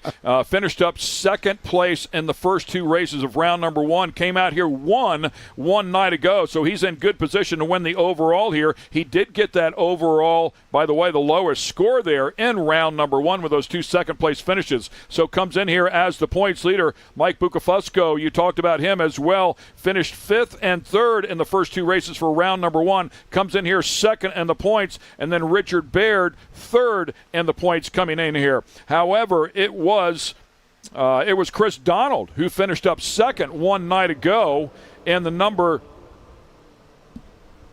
10 car. So we'll find out how he does here, if he can get back up in here and make a run for this overall. You never know how things are going to shake down as they make their way back out here onto the front straightaway, looking for the green flag. Here we go. Yeah, green once again. Here we go. Chris Donald and Rusty Pipes with a great shot. Donald, he's going to jump out here in the number 10 right away there. Rusty Pipes in the 47. Donald goes up a little wide, might have blown this one. Going down, you got Matt Hacker and Betafusco there. So what we are understanding from race control, we are under time constraints here today. So instead of a 5-lap race, we're being told this will be a 4-lap race. For the exception of the pros, the rest of the races here today will be a 4-lap race, race number 2 instead of 5. So we'll keep an eye on that. The pros will run their full 5 laps, and of course the pro lights at the end of the day are scheduled for 10. We'll see how things shake down here. Well, you see him up over again, the Joe K concrete, I'm going to call that the overpass there, as we like to say that, the under-over.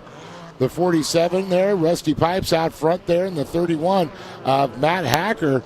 Unfortunately, we saw Chris Donald go a little bit high and get caught up in that loamy stuff there and slow him down. You always say you may look a little slower going down low, but it's a long way around when you go up top. Yeah, and it protects that bottom groove as well. You can see him nice and easy going through there. The car well under control. Rusty Pipes, by the way, the reigning champ here in the Vet 40-plus turbo category. 5 wins, and he was also third in expert turbo points with a win there and 3 podiums. So Rusty Pipes having a great 2022. Now, I know it says Knowles on the front of the car. He's borrowing cars, right? Yes, I think he's been borrowing cars. He's gone through 2 cars. Now, unfortunately, in the different classes, he's had some issues there. Keeps on getting a new loaner there. So you got to have some good friends and let them run you a race car, that's for sure. Well, and that's pretty cool out here, and that's part of what this family is, this racing family out here. So they want to make sure you go racing, and they'll do everything in their power to help you get back out there. And he's taking full advantage of it right now. It looks like Matt Hecker there in second place. Mike Bucafusco in third place with the number 901. Chris Donald with a 10. Talked about him having a podium position there in race number 1 last night. Currently in 4th, and Bruce Davidson, the Double D 214, saw one of his fans online a little bit earlier today pulling for him. Yeah, it's always great. A lot of the folks chiming in on Facebook, rooting for their favorite drivers, trying to cheer them on there. As we take a look at Rusty Pipes one more time in the 41 Super ATV machine there. Looking pretty good. Can't miss that orange machine there on the borrowed property. Pipes Auto Sales, Max's Tire, Raceline Wheels, all helping him out. Scraping by Racing and is the name of the team. I love it, as that's exactly what everybody does, for the most part out here. But it includes Rusty Pipes, Justin Moore, and Kyle Badow. So those 3 all sticking together to try and come up with enough to come out here and have some fun. So news to say he's scraping the Rusty Pipes. Yeah, he's scraping to stay out here this weekend, yes. Man, that's for sure. He's not going to do anything, but great performance right now. A little gap back to him. To Hecker. Bucafusco, once again, still in that 3rd position back there, looking a little deeper in the field. Donald still holding back and forth there, trying to make up the time he lost in the Talladega turn. And then you got Davidson, Johnson, Hill, Murphy not making the call, and Hall and Pritchard. Unfortunate there. We're seeing them 0 times. Stringing them out here just a bit as we were working lap 2 here. White flag will be coming out this next time by. Pipes rolling through the Project X off-road. Into the left-hander, sweeping through the Speed Sport turn.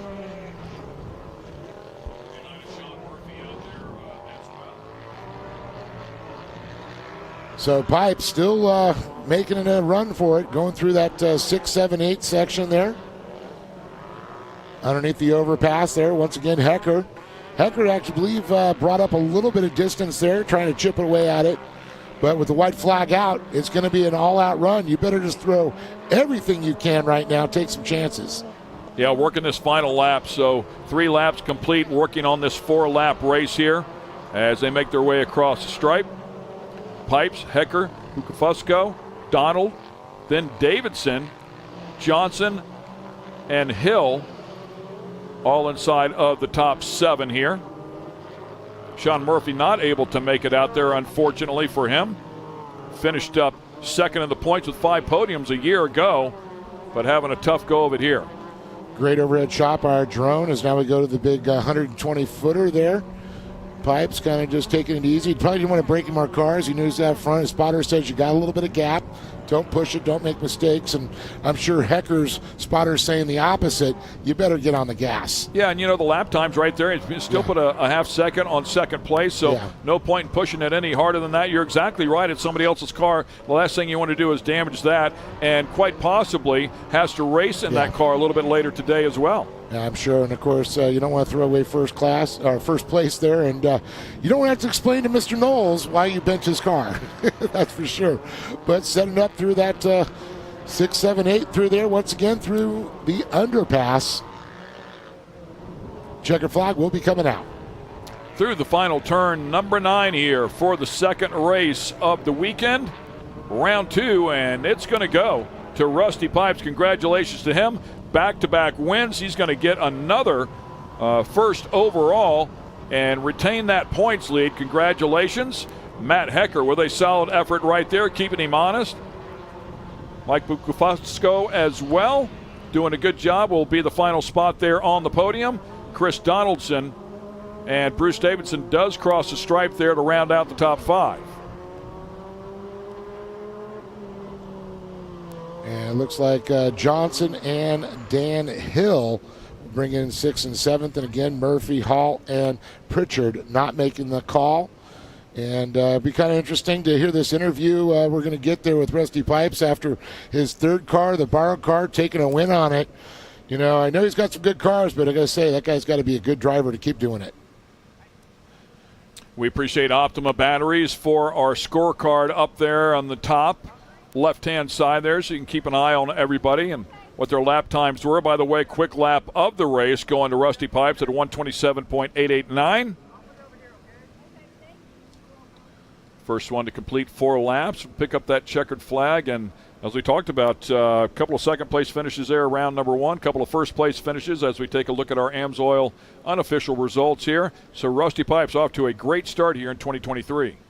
And it looks like Matt Hecker in the 31 is going to come across in 2nd, and Mike Bucafusco in the 901, then Chris Donald, Bruce Davidson, Jeff Johnson, Dan Hill rounding out the top 7 here as we get ready to get them down there. We're just waiting for them to go up there for Erica just in a few minutes. So great shot there of the track. Beautiful blue skies here in Wheatland, Missouri. Again, at this beautiful mecca of motorsports, the diamond of dirt tracks here, of course, Lucas Oil Speedway. And I believe Mike Bucafusco will finish up 2nd overall here as he finished 3rd last night. Finishes 3rd again today, so that would be the second best or second lowest score, if you will. So congrats to him on a great weekend. Donald should be a player, finished 2nd and again inside of the top 5 here, so a 2nd and a 4th. So Mike's going to just sneak by him there. And another beautiful, beautiful shot here of this complex. I mean, we couldn't have ordered a better day for this, Ken. I got to say, it's absolutely beautiful. And you never know what you're going to get here in the Midwest, yes, especially in the spring. It could be tornadoes and havoc going on, but we have some gorgeous racing weather. Well, Erica Allred once again is busy down there. Let's talk to our winner. Our unofficial overall winner, Rusty Pipes. Rusty, despite a lot of adversity. This is the reason why I'm racing, him and Jesus. Listen, look at these sponsors. S3, add S3 to this. Thank you, buddy. He let me borrow his car. I couldn't do it without him. Good job. All right, Rusty, despite all of the adversity you faced this weekend, you were still able to go 1-1 in this Vet 40 Plus Turbo. With your car that I finally had to find the right one. This is it. Super 8 TV, good job. And also, I'm making it official. I did win. It's first. I'm the official guy. It's the first. So for your very first car, you wrecked that one into the wall. Your second borrowed car had a mechanical, and now you're on your third borrowed car. Just how third time is the charm. Just how gratifying is this weekend for you after all the adversity? The people that run this race and the people that handle this are just amazing. The people, this great thing that they've done here. Thank you for Lucas. Thank you for MAO TV. Thank you for y'all, AOE. Thank y'all. This is awesome. Give us opportunity. You're awesome. And these people that make sure our life is awesome. The camera people. And who else helped you out with this weekend? Because I know it was really a team effort. S3 Power Sports in Shreveport, Louisiana. Oh my gosh, they have me the best car it's just amazing what they produce. And driver error, I decided to drive it into the wall. But anyway, Pipes Auto Sales, Super ATV, Maxxis tires, right now I'm running Raceline wheels with their set of tires, and they're awesome. Hoosier does some good stuff with these Hoosier bikes I just won with. Awesome. Rusty, congratulations on the stellar weekend. We're so happy to see you back up here after yesterday's debacle. Me too. Congratulations. Thank y'all. Thank you. He is the John Force of side-by-side racing, for sure. He's loaded with energy and a lot of fun, for sure, man. And rightfully so after grabbing that win and, of course, the second overall this year. So we have another race coming your way. Stay with us, and we'll bring out the Vet 40-Plus NA category. In the meantime, we're going to take a quick break.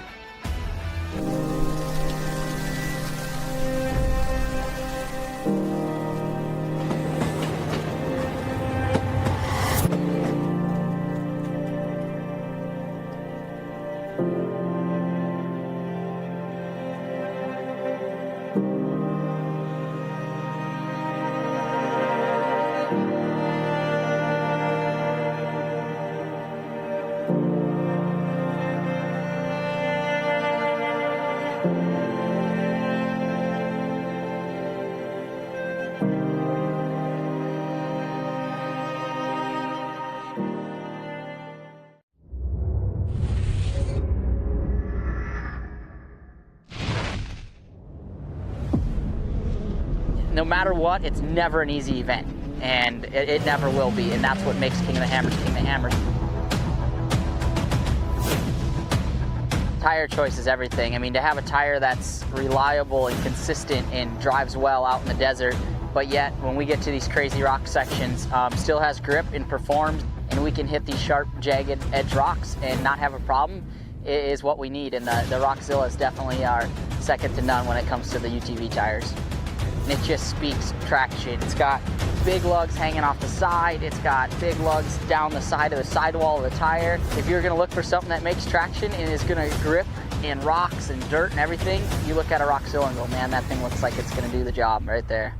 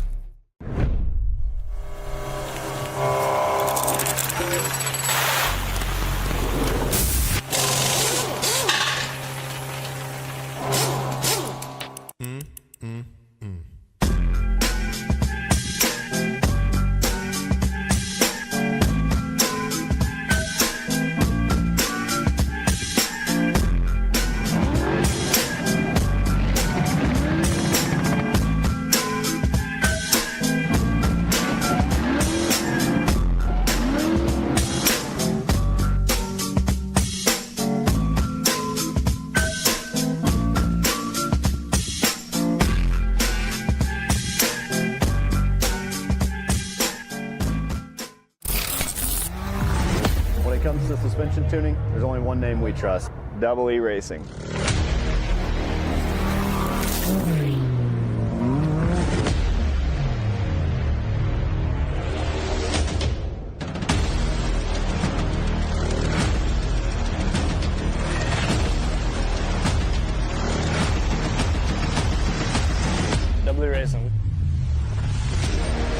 We help build champions. Ready for any challenge. Max's tires can handle even the most punishing off-road conditions.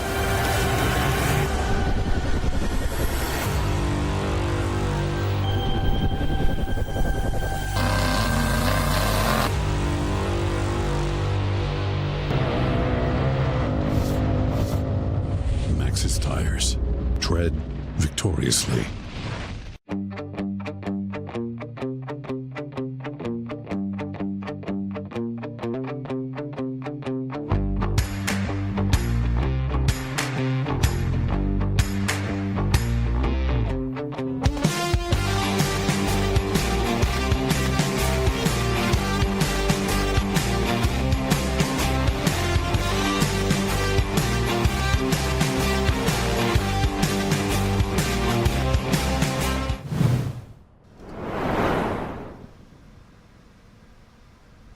At the age of 14, he won the Pro Buggy Championship in the Torque Series when USAC had it.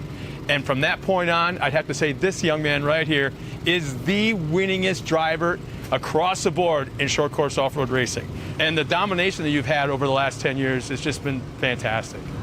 Yeah, I'm excited. I mean, I've been very fortunate, brought into a good family. My dad's the winningest driver in short course history, so being brought into that and then just going through the ranks, starting in a buggy, then going into Pro Light, and then Pro Light, Pro 2, and then Pro 2, Pro 4, and then now we've been running, I think we have 8 Pro 4 championships and a couple UTV championships in there, I think 5 or 6 of those, and 3 Pro 2 championships. Pro Light's the only class I never won a championship in, won a lot of races, we're always right there, but never ended up getting a championship in it. So it's been 10 years since I've competitively ran a Pro Light. I'm excited to be here at Wheatland, Missouri for Mid-America Round 2, Round 1 of the off-road trucks running here, and I'm ready. I'm excited. I know I've asked this years gone by when it was you and your dad in Pro 4s, and I had this question for you. Well, I'm going to kind of shift gears a little bit and have the same kind of question. A lap and a half to go. You and your cousin kind of like are tapping back and forth on that lap and a half. White flag comes out. What's going to happen?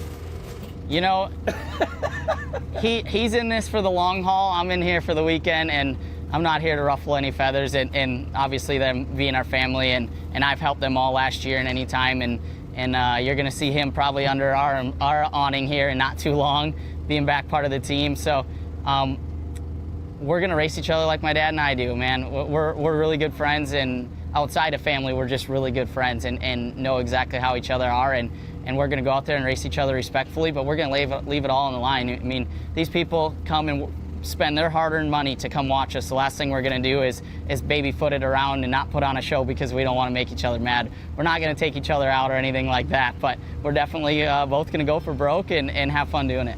Best of luck, man, this Thanks, weekend. Man. It's good seeing you. You too.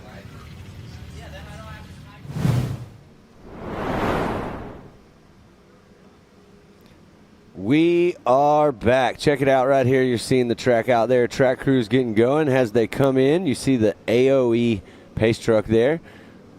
And it sounds like we are ready to go back into racing. We've had some little hiccups today, Scott. So far, it slowed us down a little bit. We're trying to make up some time. And right now, we are cranking Amateur Turbo. Charlie Stewart, Hank Hall, Ariel Biarski, Bruce Davidson, Rich Raby, Justin Smider, Chris Donald, Randy Boyder, Bo Turpin, Brittany Dunn Crisco, Zachary Harris, Jeff Gorsuch, Kevin Hall, Stephen Mokel, Kurt Dreimeyer, and Sean Murphy rounding out your 16-driver field right here for Amateur Turbo. This is round 2, Scott. Yeah. This is for all the marbles right here. Well, it got to make it comes happen. down to a combined score. Yeah. How they ran today. 2 races in one day. These guys are used to that, believe it or not. They totally are. And I can't help but think what's going through Hank Hall's head right now, because he had a great first race. Scary start. Yep. But he finished great, second on the podium. There's a green There flag. it is. Oh, we're underway. Again, already that. 4 wide into turn 1.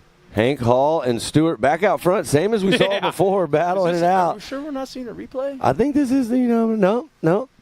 But check it out. There's Hank Hall. He's trying to dice in there. Looks like Stewart's going to take over that top spot right now. Biarski in third again. There's Bruce Davidson running in 4th spot. And Justice Smider Rounding out your top 5 right now, we are just getting started. Amateur Turbo, this is the start of the running order. We're running it back through this afternoon, Scott. Yeah, Stewart is picking up right where he left off, up front. Hank Hall running in that second spot. And really, we had a pretty dusty conditions earlier this afternoon, and this does not look all that bad right now. Yeah, earlier when if you were at home, you were watching this, you saw Pro Turbo out there. We had lots of dust out in Pro Turbo.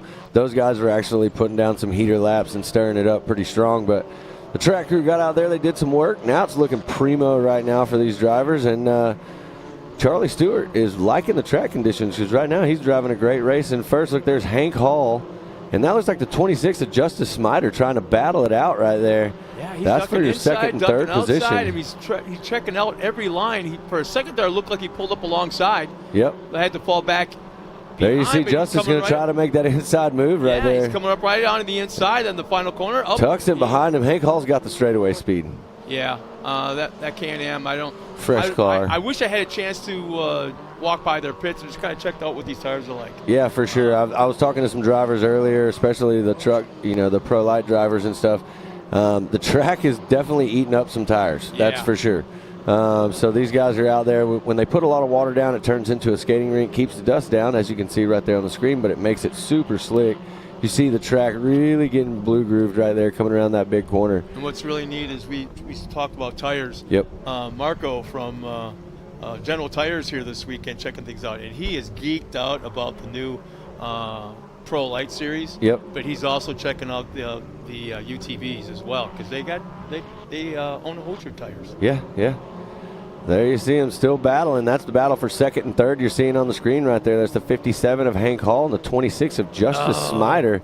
Talk about a clean race right now. He's protecting that line. There's a couple. You could easily Schmider could easily just tap on the back bumper of Hall and kind of just push him aside a little bit or upset the suspension. And well, I can tell you this right there. If you're looking at the 26 is showing a bunch of different areas. There you see him moving to the inside of Hank Hall right there. He's going to try to make the move. But here's what he's doing. He's been diving under and around the outside anywhere he could to try to set up a line to go the opposite of where Hank did. And he found that, just made the move. So that puts Schmider in the second spot, Hank Hall in the third. But I can tell you right now, we watched it earlier, Scott. Hank's going to battle. He's not giving up right here. That's the crazy thing about Hank. I mean, he's such a quiet kid off the track, hanging out in the pits, walking around the pits. He's so quiet, almost on the shy side. And then you put you put a helmet on him and talk about a Tasmanian devil. So, yeah, the battle's continuing on. Right there's a great shot from our drone where you can look down at the track and see all the blue groove. Oh, look at Hank Hall. He's trying to get a drive right there. That big tabletop. Going in. Sent the tabletop there. He's raking in some frequent flyer miles on that one. Look at that. He went a little deep after that. He slid wide, and Schmider comes back on the inside. So, nice move by Schmider. And here's the thing. How many have they traded spots now? 2-3 times? Yeah, that's a battle. Never touched. Nothing. No, that's such a clean racing, great drivers. Sportsmanship, great driving right here from Hank Hall and Justice Smider. Smider right now has got 3 laps left. He's got to hold off Hank. Hank's going to give him everything he's got. He's not going to let him get away, that's for sure.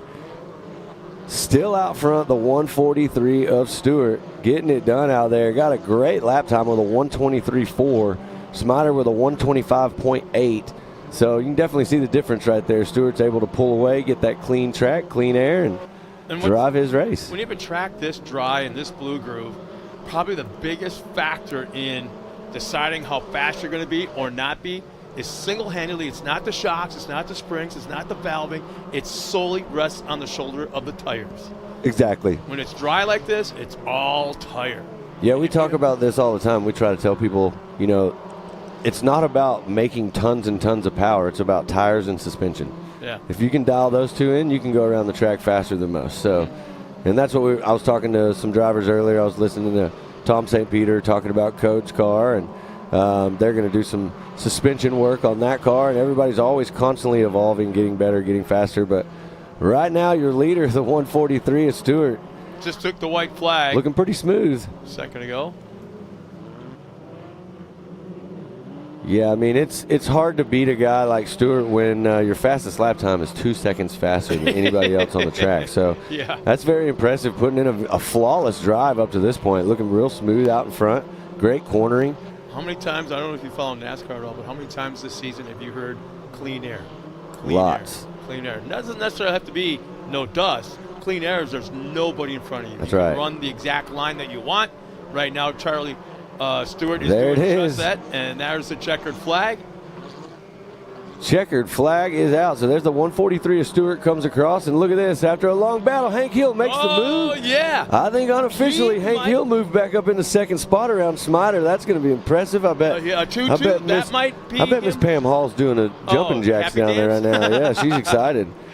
What a great race right there. Stewart, Hall, Smider, Biarski, Raby, your top 5 unofficially. As we round out the last few drivers to come across the checkered flag. Take the checkered here at Bruce Davidson, Randy Lucas Boyer. Oil Speedway. Yeah, Jeff Gorsuch Yep. in the 8th spot. Rounding up the top 10 should be Bo Turpin. Yeah, Bo Turpin And and Kurt Drymeyer. Drymeyer. We'll get some final results up on the screen here Unofficial. shortly. Unofficial. Yep, I'm officially unofficial. And those will be coming up here shortly, but what a great race right there from your Amateur Turbo. That is the main event today in the Amateur Turbo. So Extremely clean. good racing right there. Congrats to Charlie Stewart on the big win. Ran away with it. Hank Hall and Justice Smider putting might on be a the show weekend for everybody.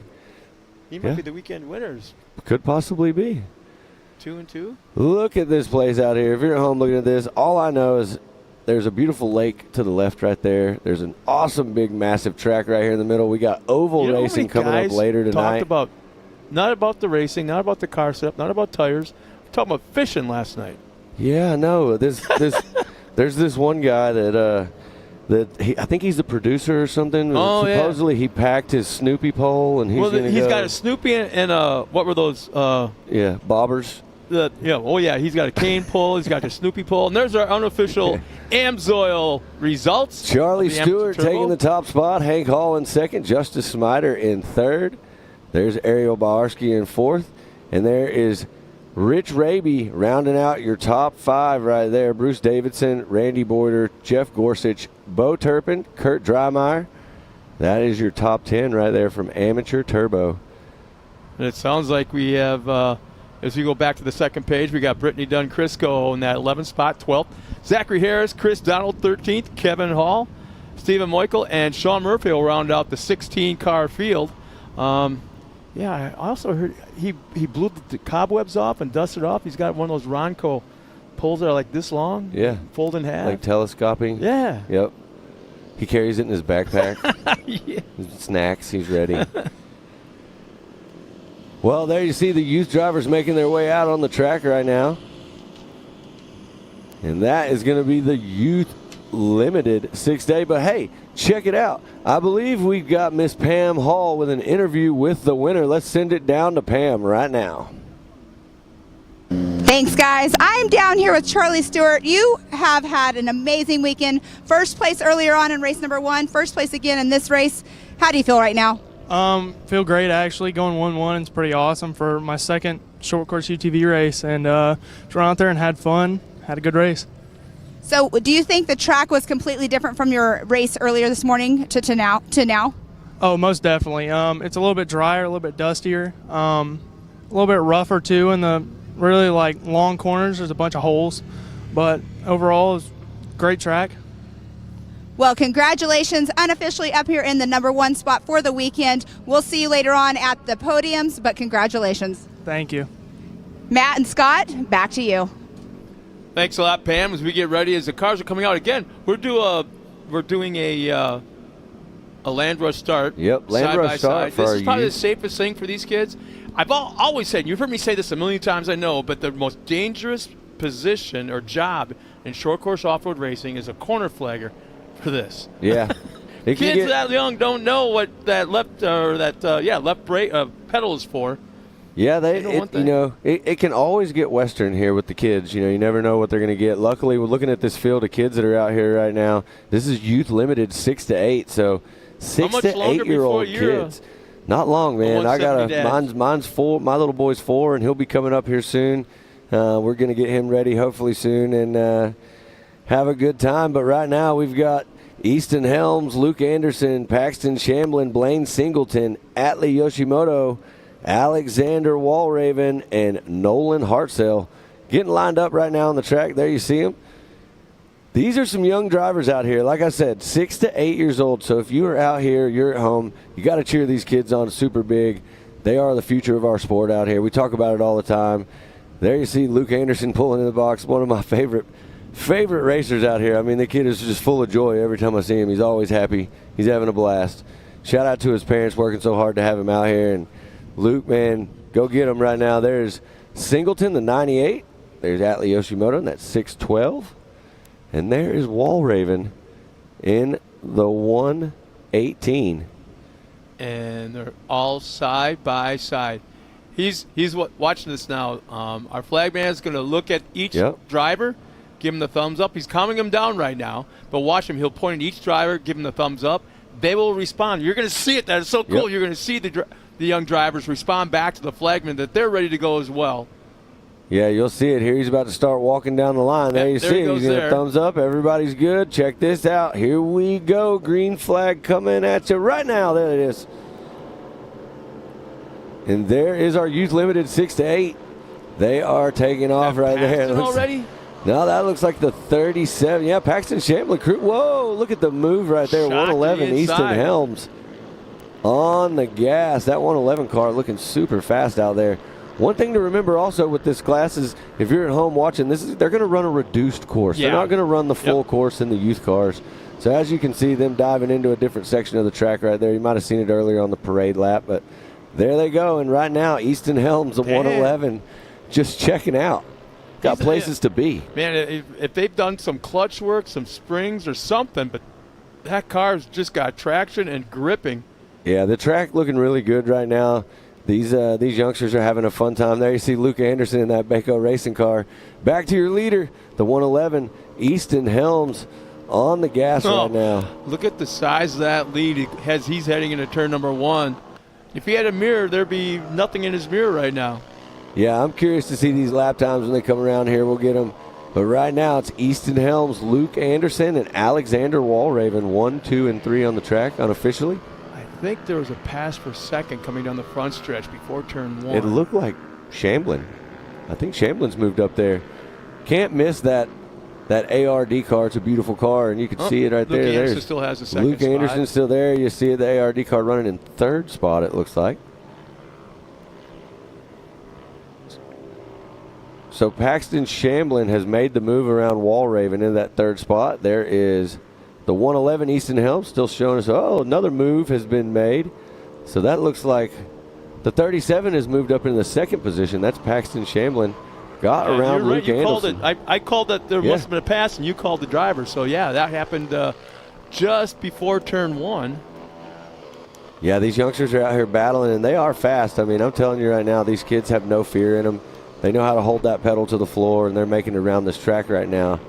Cutting some fast lap times. So, looking at this, Easton Helms, like I said, he's flying right now. So, he's a 143.148 on the track. Your second place driver, Luke Anderson, with a 148. So, there's a big difference right there. That Easton Helms has found the power. They got that car dialed right now on the track. And what I like about this also, they're learning how to keep that momentum and that speed up in the corners. They're not drag racing to turn 1, pitching it sideways like Steve Kinzer and scrubbing all that speed off. Corners and nice and smooth as white flag. 2 laps remaining. Yeah. Okay. White flag is there's out. the white flag. You're right. Yep.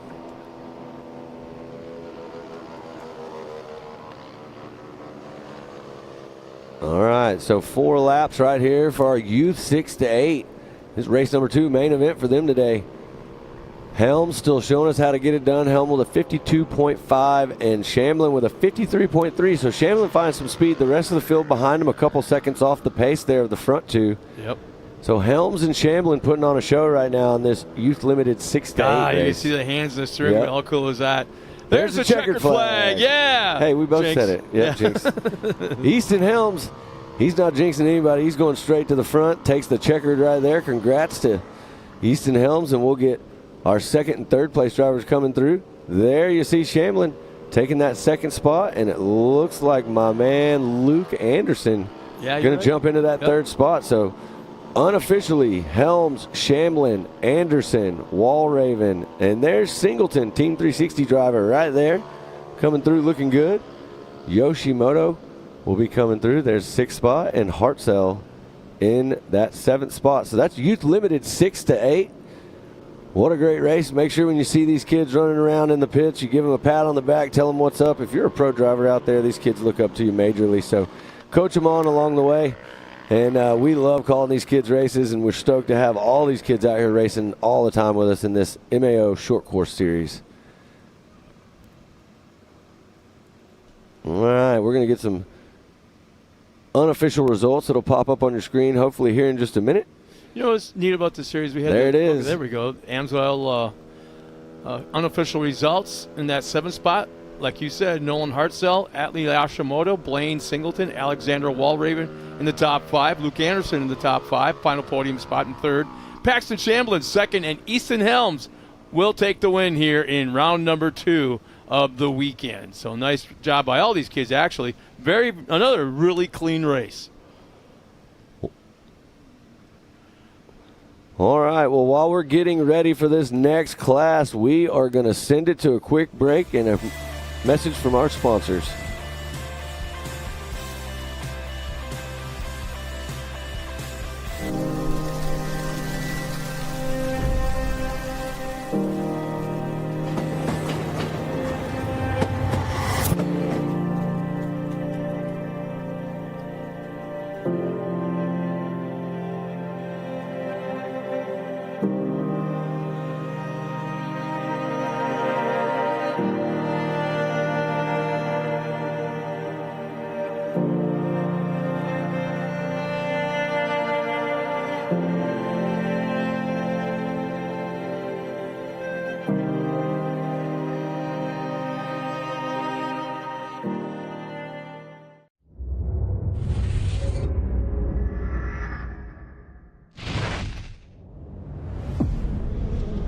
No matter what, it's never an easy event, and it never will be, and that's what makes King of the Hammers King of the Hammers. Tire choice is everything. I mean, to have a tire that's reliable and consistent and drives well out in the desert, but yet when we get to these crazy rock sections, still has grip and performs, and we can hit these sharp, jagged edge rocks and not have a problem, is what we need. And the Rockzilla is definitely our second to none when it comes to the UTV tires. And it just speaks traction. It's got big lugs hanging off the side. It's got big lugs down the side of the sidewall of the tire. If you're gonna look for something that makes traction and is gonna grip in rocks and dirt and everything, you look at a Rockzilla and go, man, that thing looks like it's gonna do the job right there.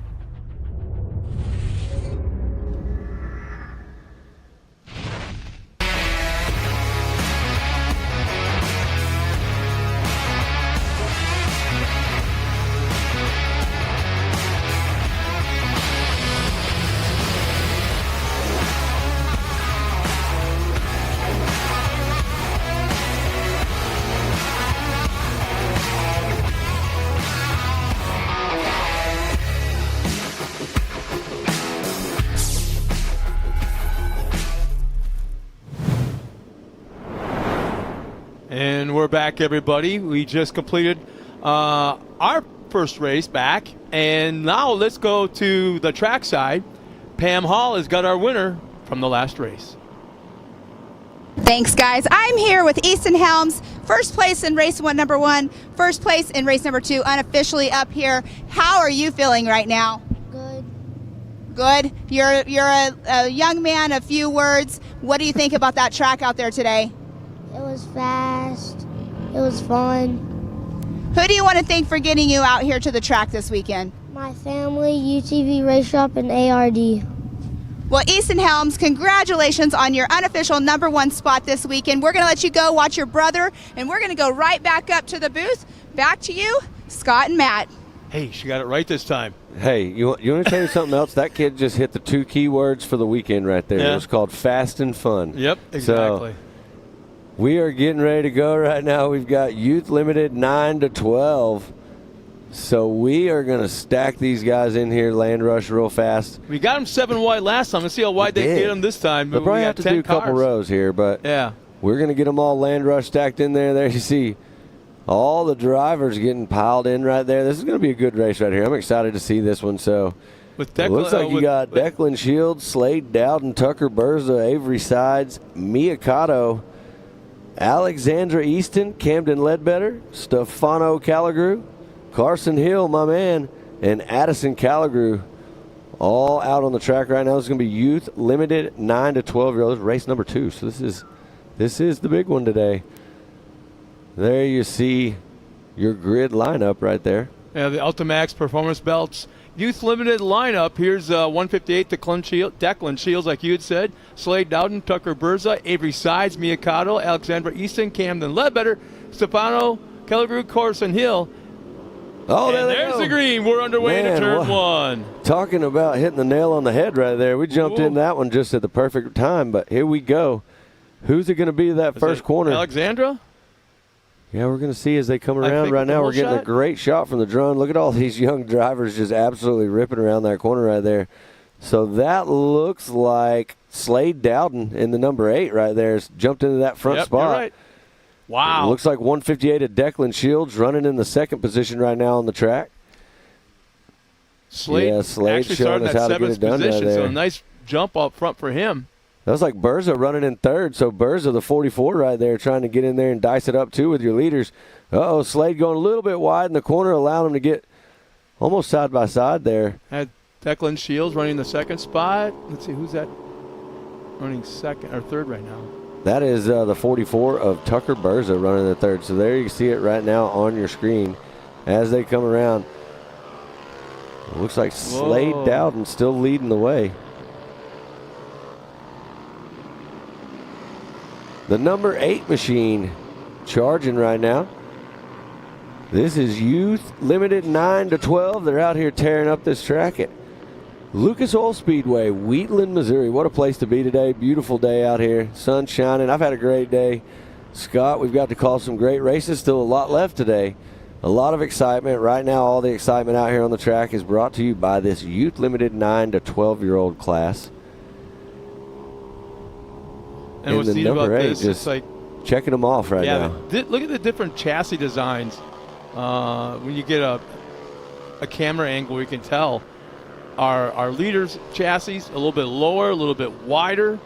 Look at the second place car, a little bit skinnier and a little bit taller. I mean, just you think it, you dream it, you throw it on a piece of paper, and you start bending pipe and cutting it. And then next thing you know, you got your own fabbed up roll cage. That's right. Which you'll be doing very soon.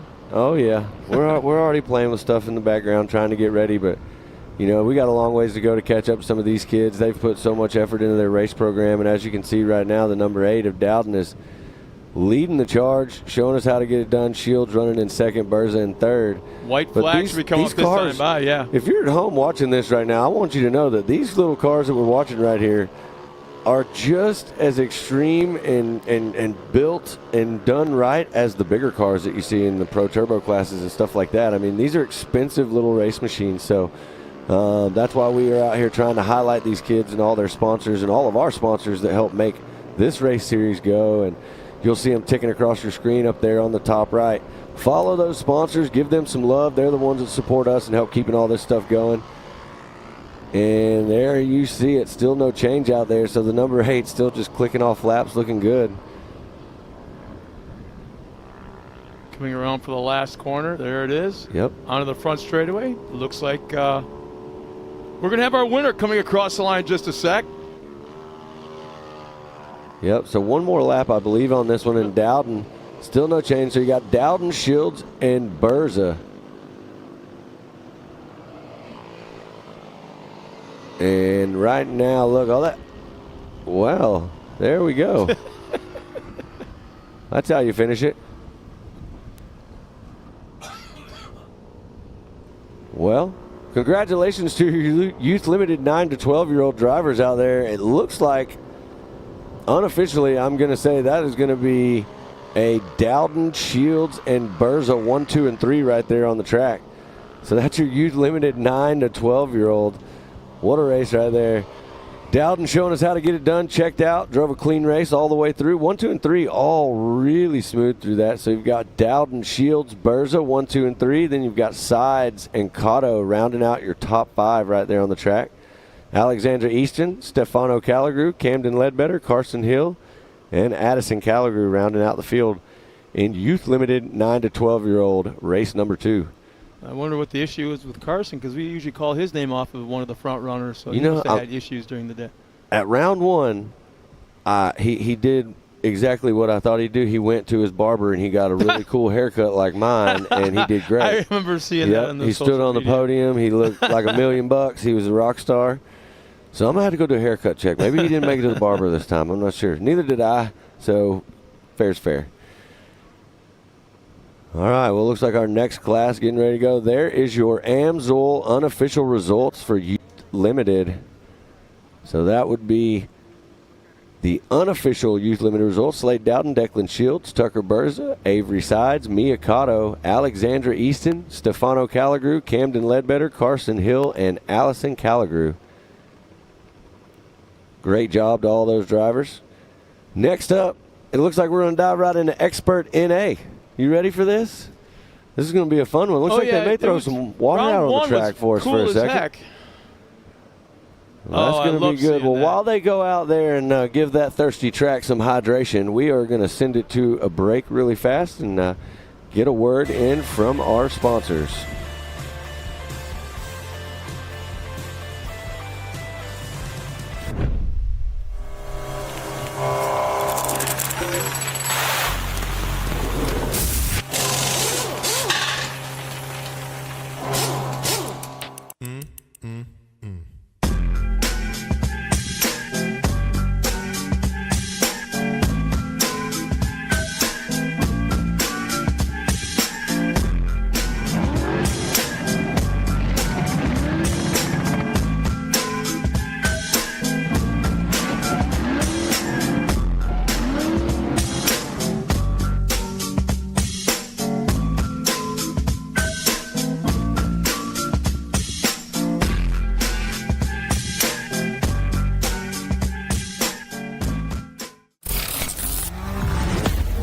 Suspension tuning, there's only one name we trust, Double E Racing.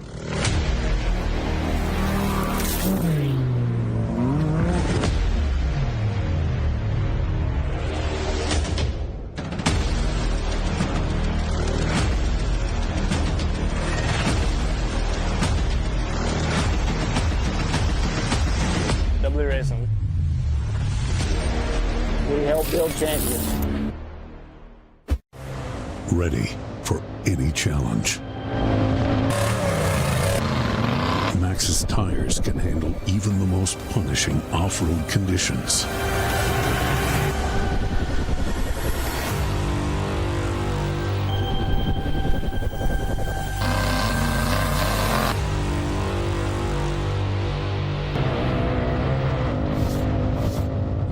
Maxxis tires.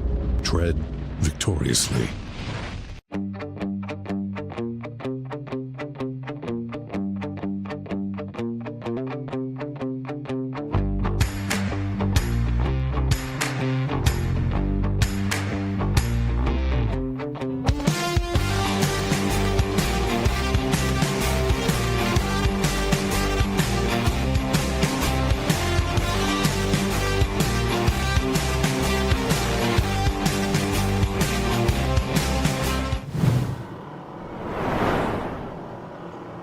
And welcome back, everybody. But first, before we go to the more racing, let's go to Pam Hall down trackside with the winner of our last race.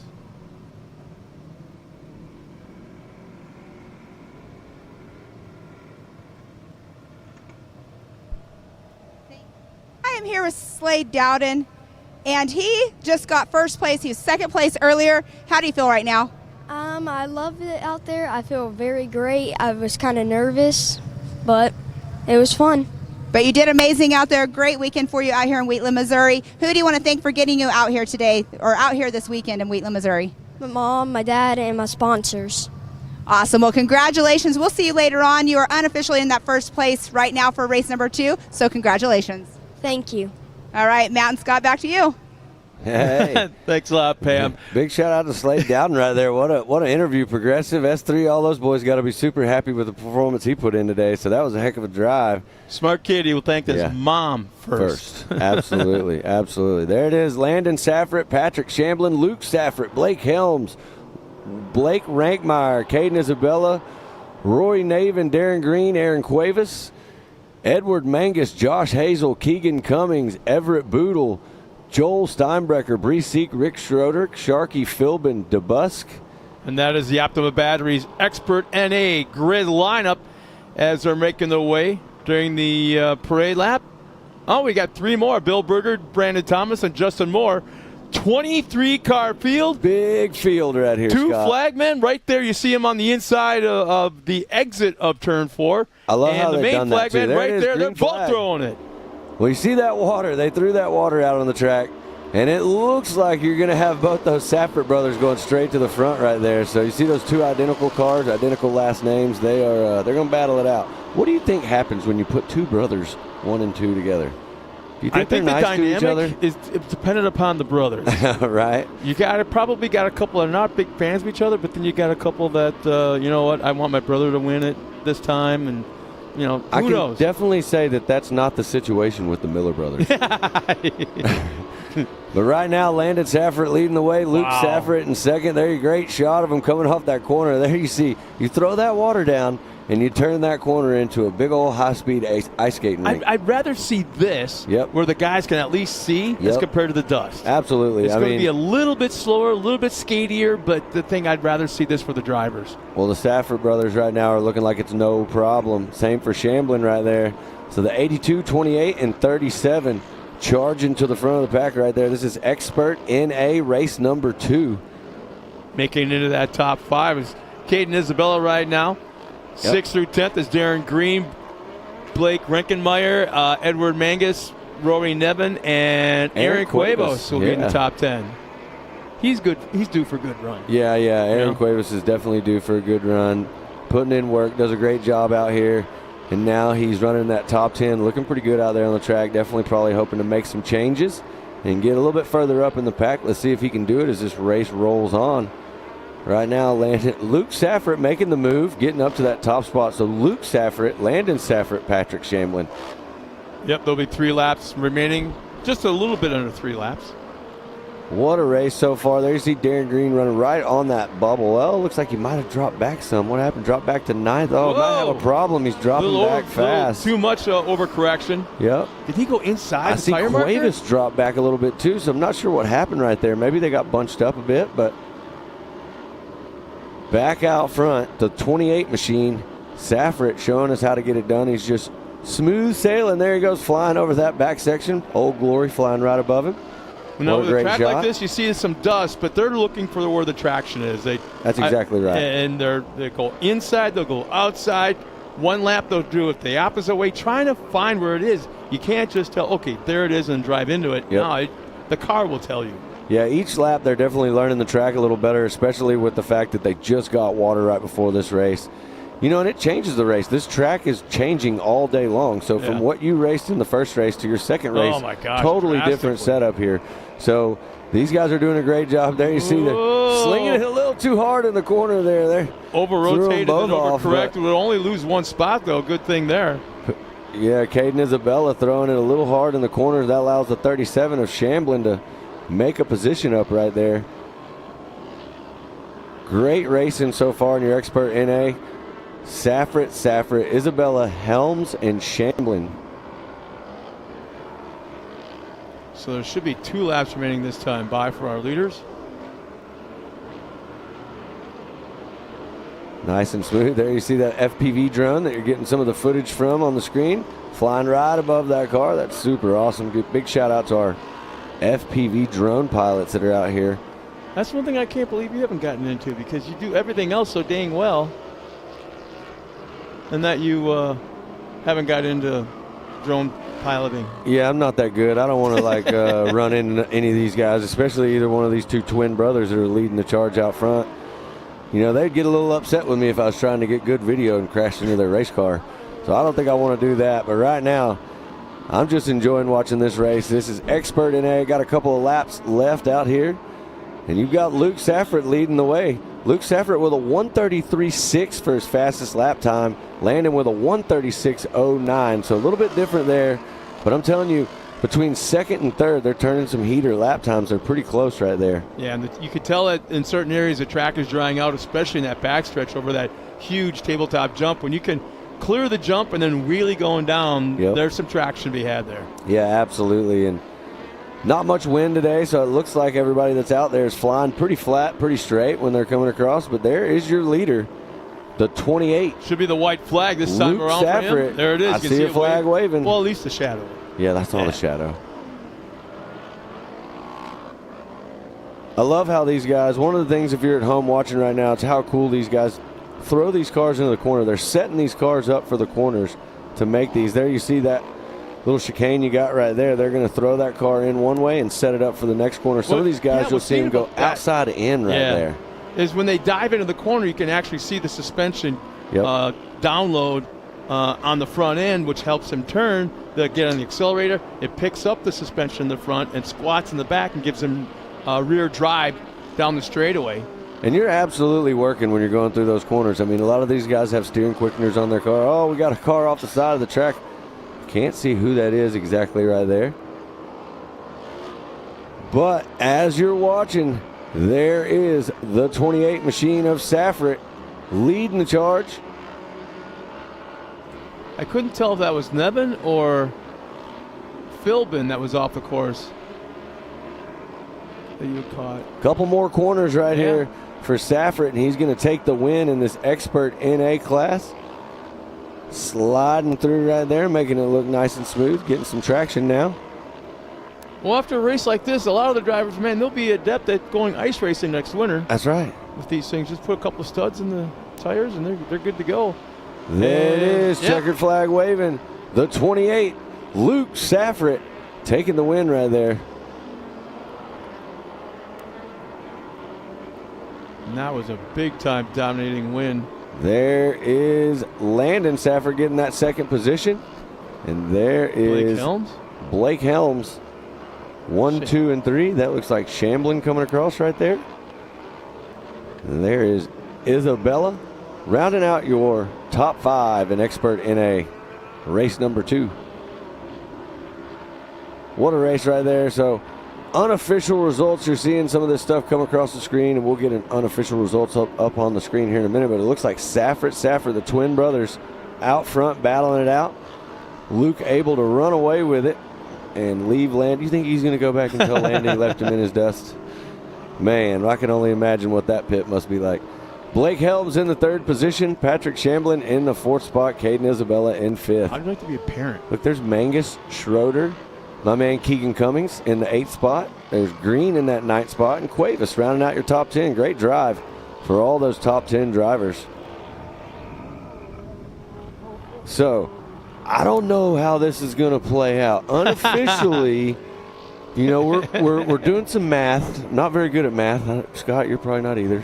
Oh, no. But oh, hell no. I'm pretty sure Landon Safford might be the overall in this. The unofficial overall. Unofficial overall. Well, so when we'll you get find out. One brother won the weekend, the other one won the day. Yep. Not a bad trade-off, I guess. Yeah, for sure.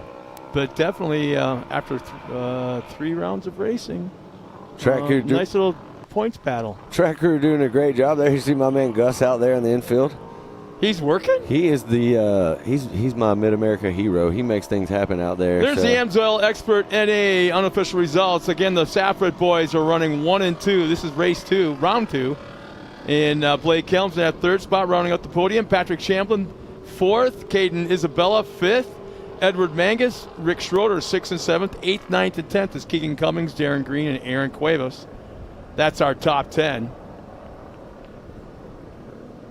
What a race. Congrats to Darren Green. Congrats to Aaron Cuevas. Those guys jumping there. Keegan Cummings, Rick Schroeder, Mangus, Isabella, Shamblin, all of them.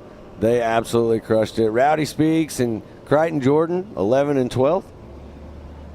And, man, I think we're ready to go down to Erica and talk to our winner. She's got the winner down trackside. Let's now go to Erica with our winner.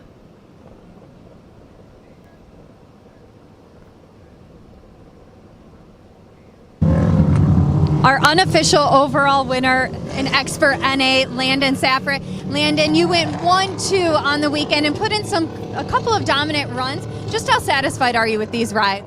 I mean, I'm trying the best as I can. I mean, that track was really gnarly, and I was just trying not to hit a wall. So, I mean, I'm satisfied. It was definitely gnarly indeed, but you seem to manage well. Who would you like to thank for all of your efforts this weekend? My mom, dad, Jody, DFF Engines, Progressive Power Sports, 3P, Trey, Ultimax Belts, and HMF. Landon, congratulations on this overall. Thanks a lot, Erica, and congratulations once again. And did I sense a tired, winded driver there? Yeah, I mean, he was working his tail off to get to, keep that number one spot and be the unofficial overall for the whole weekend. He had to. He was racing against his brother. Here's our Optima Batteries starting grid for Amateur NA. We got on the pole, the 101 of TJ Sievers, Josie Watkins, who's having a great weekend out there in the 237, Colin Greenfield, Benjamin Heiding, Ryder Van Beekem, TJ Kunkel, Will Chick, and Quinn, Ashley Rowden, and Dakota Medlin. Then we have Crichton Jordan and Rowdy Speaks out there as well. Again, that is the Optima Batteries Amateur Naturally Aspirated starting grid. Going green in just a moment. I love seeing the AOE truck taking them around, pace truck taking them around to the start-finish line. You know that their nerves are going, the butterflies are going. This is race number 2 of the weekend out here at Wheatland, Missouri, and it's been a great weekend out here. See, that's the thing. I don't think they're nervous anymore. I think the nerves were there when they're in staging, when they started to move out onto the track. That's when their game face came on, and that's when pace truck pulls off, and we're going green this time by. Simultaneous flags being waved inside of the final corner and at the flag stand. And they are side by side going into that turn number 1, but it looks like Sievers just now pulled out in front just a little bit from Josie Watkins. This is a exact replay of the first of round 1 today. And they are all bunched up together there. TJ Sievers out front still with Josie Watkins being closely followed behind right there. We have Ryder Van Beekem and the 513 of Colin Greenfield. Yeah, it looked like he had a nice run, but he checked up. Again, it's so nice to see these drivers in almost every class I've seen so far that I've been in the booth running a very clean race. I mean, they could easily start tapping some bumpers and things along that line, kind of upsetting the car in front of them, but nobody's doing it yet. Nobody's being unsportsmanlike and shoving people around, and that is, I'll be honest with you, I think that's kind of somewhat unusual. I think it's part of the track that they're not quite used to, but no, it's still really cool to see. I think that, what they're doing out there too is they're wanting to have a clean race. They don't want to bump anybody. They don't want to, possibly get, penalized for bumping somebody and spin them out or whatever. But they're all driving super clean this weekend and, not tapping each other like you're saying. But we do still have TJ Sievers out there in that number 1 spot. You can see him tapping the brakes, trying to get the suspension to load so he can make that turn. And back on the throttle, you see that car squat to the back, and he'll complete lap number 1. 3 laps remaining in race number 2 here today for the Amateur Naturally Aspirated NA. And Scott, let's talk about this for just a second, why this race is going on. The weather, the sun is out. Yeah. It's been out for a little bit, but this morning we woke up, it was overcast. Big time overcast. Yes, and it almost looked like it was going to rain, which originally it had called for rain. But, I'm super excited to see that the day has changed. We have blue skies. Whoa, our second place car, Watkins, goes all the way around, keeps on going. It was a complete 360, never slipped a gear, just kept on it. I think she lost 2 spots maybe, yes. Man, nice drive. Puts her in that number 4 spot right now with Ryder Van Beekem and Colin Greenfield taking over those spots. But there we are again. TJ Sievers up there going through the Project X whip section, showing us what his suspension is all about. Yeah, nice compression and rebound in that car. Looks like it's set up very, very well. And what's like, it's soft enough to even right there, he hits the brakes. The car, again, will dive into the corner, and he'll be able to turn, get back on the throttle. the front end picks up and squats to the back, and then you got forward drive. Exactly, and he's having a great weekend out here at Wheatland, Missouri. Super excited for this young kid. Are you kidding me? Josie's back up to second already? Not even a half a lap, and she's back to second? They have not gone through the ticker that's right, till just now. Yeah, the timing loop. So here we are. We do have battling for the second and third spot is Ryder Van Beekem and Colin Greenfield. Van Beekem is in that police sheriff's looking car. And then he'll be out here later on in his red, white, and blue. I think that if I remember right, that's a tribute car. I believe it's actually got some sheriff's department, I believe, on the side. That I am not sure, but look at that. Yeah, he's got a red, white, and blue. Him and his dad had the red, white, and blue cars. And that is second through fourth right there that we're going through that long sweeping turn. Teaching these guys and girls how to do some drifting in the dirt. That's a big, long sweeping corner. But there's a two-way battle going on between Ryder Van Beekem and Colin Greenfield for that second and third position. I think you better throw in Josie Watkins in that as well, because she's right there. Boom, look at all three cars. There's 4 cars now in the picture. 4 position. All showing us how their suspension does work. Oh, and Greenfield got a little bicycle action just for a second. Driving it in hard, trying to get past Van Beekem, cannot find the right line to get through. And this is where it's like you're protecting your line is what you're doing as a driver.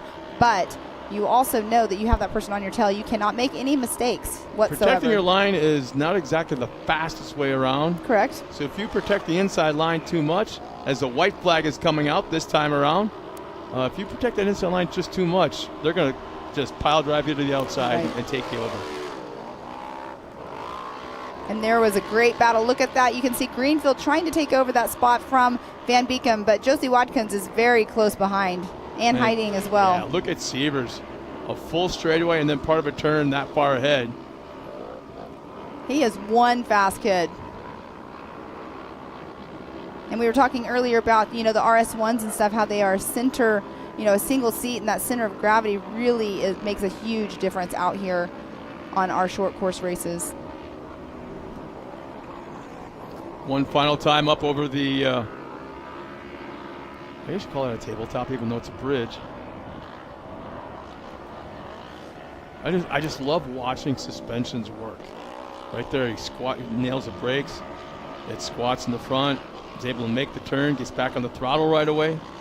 I have to tell you, I had the honor to be over at G-Force Racing last week, and I actually got to see the insides of the shocks. It was pretty cool to see. I've never seen how they put everything together. It was pretty awesome. But there we go, TJ Sievers getting ready to come across. He's going through that last turn number 9, going to get that checkered flag. He's pumped. Waving on the left. TJ Sievers will take the win by a sizable margin. Robert Van Beekem will hang on to second. Nice run by him. He needed something like this in the worst way. Greenfield will come across in third, rounding out the podium. Tough break for Josie Watkins. She had a shot at the top spot there for a while until she made that mistake. And look at the 3-car battle coming out of 4. Wow, that is going to be a really close finish. All 3 of them going up on that jump all at once. Yeah, we can't call that from here. Holy cow. Ashley Rowden's involved in that. Rowdy Speaks is in on that. I think it was Quinn Clanky was also there. The nice run. Again, another clean race. Yes, so race number 2. The top 5, TJ Sievers, Ryder Van Beekem, Colin Greenfield, Josie Watkins, and Benjamin Hiding. That is our top 5 unofficially right now for race number 2. And TJ Sievers has had an amazing weekend out here. More than likely, he will end up our unofficial overall for the weekend. Mm-hmm. I would not doubt it. And look at that facility right there. That is so amazing. The way the track is, how big the track is, 1.2 miles. You got the boating off to the left, and we are going to do some water maintenance. And there's our AMSOIL Amateur NA unofficial results. TJ Sievers will take he'll take the top spot. Ryder Van Beekem, nice run in second. Colin Greenfield, also a nice run. He'll be on the last guy on the podium. Josie Watkins will finish in the top 5 along with Benjamin Hiding. In the 5th spot, Dakota Medlin, TJ Conkle, Quinn Klenke, Ashley Rowden, and Rowdy Speaks in the top 10. Along with the rest of our field will be Crichton Jordan, and Will Chick did not make the call. But nice run by, nice clean race by entire field. Yes,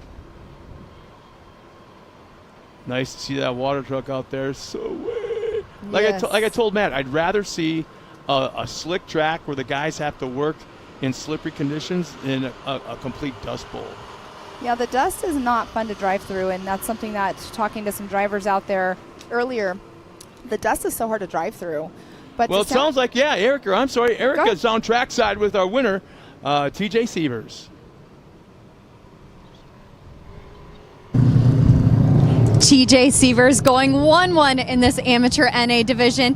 TJ, congratulations on the dominant performances. It seems like you could do no wrong today, so try and sum up your successful day of racing. So, this track was beauty. It was in perfect conditions, but we had a little bit of a tangle up in the Youth 1K race, but we got that fixed and came out on top. Well, we look forward to seeing you dominate a little later on in Youth 1K as well, but who helped you out with this overall?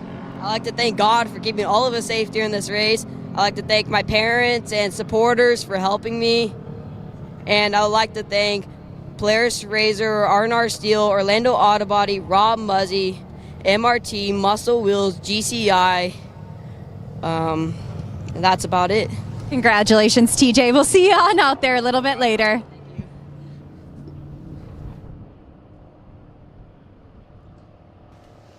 All right, we are back. We are getting ready to start our Pro NA race number 2 of the weekend. We have Owen Van Eperen, Chase Carr, Colin Truitt, Cross Kirchmeier, Sean Hess, Tyler Rimreed, Kyler Holcomb, Jeb Boodle, Carson Vell, Nick Burnham, Kanan Baker, Aliana Baker, Colin Kearns, Brock Lawson, Reese Harris, Johnny Hergus.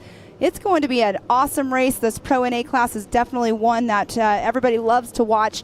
So many entries in this race. We have 23 cars that should be taking the green flag today, and we have Chad Mayo's name is on there in the 23rd position. I believe he blew his motor yesterday, so I'm not sure if he's actually going to take the green flag. But right now you can see that they are going to be taking their pace lap behind the AOE pace truck. You can see a little bit of water that has been thrown down in that Johnny K's over-under. And this is going to be no dust for the first part of the race, but you can see they're getting ready to go around, take that green flag. I'll be joined here in just a moment from the one and only Ken Stout. And it's going to be a great race out here, and they are lining up. It's all about the pace right now. It's Owen Van Eperen taking that green flag. And welcome, Ken.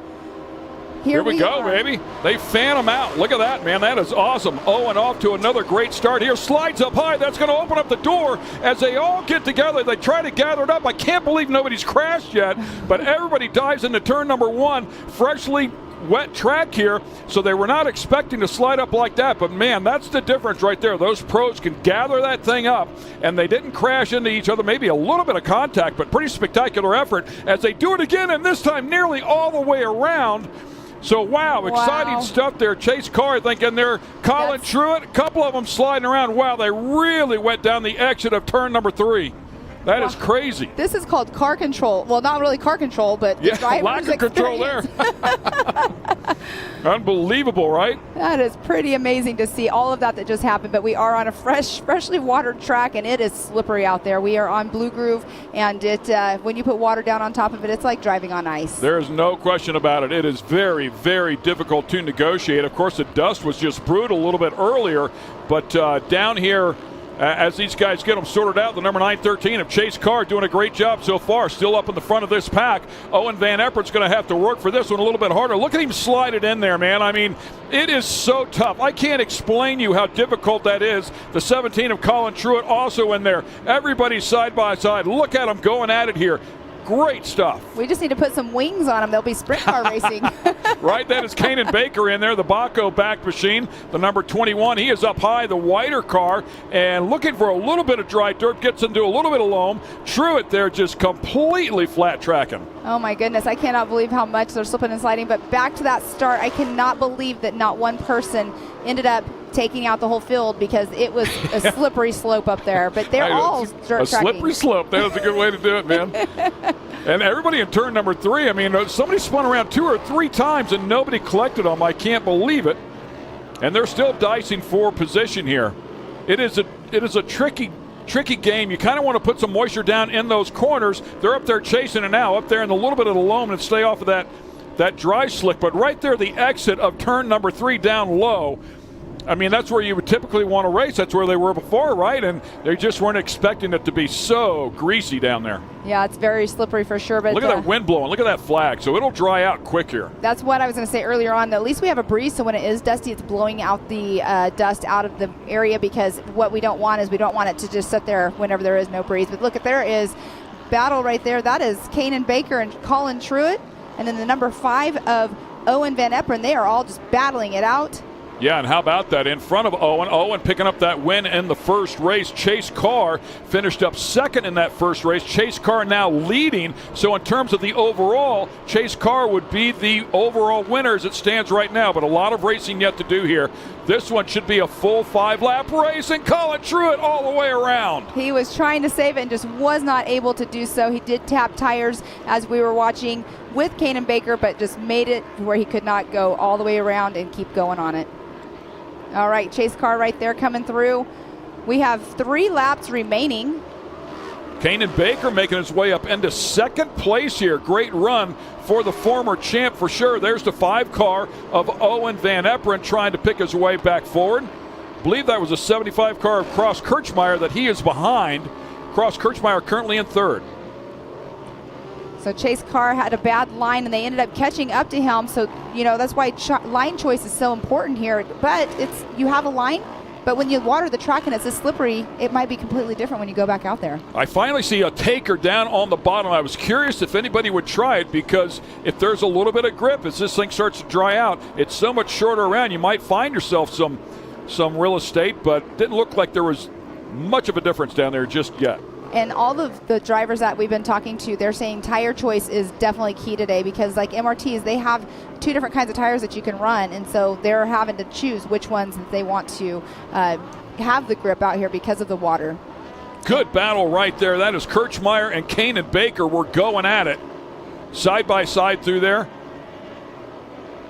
And I believe that's a 75 right there. Owen Van Eperen makes his way up into second place now.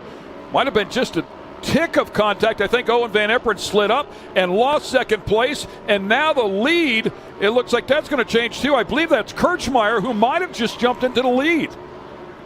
Chase Carr slid up just a little bit. That is second place. We're looking at the number 913.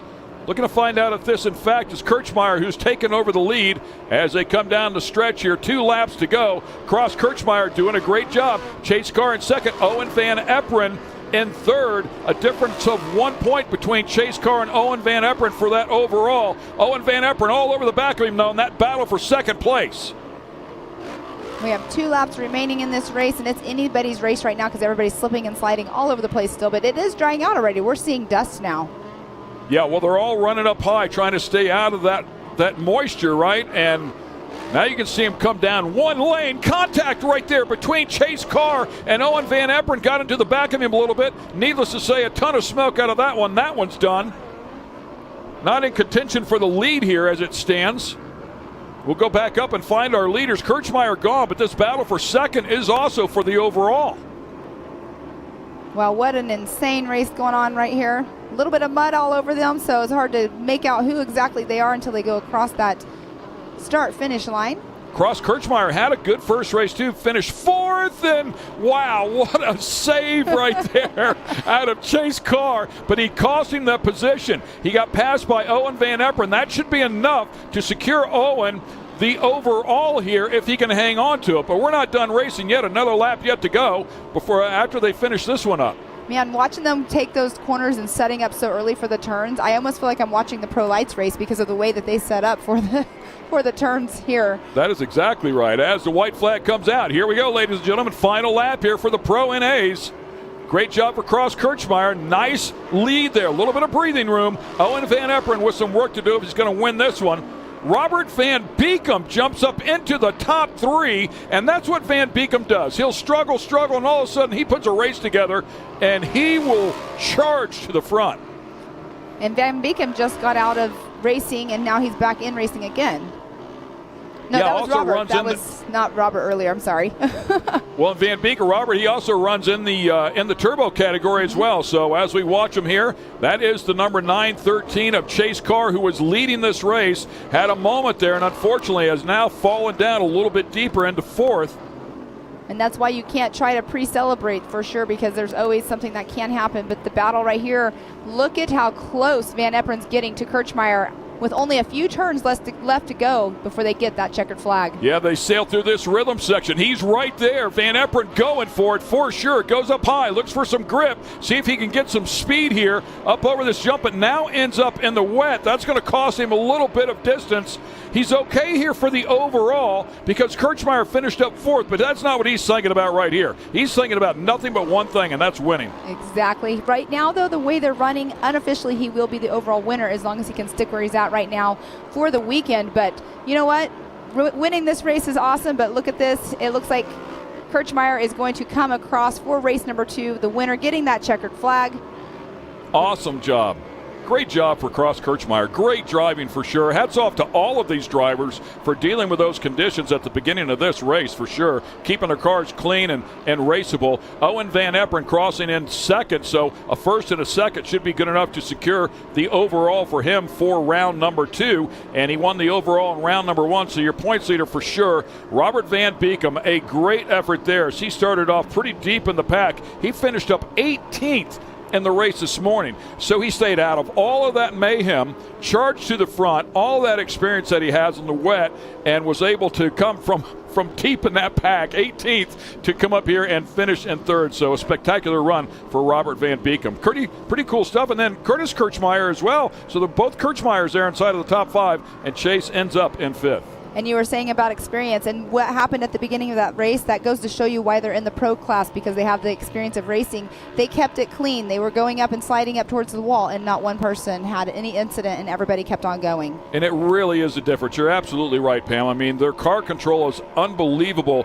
They can make a mistake, but it's typically not a big mistake. Can it be costly at their level? Yeah, because somebody's going to take advantage of them, but it's not costly to the point that they go sailing off the track or they smack the wall. They kind of know where that edge is, and they play with it all the time. So sometimes they miss it by a little bit, right? Exactly. And of course, that wet track threw them a pretty big curveball. It was pretty fun. And they weren't having fun, but we were having fun watching them slide up through those turns. So AMSOIL brings us the unofficial results. Congratulations to Cross Kirchmeier. Great effort out here for the weekend for sure with a 4th and a 1st. Owen Van Eperen, a 1st and a 2nd. Congrats to him, and was right there at the end. Thought he might make a run for it. Robert Van Beekum, as we just documented, from 18th to 3rd. Great run for him. Curtis Kirchmeier and Chase Carr, who led so much of that race, ends up in 5th, man. The last couple of laps just kind of went away. And that's why it shows, you don't let up. You keep pushing all the way to the end because anything can happen, and that's exactly what happened with Chase Carr. He was pushing, but with the way it happens, track conditions weren't the best, like for him on that with the water. But you know what? He's still up there. He still did it. He still finished just in that number 5 position. Yeah, great stuff. Colin Truitt, we saw him. He was up there battling with the leaders. Unfortunately, spun out there and ends up in 6th place. So a little bit further down than he would want to be. Sean Hess and Kanan Baker as well, also up there battling. So great stuff here. We will take a quick break and come back and talk to our winner.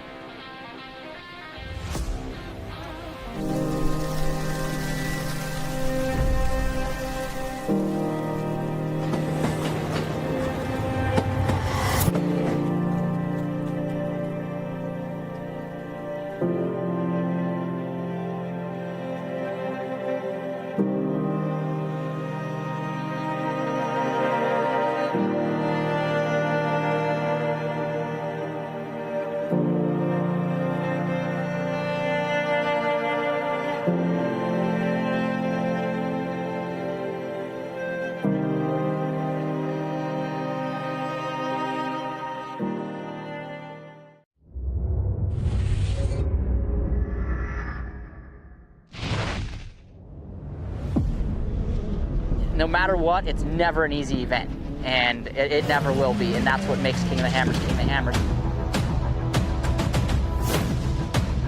Tire choice is everything. I mean, to have a tire that's reliable and consistent and drives well out in the desert, but yet when we get to these crazy rock sections, still has grip and performs, and we can hit these sharp, jagged edge rocks and not have a problem. is what we need, and the Rockzillas definitely are second to none when it comes to the UTV tires. And it just speaks traction. It's got big lugs hanging off the side. It's got big lugs down the side of the sidewall of the tire. If you're going to look for something that makes traction and is going to grip in rocks and dirt and everything, you look at a Rockzilla and go, man, that thing looks like it's going to do the job right there.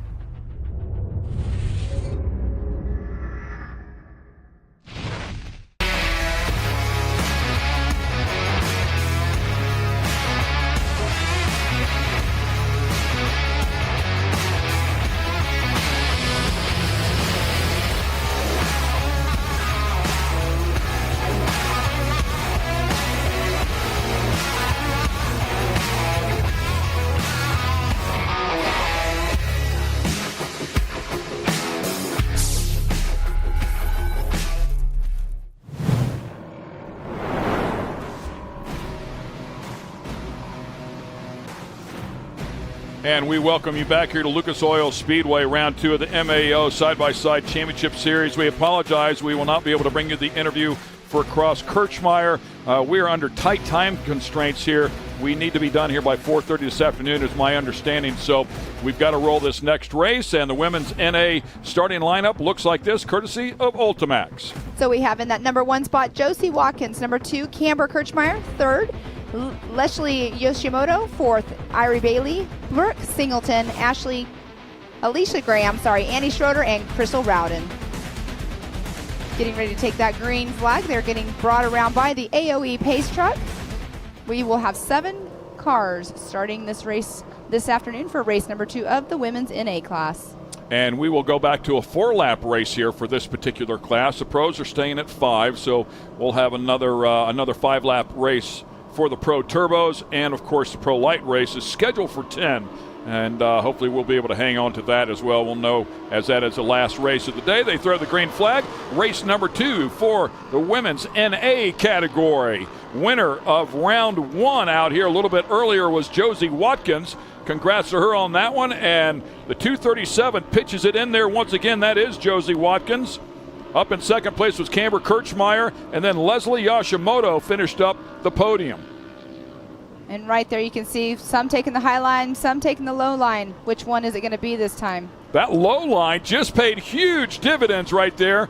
Couldn't get the drive off, so still a little bit slick coming off, but all the way through the center of the turn, yes, you could see it was so much shorter around that they actually gained a lot of ground. Yeah, that was pretty cool to watch, the drivers take different lines to see which one's going to work for them. But like you were saying earlier, once the water starts drying up, it's going to change, and that lower line will become that faster line again. Yeah, and now that Josie saw that, she might try that lower line. If they get 2 or 3 down there for a lap or 2 and kind of blows off the bottom of that exit, it might really start to come in. Josie Watkins getting that great start here, hoping to win the overall. We'll see if she can put it together. Up on the bike is the 237. And Leslie Yoshimoto, she's running in that number 2 spot right there. And that's number 14 of Camber Kirchmeier. That is right on her tail. And right there, they are definitely running close together. Great battle going on for 2nd and 3rd. Yeah, good stuff there as Leslie Yoshimoto was able to pick up that spot there in turns 7 and 8. Little puff of blue smoke out of the RS1. And here comes Kirchmeier taking a look down here into turn number 1. That is race line turn number 1. She's not going to be able to hang on to it, though. I always say it's funny, watching these battles and everything, but, it can kill your time, your track time, because that allows the person that's running in front of you to pull away just a little bit, because you're driving a little bit harder when you're battling against your competitor. Oh, big moment there for Kirchmeier. Unfortunately, got a little too sideways up there in the top of turn number 3. But does not look another one up there. 2 of them actually getting together at the entry of turn number 3. So clearly that one's still a handful. And that's the 28. Oh, the car's destroyed. Well, I don't want to say destroyed, but the front end clearly broken, and she clearly does not understand that right front does not want to cooperate. No, definitely not going to want to. It's going to when she tries to make a turn, it's not going to happen. So yeah, she'll have to pull out there to the side. Spotter should be helping her out here to let her know and try to get down off at the track and out of the way, and there she goes. There we go. That right there, that will... And she's still on the gas. I'm not sure where she's going, but... Almost wonder if the throttle is stuck the way that thing is acting. Let's hope not, but there's Josie Watkins right there. She's coming around getting a lap, so we will have 2 laps remaining. Josie Watkins in that first position, Leslie Yoshimoto in that second, and there's Kirchmeier coming through. Yeah, Kirchmeier with a lot of work here to do now after sliding up there high in turns 3, so that is a good look from the back going through race line turn number 1. You got to hang on to that that drone. That drone will throw you out of the chair. I know, you see me. It's like a video game, you know. You're turning with it. That's exactly right. So 5:28 of Leslie Yoshimoto out of Depew, Oklahoma, trying to get a little bit closer here, and doing so, how about that, really closed the gap right there through turn number 3. And you know, Josie has to be excited right now, but it's not over. They have 2 laps remaining, a few turns to get through before they have that white flag. But she's not going to ever let up, because she is one that's out here to compete, and she is a competitor. It's at heart, and she's really, really good. And you can see it right here, not giving up any lines or getting off of the throttle. I'll tell you, another turn 3 like that, and she might find herself in second. We'll see if she tightens that up here going around. That's another thing where a spotter can really help to say, hey, Yoshimoto just went through turn 3, went around the bottom, really closed the gap up on you. We need to go down a couple of lanes. So that's that's some of the information you rely on your spotter for. Yes, and like we were... Oh, here she comes.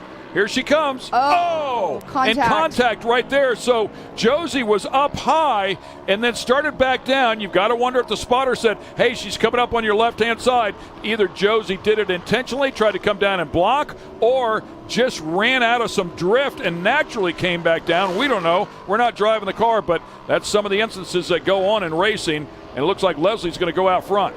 Wow, and that's something too, like you might be trying to protect your line, and Scott brought up a good point earlier on, and look at Josie spinning out. Looks like she might be having some issues going on. Well, I wonder if that caused a little bit of damage there to that left rear possibly. Maybe it bent something back there.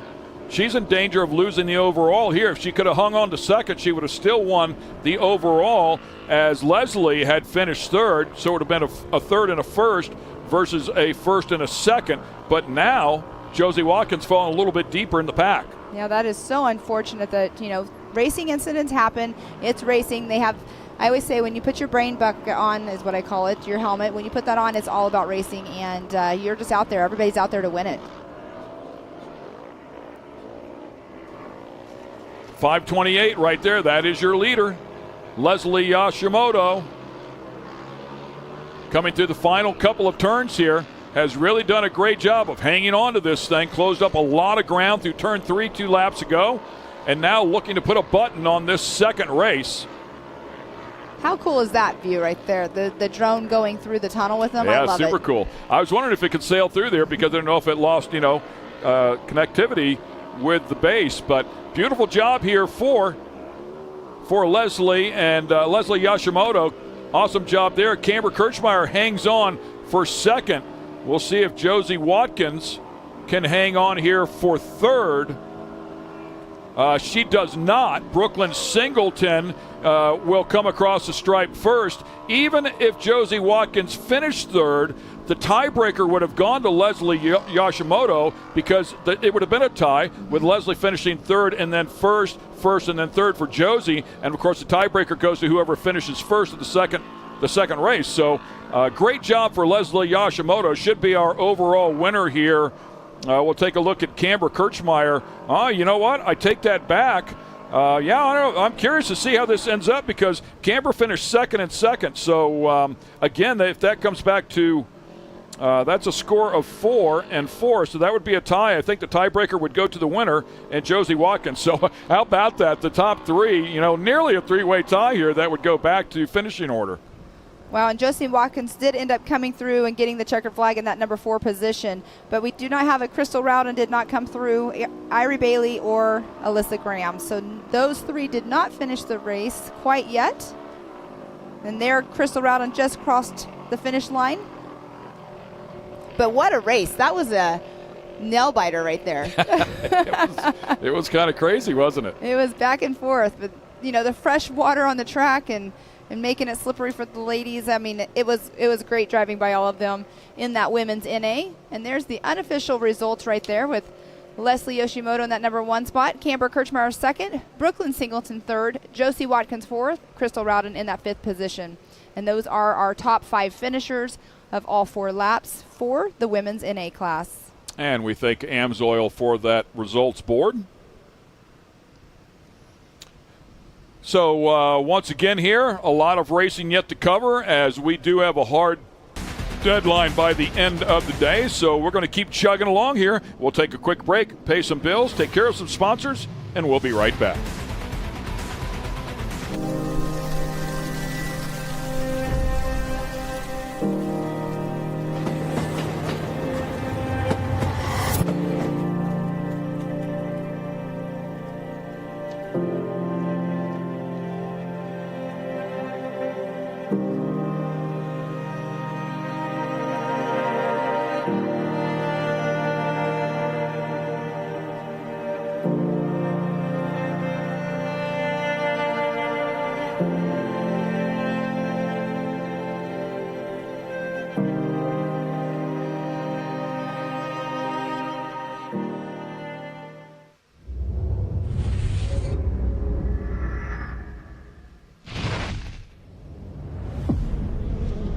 No matter what, it's never an easy event, and it never will be, and that's what makes King of the Hammers King of the Hammers.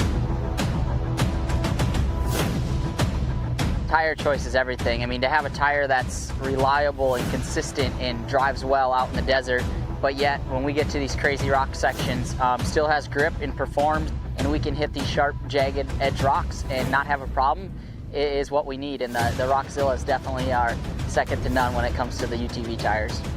And it just speaks traction. It's got big lugs.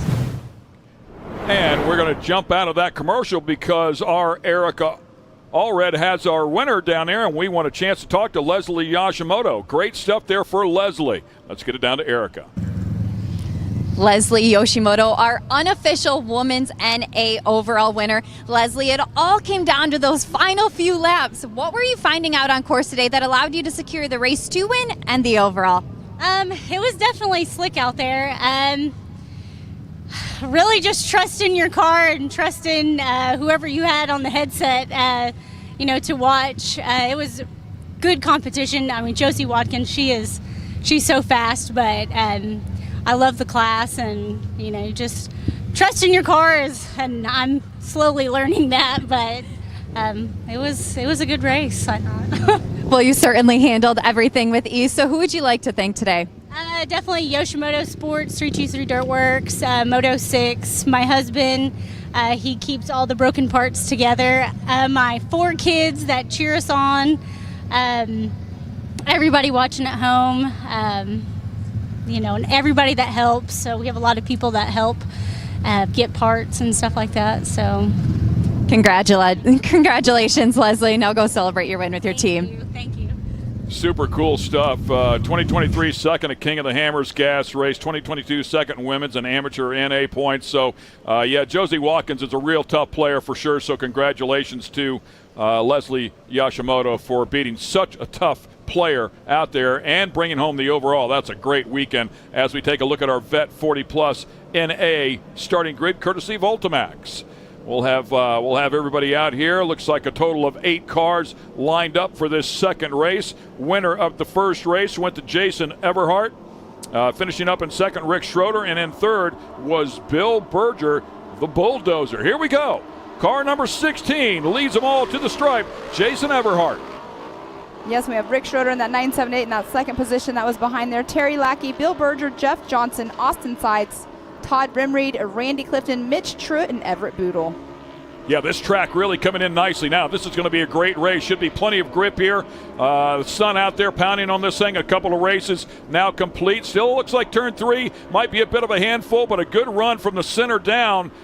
Second place there, closing the gap there. The track is coming together amazing for this Vet 40+ NA class. And right there, the 16 of Jason Everhart out front with Rick Schroeder behind him. Yeah, Everhart, they're having a really good run here. It was pretty close here at the exit of 3, but he got a really good run out of 3 and able to maintain it so far. Makes his way through that Project X off-road whoop section. Going to have some company, though. Here comes a Yamaha trying to bully its way down through there as well. Terry Lackey, who came in here as the points leader, one of the players out here. And his car was tested out a couple weeks ago out at the Outlaw Series. He had Colin Truitt racing it for him, and Colin Truitt ended up winning both the NA and the Turbo class in his car. Wow, so you know the car is solid for sure. As we take a look back in that pack just a little bit. They come back out here across the stripe. Everhart leading, followed up by Schroeder. And then it looks like the Bulldozer, the number 75. Bill Berger doing a great job as well. It's one of the Yamahas. That's that Yamaha I was talking about, trying to bulldoze its way up through there. And perfect description for that guy. The Yamaha's that RS1 that's in second. And the top 6 are still running close together. The 5th and 6th car, they were battling it out. Here comes Schroeder. Schroeder trying to make a run again, that lower line. And Jason Everhart went way up high, but then got a good run off the top of the turn.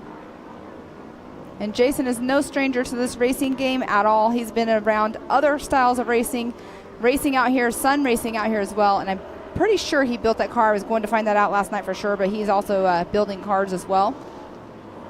Rick Schroeder in the hunt here, having a great run as well. The 2022, he was third in the points, former and very successful motocross racer. 2022 was his first year in side-by-sides, also running Expert NA. And they're battling it out right there. Rick Schroeder is trying to find his line to get past Jason. Not quite finding it right there in that S turn. Not yet, anyway. Yeah, and Schroeder changing from a Yamaha YXZ last year to the Polaris RS1 this year.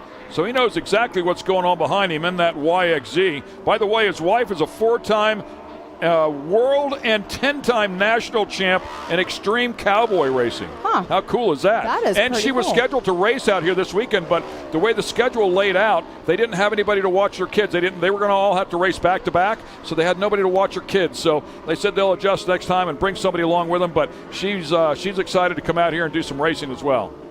It's awesome to see husbands and wives out here racing together, or against each other, I should say, not together. But we do have right there, the 75 of Bill Berger is right on the tail of Rick Schroeder. I mean, right there. So we might have a battle going on here in just a moment between 2 and 3. And so one of the advantages to the Polaris was the clutch setup, the clutch design. It was actually geared a little bit differently than the Razor. So they used to run out of gear. They just didn't have the top end speed that the Yamahas have. But as you can see right there, they were both very close. And they're going through those S turns right there. The smaller car, of course, you talked about it before, sitting in the center. Nice, well-balanced car, but that wheelbase, it ticks shorter, it can help you and it can hurt you. Especially in those whoop sections. That's what we were discussing earlier, too. The longer wheelbase, like the trucks, they have to kind of let up a little bit because they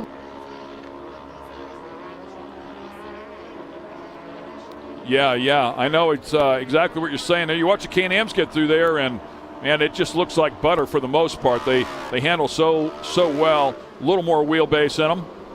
And the white flag is out for our leaders of Everhart and Schroeder Berger sides. Lackey, Rimreed, and Clifton. This one far from over. Any sort of slip up right here. We'll find out how turn 3 works again. And a big line adjustment for our leader. Jason Everhart did not go up to the top and shoot down here. So no way for him to know what was going on behind him. So that is courtesy of a spotter, giving him some good information to say, don't go up so high. Stay down here a couple of lanes. He really closed up on you. So maintains that lead. Having a spotter is so key. We've talked about it all day long, but having that spotter up there in your ears is in short course, especially one that has a track that is as fast as this one is. But you can see right there, they're so close right now. Rich Schroeder is... Oh, here comes Schroeder. My goodness. Schroeder down there on the outside through this left-hander. He found some more skinny pedal. Beautiful job. So is Bill Berger. He thought the bottom was going to open up. It did not. Talk about protecting your line. Everhart did a great job, didn't he? And that might earn him the win right there because it was going to be open. He checked up just enough to save it and now has enough gap to get through here. Should be able to close this one out. Schroeder's going to have to worry about Bill Berger, who's now making a run there on the Yamaha on the inside. It's not going to happen, though. Another good battle back there for fourth Just behind him between Austin Sides and Terry Lackey, it looks like Sides will just sneak by and hang on. So some great racing throughout this entire field of our veterans 40-plus in A category. Good stuff. What a great race. Yeah, there were for only, sure. 8 guys that raced and actually finished the race, but that was an amazing race right there. So Jason Everhart winning this one. He also won the first race. That is a good back-to-back effort there. Should be enough, obviously, to win the overall. Schroeder finishing up second in the first race and second here in the second race. And Bill Berger third and third. Funny how it goes, right? But all three of them right there at the top again. Yes, and we did see Mitch Truitt take the green flag, but he was in his son's car who has to race later on. What happened with his car earlier, he loaned it out to another racer, and that racer had an incident. We saw that. It was destroyed. Yes, so he got his starting points and pulled off the track to save the car for Colin Truitt. But right there is our unofficial results. Jason Everhart, Rick Schroeder, Bill Berger, Austin Sides, Terry Lackey, Todd Rimreed, Randy Clifton, Jeff Johnson, and then did not finish was Mitch Truitt, and Jeb Boodle did not start the race on that one. Or Everett Boodle. Copy. So excellent stuff for sure. As we continue on here, it's got a lot of racing yet to cover here, but we are winding things down, so stay with us, and we'll be right back.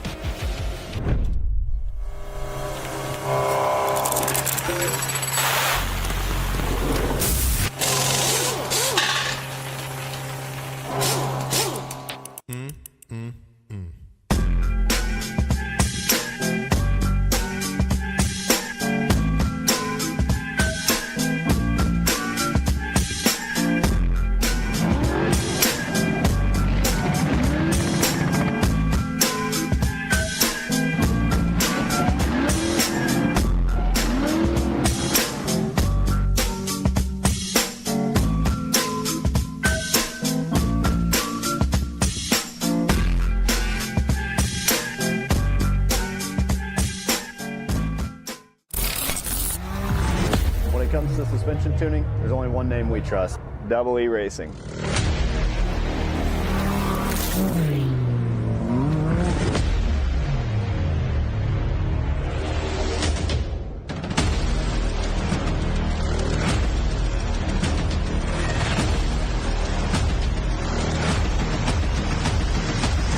Double E Racing. We help build champions. Ready for any challenge. Maxxis tires can handle even the most punishing off-road conditions.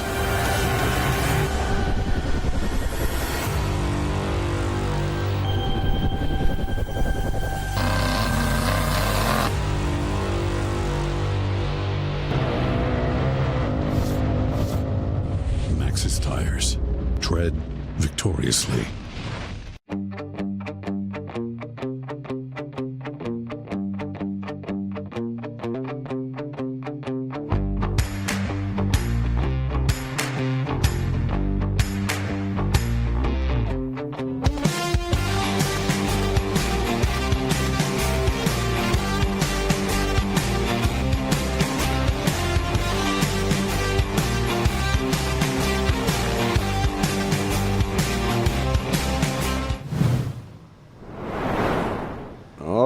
Welcome back.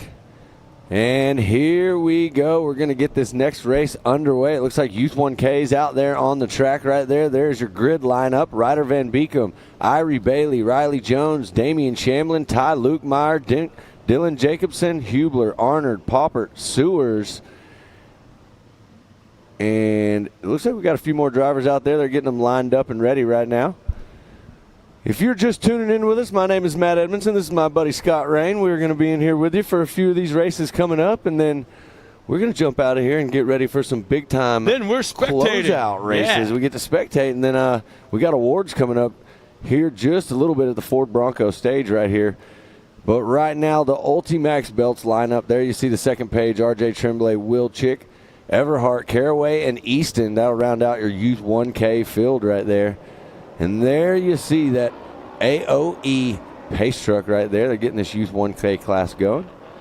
some pretty good numbers in this class right now. Yeah, there is for sure. I'm excited to see this one. We saw Ryder Van Beekem turn in a great drive earlier. Now we're going to get to see him do it again. Let's see if he can do some battling. I'm excited to see my man. Whoa! RJ Tremblay got a birthday coming up, so big shout out to RJ Tremblay. Happy early birthday to him, and let's see what he can do in this race. Green flag is out. Van Beekem got a great jump. In fact, I kind of think the flag man caught a couple of these guys off canter a little bit, but either way, nice jump by Ryder. Yeah, Ryder's looking smooth right now. He's charging out front. We got, oh no, that's RJ Tremblay, the 181. Man, I was just telling him happy birthday, and then something happened. Bummer for him, but do what? I bet you won't be doing that again. Hey, man, you know what? Either way, he's going to have an awesome birthday, and we were excited to see him out here. Bummer for RJ Tremblay, but Ryder Van Beekem still leading the way. It looks like Damian Shamblin in that second spot. Riley Jones running in the third position. This is your Youth 1K race number 2. You know, it's going to be cool to watch who tried to guess correctly for the track conditions for race number 2. They were out here earlier today. Yep. And it's a completely different racetrack than it is right now. So you had to kind of guesstimate. You had to kind of play the numbers, what you have for tires. Do your tires match what you think the track conditions are going to be? So it's going to be kind of cool to see who made the adjustments for what they thought the track was going to be like this late in the afternoon. Yeah, I think the other thing out here at the track you're seeing too this late in the afternoon, as we said it earlier, spotters are key now, right? Yep. Track is slick. It's a lot of dust out there on the track. It's building up as we see. I'm sure we're going to see a pretty gnarly Pro Turbo coming up here in a little bit, and then we've got the Pro Lights also. So we're going to see what they do to the track to keep that going. Right now, the track looks pretty good for this Youth 1K. I mean, yeah, exactly. Nice clean air, not much dust. Van Beekem leading the way. Sewers in the second position, and there's Jones in the third spot. They must be being able to find traction, because I don't see guys going way, way high and way, way low. They're all kind of centered lined, and I don't see guys going upside, one lap, and the next lap they're down. So that tells me that they're... Yeah, right now, looking at this, though, I mean, like you were saying, Scott, these guys are in a pretty perfect line. They're pretty much gapped out right there. Your leaders, Van Beekem and Sievers, are doing a little bit of... They're getting close. Sievers trying to tighten up the gap a little bit. Let's actually look at this and see. So right now it shows that Van Beekem with a 128.7 and Sievers with a 130.2. So Van Beekem still fastest driver on the track right now. I wonder if it's that wing that he has in the back of his car. Do you see that? Yeah. He's got a little spoiler. That's right. Well, I can tell you this right now. You see that second place car flying. Old Glory. So 1 and 2 up front. They are representing out there. They got the flags flying. There's going to be 2 laps remaining this time by. This race is screaming through. Yeah, and we got to give a shout out. I mean, I think the track crew may have gotten kind of a bum rush earlier today because of the dusty conditions. It was windy. It was dry, the sunny, and trying to stay on top of it has been very, very difficult. And right now, it looks like at least the dustiness is kept to a very much a minimum. So kudos to the track crew, and they're going to have a long, long day. They started this morning at 8 o'clock, I should say 7 o'clock. Yep. And they're going right from here at 4 over to the oval and working all night long on that track. That's right. And there you see down in the left of your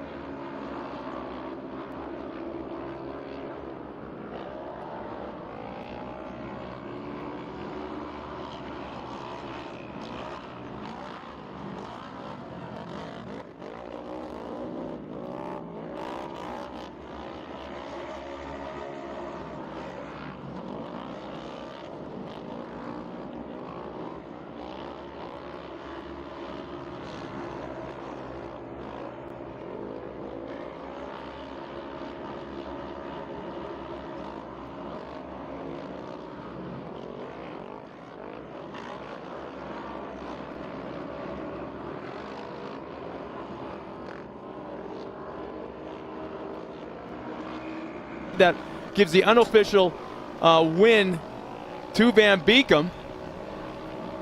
Well, there it is. Van Beekom, Sievers, and Jones looking smooth out there. Youth 1K. That's our top 3. Everhard Shamblin will round out the top 5. But that was a quick race. That was very clean.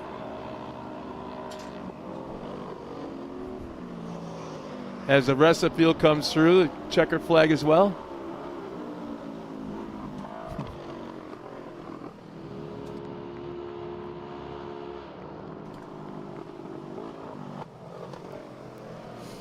Well, there you have it, Youth 1K. We're wrapping up race number 2 for them right now. That was a great race. I enjoyed watching Van Beekom and Sievers battle it out. They stayed right there tight the whole entire time. And now here we are rolling in to our next race. Here in just a few moments, we're going to have the results come up on the screen for you at home watching. Ryder really needed a race like that. Yeah, he did. He's been running the top 5, and then all of a sudden, boom, something would happen. He wouldn't finish the race. He'd run in the top 5, then he'd spin out or wreck the car, something would fall off. Then he'd run in the top 5, and they come away with a win finally. It's got to be a kick in the keister for him. They tow a long ways. There's our unofficial Amsoil Youth 1K unofficial results. Again, at the top spot is Ryder Van Beekom, TJ Sievers. Second, Riley Jones will round with the top 3, the final podium spot. Caden Everhart, Damian Shamblin, and Ty Lukmeyer. Leighton Poppert, Dylan Jacobson, Ali Hubler, and Quentin Arnold are top 10. And rounding out the field of 15 drivers, RJ Tremblay in the 181, Ari Bailey, 28, Will Chick, the 689, Carter Caraway, 18, and Zoe Easton in the 124 will round out our top 15. What a drive right there for those drivers. So we're going to have an interview here just coming up in just a few seconds with Erica. Sounds like we got our driver down there ready to tell us about that awesome victory right here. So Erica, take it away. Our unofficial winner in Youth 1K overall, Ryder Van Beekom. Ryder, wow, congratulations on this drive. You're leaving Wheatland with 1-1 finishes and a lot of confidence. What went into this overall effort here today? Oh, weeks of fixing the cars. Round 1 was a mess. We had to completely rebuild this car to get here, but we made it and it was fun. Well, congratulations on this win. It was a hard-fought one. Thanks a lot, Erica, as we get ready for the next race. They're already at the line coming out, and I think we may be going to – are we going to do a rolling start, or do you think we'll do it land rush? We're going to do a land rush start right here. So this is 800cc and under. I didn't get to call this one yet, so I'm excited. Got my man Code St. Peter, Kennedy Singleton, Allison Furnell, Sam Hubler, Case Beeman, Briley Lutz, Michael Green, Harper Hughes, Anson Caraway, Kaylee Hill, Kennedy Hartzell. We've got the list running down right there on your screen. So that is 1 through 10, and there's the 11th driver. That's Kennedy Hartzell on your screen you see right there. That was the Ultimax belt lineup. Ultimax grid lineup. Ultimax, one of the great sponsors out here, sure keeping these cars going. You know, now that is a thoughtful pace truck driver. What? For whatever Park reason him in the shade. for whatever reason he has to stop. Well, I'm going to tell you this right now. Billy Champion is driving that pace truck, and he's a pretty smart guy. Well, I just think that's very, very considerate. Yep. If we have to stop, we'll stop in the tunnel where there's the shade. Can you get started? Okay. Oh, sleeping at the light. He was on Facebook. You know, I want to go back to a point that you brought up earlier. With Ryder Van Beekom getting through all of the things that he's had to get through to get this win today. That's huge. But you know what else? It's a great confidence booster for him, because we're essentially going on the road today, right? And it looks like we're going to do a rolling start right here. There goes the green flag. So looks like Kennedy Singleton. There you see the 71, and there is Code St. Peter battling out front 1 and 2 right here, side by side, going in the corner. Let's see who it is. I had a chance earlier to hang out with both of the dads, with John and Tom St. Peter a minute ago. These two drivers did some battling earlier, and here they are again. So let's see who's going to run away with it, Code, right now with the early lead. Well, let's just say he didn't have the best of days. I won't say he had a good day, but it was uncharacteristic in that it was far from a runaway and he didn't win. Well, I did get a chance to talk to Tom and Rhett this morning. I know for a fact that they stayed up till about 1 o'clock in the morning working on these cars. There was an engine swap that went down last night in one car. They got a great crew. That St. Peter racing crew is on top of everything, and they work super hard to make sure Code's at the front of the pack. And, Code's no slouch. He does his job. Yeah. He is a great driver. So is Kennedy Singleton. There you see Kennedy Singleton flying over that Lucas Oil Speedway tabletop there. Back out front with the 63, my man, Code St. Peter out of Lake Whitney, Texas. I'm watching his car work, the suspensions, and it's looking like it's working the way it should. Yeah. Nice compression on landing. Yeah. And what's so funny is you bring that up, how you're talking about how well his suspension's working. I was talking to Tom earlier, and Tom's like, man, we got to get all of our suspension dialed on these cars. So what's crazy is we watch it from this standpoint, right? And we're sitting here saying how amazing this is. You go back to the pits, you sit down with these guys, and they're telling you, man, we got some work to do, So where do you start? Looks like Code's doing pretty good, though. I mean, they've done a great job of having this car in this 800cc and under class ready to go. And look at this battle for second. Yeah. Jeepers. They got them 1, stacked 2, in there. 3. So you got Code St. Peter leading the way. Kennedy Singleton in second. The battle for third, fourth, and fifth with Allison Furnell, Sam Huber, and Case Beeman, my man right there. They're tightening it up. It looks like you got Briley Lutz and Michael Green still in the mix. There's 5 cars right there. Second, third, just fourth, slight fifth, contact and sixth. right there in the right-hander. Duking it out, yep. Some great driving out here in 800cc and under. Code St. Peter showing us how to get it done. Kennedy Singleton latched on, not letting him go, though. We'll see. Right now, all the action on the track is back there in that big battle with Allison Furnell, Hubler, Beeman, and Lutz. You talk about look at that pass right there going down, and some of the dads out there this weekend or last night or this morning. I had a chance to talk to Kanan Baker, and if you remember during the Pro Light race, he had spun over rotated twice. Yep. And both times collected Johnny Holzer and a few others. He had no power steering. Oh. As soon as he took the green flag, all of a sudden there was nothing there. So that it looks like they got it fixed and they're ready to go. But I just want to bring that up real quick before I forgot for some of the fans that are tuned in and watching. There's a great shot of our battle for third, fourth, and fifth. How about that? Case Beeman, Sam Hubler, and Allison Furnell. Allison Furnell holding them off.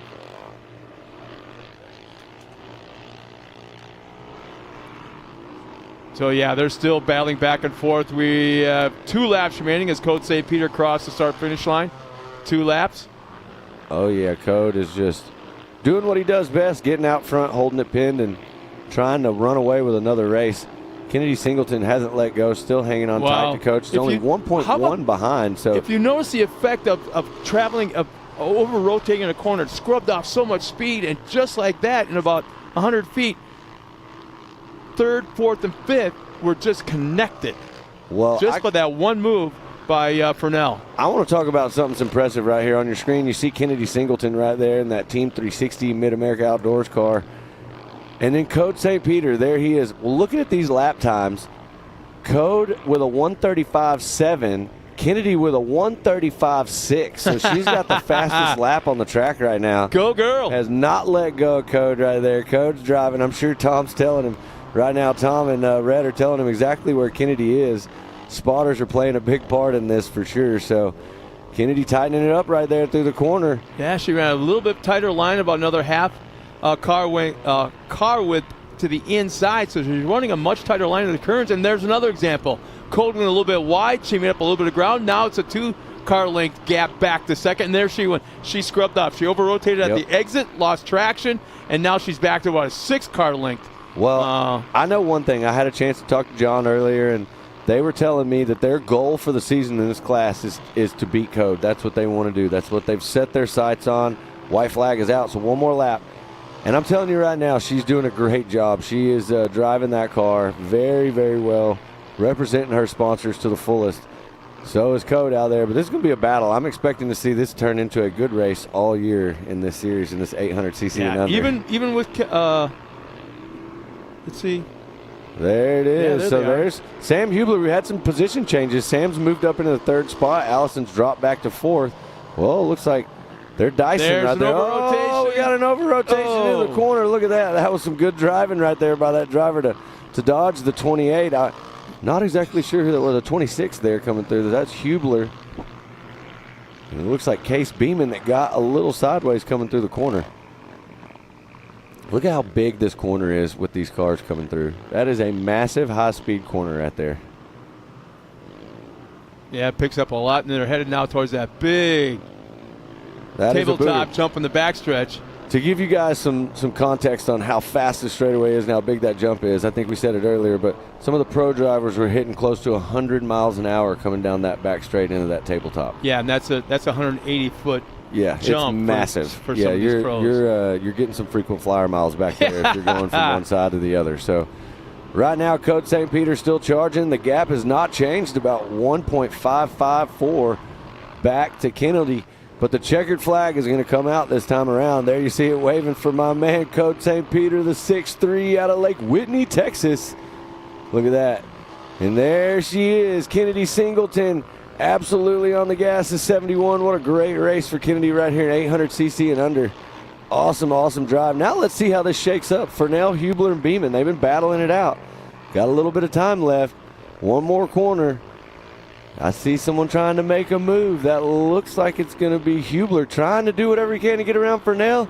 I don't think he's going to be able to make it happen. So there is Furnell through the finish line. There's Beeman, Green. Looks like Lutz jumping into that 6th spot. There's Hubler in 7th. So great race right here, 800cc and under. Congrats to Code St. Peter, Kennedy Singleton, and Allison Furnell. 1, 2, and 3 on the track. Case Beeman in the 4th spot, Michael Green in 5th. Lutz in the 6th spot, Hubler 7th, Hartzell 8th, Hughes 9th, Caraway in 10th, and Hill in the 11th spot. Those are the unofficial results as they cross the finish line. I'm sure we'll get a finish line results posted up on the screen here in just a few moments for you. Nice shot of our used stock division in staging right now, getting ready to come out. And there's the Amsoil unofficial results. There he is, Code St. Peter at the top spot. Kennedy Singleton, Allison Furnell in the top 3. Case Beeman, Michael Green, Briley Lutz in the top 6. Sam Hubler, Hartzell, Hughes, Caraway will round out the top 10. And Kaylee Hill did not make the call as she didn't score out there in that 11th spot. So that's the unofficial Amsoil results. We're going to step aside real quick, take a breather as we get ready for our next race, which is used stock. But before that, we're going to have our winning interview. We'll be right back with that after this.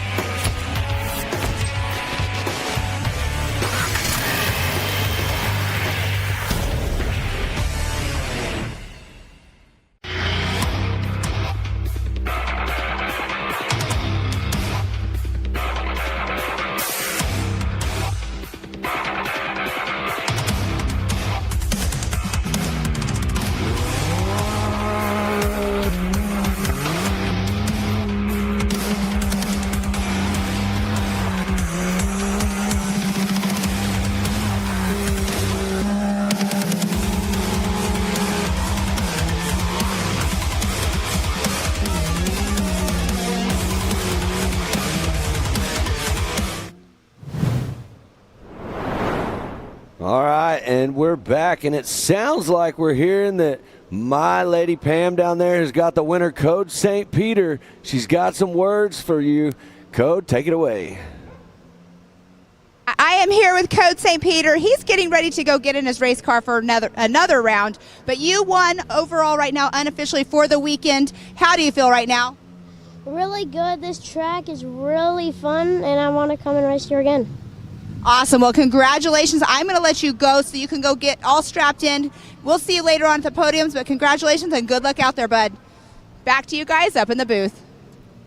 Hey, check that out. That was awesome. What a great interview. I love the kid interviews, right? Starting grid is up for youth production stock. Carson Hill, Fowler, Cowan, Vanover, Howell, Thomas, Plummer, Ballinger, Raby, ready to go. Land rush start. There you see the AOE truck going to move out of the way. TW, the man with the master plan right there. He's got that green flag. That and means watch this right there. He's going to point at everybody, say, you ready? Are you ready? Yep. They give him Here a we thumbs go. up in return. Youth production stock, race number 2 is on the way. Jumping out into that lead.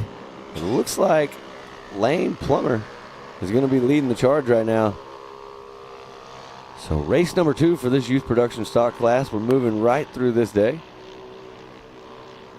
Plummer, Ballinger, Thomas, Raby, Hill, Fowler, Cowan, Vanover, and Howell all running the reduced track right here in your youth production stock class. Matt, they are out there ripping right now. They're definitely faster than me, Scott. I don't know about that, I've but been holy taking smokes. lessons. I've been taking notes while we're announcing this. You know, the worst thing for them is one day I'm going to hit this adult 170 class. What? Yeah, I'm gonna go so fast. Just kidding, but youth production stock, these drivers are flying right now. Plummer showing us how to get it done. Ballinger and Thomas, 1, 2, and 3. Look at those wraps on those cars. Those are good-looking cars out there. Three laps remaining this time by, but like you said, the wraps, the professionalism of each car, and I guess you could say this is the grassroots of the sport. This is the future of the sport. And it's not just the wraps. When they call out these cars, their fire suits are everything but just shy of a NASCAR fire suit. These kids they look so pro. They handle themselves well. They come out here. The only thing we got to get them to do is we got to get them to say a few more words during the interviews. They got great interviews. Kid interviews are always the most fun. And right now we're having a blast out here. We've been running through our youth classes. The last few classes. This is youth production stock. How about Charlie Thomas right now in the back bumper chasing down Aiden Ballinger? Hasn't gone anywhere. Oh, a little scrubbed up the speed. Got a little closer there in second. But that's what happens when you scrub off that speed. You over-rotate a little bit. It gives the advantage to the guys behind you to catch up. That's right. And there you see on your screen right there, that is Fowler and Carson Hill, it looks like. The 723 and the 126 right there. And it looks like they're actually leading the charge right now on the track. Look how evenly matched as well. Top end when they're just to the wood. Yeah, they're literally like running almost the same lap times. Well, let's see. Right now it's showing that they are running literally almost the same exact lap times, 153 to a 140 or 154 to a 156. So they're pretty close right there. And actually, if you're seeing this, it looks like the gap is tightening up. Carson Hill trying to make a move right there. Well, he's trying to different lines. Look, another opportunity to pass as our leader scrubbed up a little bit of speed, over-rotated just a tad, and again, he's able to pull away a little bit. But this is where, on the last lap, I saw Ballinger able to reel in our leader a little bit from that aerial drone shot. Well, I do believe what we're looking at right here on the screen, timing and scoring may be a little off. What we're seeing right here is the 723 and the 126 of Carson Hill right here battling it out. So we are going to see where they are. There you see the numbers right there, 126, 723. Charging, looking smooth. They're getting close. Right on the back bumpers. Checking all the lines. Where's it going to make the move? Our second, oh man, some Getting more a little bit outside. That's going to allow the 126. Carson Hill going to the inside. Now he's going to have the outside line, so not a good spot. This may be for the win. Diving back under. Up on the bicycle. This is for the win. Side this is checkered flag win. This side right here. There's Raby. All right, here they come. There's side the by side, rubbing tires. Flag Who's it across going the to line. be? Who's got the power? It looks like it's going to be the 7:23. I think that was Fowler. I got to get unofficial results that'll come up. But let's see who it is. I don't know what we're showing. It looks like Carson Hill. Whoa! 2/1000ths of a second for my man Carson Hill going to the front. What a race right there. That was absolutely awesome. If you're at home watching this, these kids right here just put on a show. Emily the Fowler finished 126 second, of Carson Katie Hill. Cowan third, Caden Vanover, Ruby Howell, Aiden Ballinger in the top 6, along with Charlie Thomas. Lane Plummer and Tyson Raby will round out the field of 9 cars. But, man, we were keyed on what was going on up front. Yep. And it was just that one bike on the last lap right before the final corner that made the decision for everything. Yeah, I mean, the times we're looking right here, the fast laps, a 54.077 and a 54.296. So pretty evenly matched right there. What was cool is we could see them almost side by side trying to get through there. You see the unofficial results by Amsoil from Youth Production Stock right there. Carson Hill barely able to edge out the win right there against Emily Fowler. Hattie Cowan in that 3rd spot. There's Caden Vanover in 4th, Ruby Howell in 5th, Aiden Ballinger in 6th, Lane Plummer in 7th, Charlie Thomas in 8th, Tyson Raby in that 9th spot right there. What a race, Youth Production Stock. That was awesome. Well, now that we've wrapped up Youth Production Stock, I think our next race coming up is going to be Youth 250 Modified. But before we do that, let's send it to a quick commercial break from our sponsors.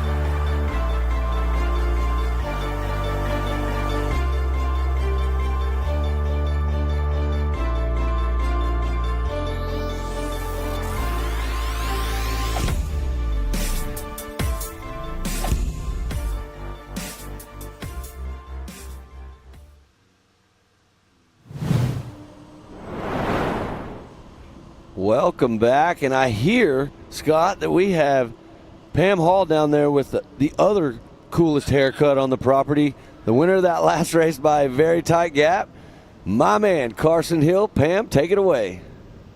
Thanks, Matt. Carson Hill, you've had a great day out here this weekend.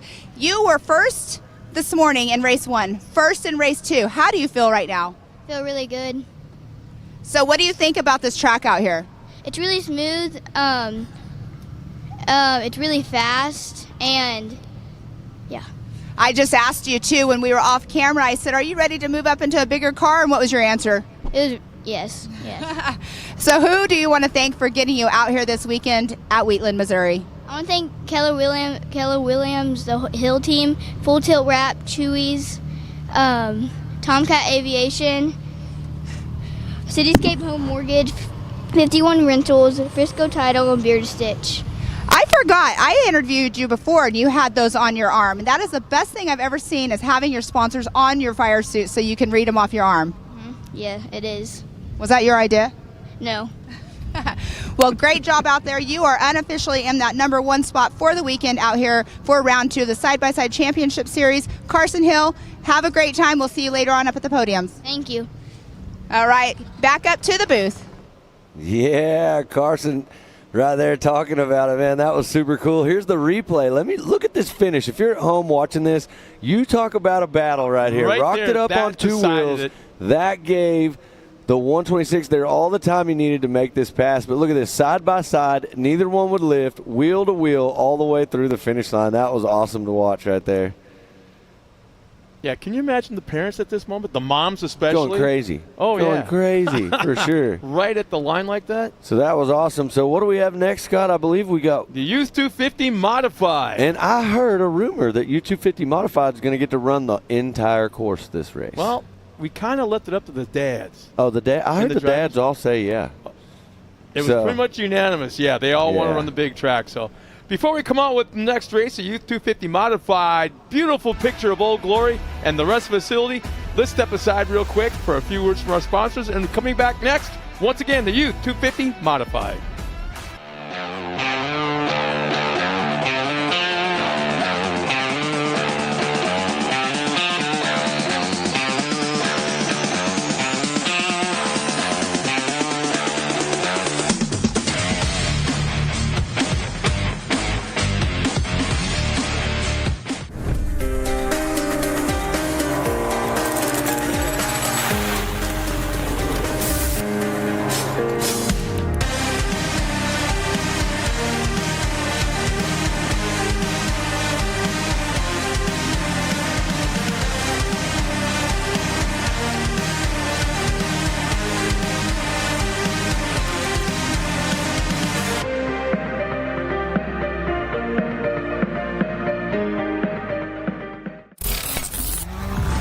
When it comes to suspension tuning, there's only one name we trust: Double E Racing.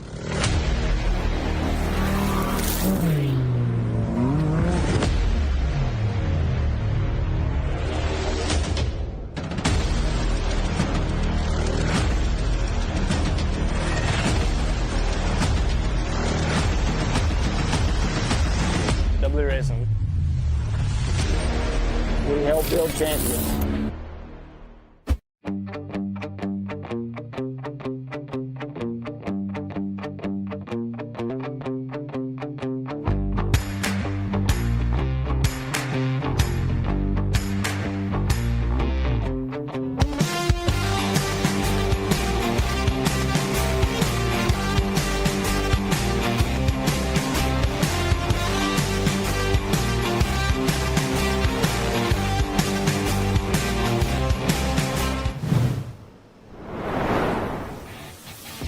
Welcome back once again, everybody. We're getting ready for the next race of the afternoon. And once again, it is the Youth 250 Modified. Here's our Ultimax Performance Belt by Timken grid lineup.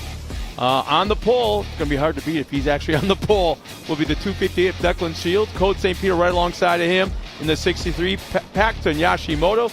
In that third spot, Tanner Thompson and Caden Graham starting alongside each other with Grayson Popper, Kennedy Singleton in that 6th and 7th. Ruby Howell, Avery Size, and Lane Yanger will start in the 8th, 9th, and 10th. And finally, Elliott Thomas and Case Myers will start in the 103 back further in the pack. And it looks like it's going to be another rolling start for these guys. That's right, full track too. That's going to be the awesome thing. So I had a chance earlier to talk to some of the drivers. There's a couple of drivers in this field that are driving the 800cc and underclass, and so they have already gotten to drive the full track. It's a little bit of advantage for them there. There, see how slick it is. Run car. I think that's Kennedy Singleton there. Hey, nothing to tease him. The early spinneroonie. Yeah. You know, just checking it Taking out. some You heat know, there. putting a show on for the fans. Got to do a little spin out. Yeah. Yeah, look at that ice skating right there. Put some studs in those tires.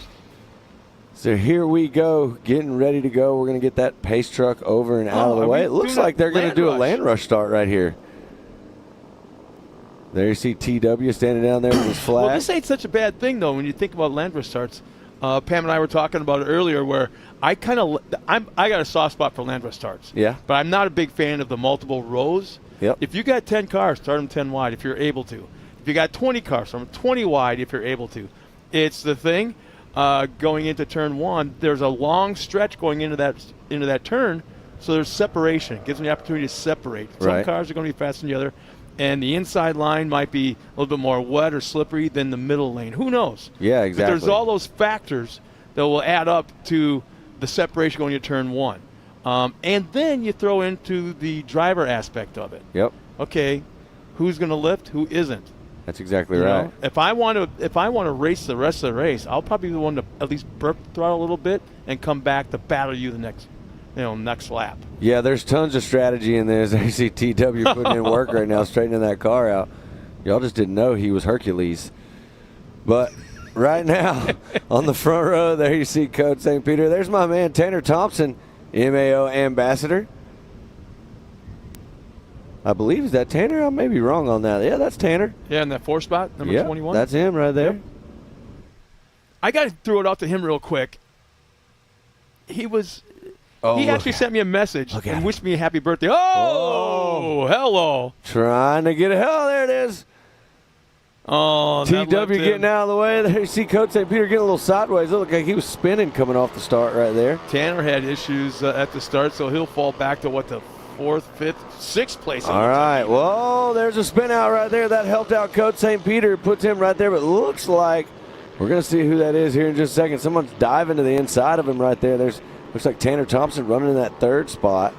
Yeah, he worked through that contact area. Well, let's talk about this battle out front because I see these two guys that are about to run off with it, and they're going to duke it out there in front. Who is that as they come around? Let's see. It looks like Caden Graham. How'd you pick that up? Man, you good. You got good eyeballs. Yeah, some say. I don't agree with it. But already with that couple of that 2 spin-ups, the 3 spin-ups in the last, actually your first 2 or 3 laps. Yep. I mean, look at the standing water. Look at the car walking right there as they're going down that straightaway. Look, that's definitely taking some driver skill to keep these cars straight in there. They're riding along with the 71. There's the 103 right there that looks like it spun out. That's Thomas. There's 71.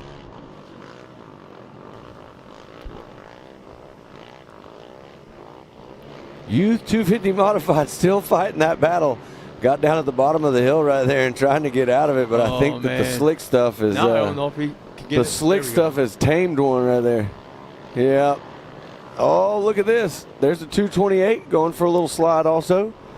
Yoshimoto, there it is, 103 on the way. That gave Code the lead right there. You know, you got those issues with some of these other cars, but then you look at up front with Code. And he's just straight and narrow, keeping it going in the straight line, coming around, and 3 laps remaining this time by. Yeah, Code St. Peter. Code's consistent, right? Like Code's a great driver. He's going to click off his laps. He's going to get to the front, right? And one of the things we talk about is you've got to race all the way to the end. Look, still got another driver right there. It's like the number 5 going for a little spin out, but like I said, Code's consistent. He's got a great team behind him. He's got great coaching in his ear with Rhett and Tom. And right now he's showing us how to get it done. Yoshimoto up there in the 228 looking sharp, running that 2nd position. There's Tanner Thompson, the 21 in the 3rd spot. Graham in the 4th position. And there is the 258 This is of where Shields. the spotters really come in. And they got to. Totally. The driver has to trust the spotter. And the spotter has to be able to see where it's wet, where there might be a little bit of standing water, where it's dry, where other drivers have puffed up a little bit of dust. So now that spotter has to take note of that. That's a dry spot. Go for it. That's exactly right. And there you see the 57 of Graham charging around that corner, just sliding all over the place. But these U250 Modified drivers getting it done. They wanted the big track. Dads gave it to them, and here they are. Slipping and sliding all the way to that finish line. Coach St. Peter, he's not slipping and sliding at all. He is. Whoa! Just as I say that. Yeah. So this is going to allow him to tighten up the gap. Let's see if he can get it straight. Yoshimoto coming fast. This might be one of those areas, too, where It's just a simple mistake. Oh, no, is he going to do it again? Oh, no. Let's see if he can get it straight. I wonder if he's got some issues going on with the car that's causing it to spin like that, or he's just getting a little aggressive in the corners. I think he's just getting a little over exuberant, but this might be one of those situations where they don't run the same tire pressure in this kind of track conditions as they did, say, earlier today. They need to dump that tire pressure down to probably 2, 3, 4 pounds and get that tire flat so it has a big contact patch in the ground. Yep. And there you see the 228 Yoshimoto charging. There's the 63 Code St. Peter bump back to that second position. Tanner Thompson still running third in the 21 Mid-America Outdoors car. Great drive for our U250 modified drivers. Declan Shields makes the move, gets into that fourth position. The 258 gets around the 57 of Graham. In that 6th spot side, still running strong. Howell in 7th, Poppard in 8th. And there's Singleton in 9th and Yeager in the 10th spot. I just happen to think the track wasn't like this for the last race. They watered the track while these kids were in staging. That's exactly right. So it probably caught the spotters and the crews a little bit off base a little bit because I'm probably sure they knew they should drop the tire pressures, but just didn't get the opportunity. Yeah, that's right. Still looking good. Yoshimoto charging right now.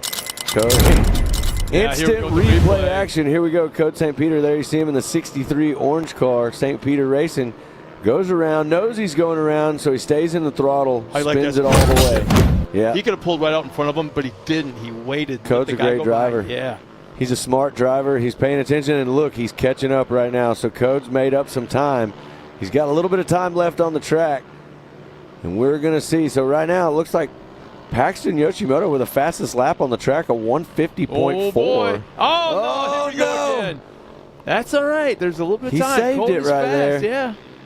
That's going to allow Yoshimoto to increase that gap just a little bit, give him some comfort zone there between And Code the white St. flag is Peter. coming off this time by for our leader. One last lap.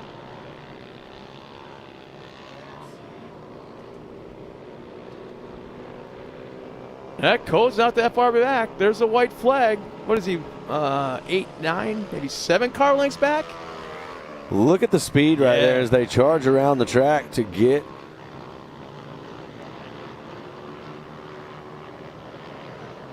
Man, right now, oh, there it is. Declan it looks moves like up in Declan that moves third up into the spot. third spot. The way we were seeing Code it, is Code had still an overall squirrely still up there. at the second position, as long as Declan ran in that fourth position, but Declan's moved up into the third position, so we're going to see how this all shakes out at the end. Am I smelling a tie? I don't know. Well, there'll be a tiebreaker. One lap left, and I can tell you that right now, I'm sure they're talking about it in these headsets, and their spotters are telling them. And you can see right there that Code St. Peter is on the throttle, and it looks like, oh no, the 228 finding some speed again. Yoshimoto look like slowing up a little bit there. Oh no, it looks like Yoshimoto having an issue or something right there, and it's allowed. Code St. Peter's made the move. He's back in the top Just spot. a little bit for the final And corner. let's see it right here. Got to go through a few more corners. Right now, Code St. Peter taking that free spot right there. Not sure what happened, but look at that, a 228 not playing around. Oh, it looks like the lapper going to cause a little issue. Let's see if Cody's going to have the outside line going in this corner. Code's going to dive underneath. We got a brand new leader move till he by goes Code St. outside. Peter right there. Spotters are working. Looks like he's got the line. There comes the caution. Smart move by Code. Code saw a caution. You need to get to it first because you can't advance in a caution. Exactly. So very smart move. Very heads-up driving right there for the 63 of Code St. Peter. Nice driving. Yoshimoto not letting off the gas. This is the final corner. Heading up over that jump there. You see the checkered flag waving. My man Code St. Peter, Yoshimoto 1 and 2 across the finish line. Nice driving right there for U250 modified. How many times was there a pass for the lead? That was awesome. On the final 2 laps. That was incredible. There is your third place driver coming through, I believe. That's Declan Shields right there. Yep. Tanner Thompson, nice run by him. I thought he might be a little bit further forward than this, but that was great. Still Great a nice drive run, for Tanner top 5. Thompson. Yep. What a race. U250 modified doing great right here. Well, it looks like, and I'm no official, so I'm officially unofficial, Scott, but it looks like we might have a different winner up there, but we'll have to see when they go through here in just a few seconds. But as you see right there, we've got the next classes all lined up and ready to go. as we get these Youth 250 modified racers off the course. Locked and loaded, lots of action, running against time. We got a little bit of racing left to do. We've got Expert Turbo, Pro Turbo, and Pro Light trucks. Man, what an end of a day here. We got some highlight. If you're at home right now, make sure you go get your popcorn, your soda, and don't go anywhere, because these next few races are going to be big ones. I'm excited to watch these. Well, keep in mind, with our last race this afternoon being Pro Lights, there's a lot of money on the line. There is. And these first guys race of the MAO Truck Series, man. Race 1 of 4. Yep. And a big purses. They're running for a $7,000 to win race today. That's right. At the Ruby Howell, we're hearing possibly going to have the Oh, you're on. Ruby Howell possibly going to have that overall right there. So we'll find out here in a few minutes. It's going to be a close one. That was a great race. St. Peter and Ruby Howell's going to be a battle. So there is your AMSOIL unofficial results from the U250 Modified for race number 2. Code St. Peter, Paxton Yoshimoto, and Declan Shields 1, 2, and 3. Tanner Thompson in the 4th spot. Avery Sides in 5th. Ruby Howell in 6th. Grayson Poppert 7th. Kennedy Singleton 8th. Lane Yeager in 9th, and Elliott Thomas in the 10th spot. Caden Graham in 11th, and Case Myers rounding out the field in that 12th position. So that is the Youth 250 Modified right there. Big racing left. Not all over with. We still got a lot to do out here, and there you see the AOE truck coming onto course right now. All right, well, it sounds like we're about to send it down to Pam here in just a few seconds with the winner interview. Pam, take it away. Pam again down here. You are an amazing driver out here, Code St. Peter. You are on number 1 for race number 2 here. How do you feel again? I feel so happy right now. Yoshimoto is putting on a good race. He was ripping it. The track was really muddy, but it was really fun. I like it. Well, congratulations again. You are an amazing racer out here. We're going to let you go and get on your merry way, but we'll catch up with you later on. Congratulations to Code St. Peter again, and back up to you guys.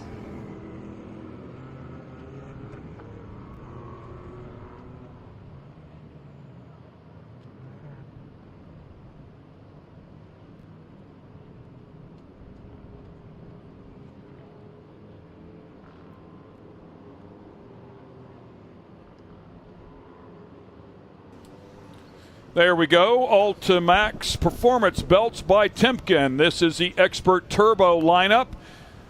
And we appreciate Ultimax bringing that to us. Kyle Arkenau will lead everybody to the stripe right alongside Mickey Schroeder. Had a great battle a little bit earlier. Michael Green, who was a good qualifier, will end up there on the inside of row number 2. John Caligaro on the outside of row 2. Grant Stephen, Chase Kemp, Nick Rickles, Lee Knowles inside of this one as well. Donovan Willis.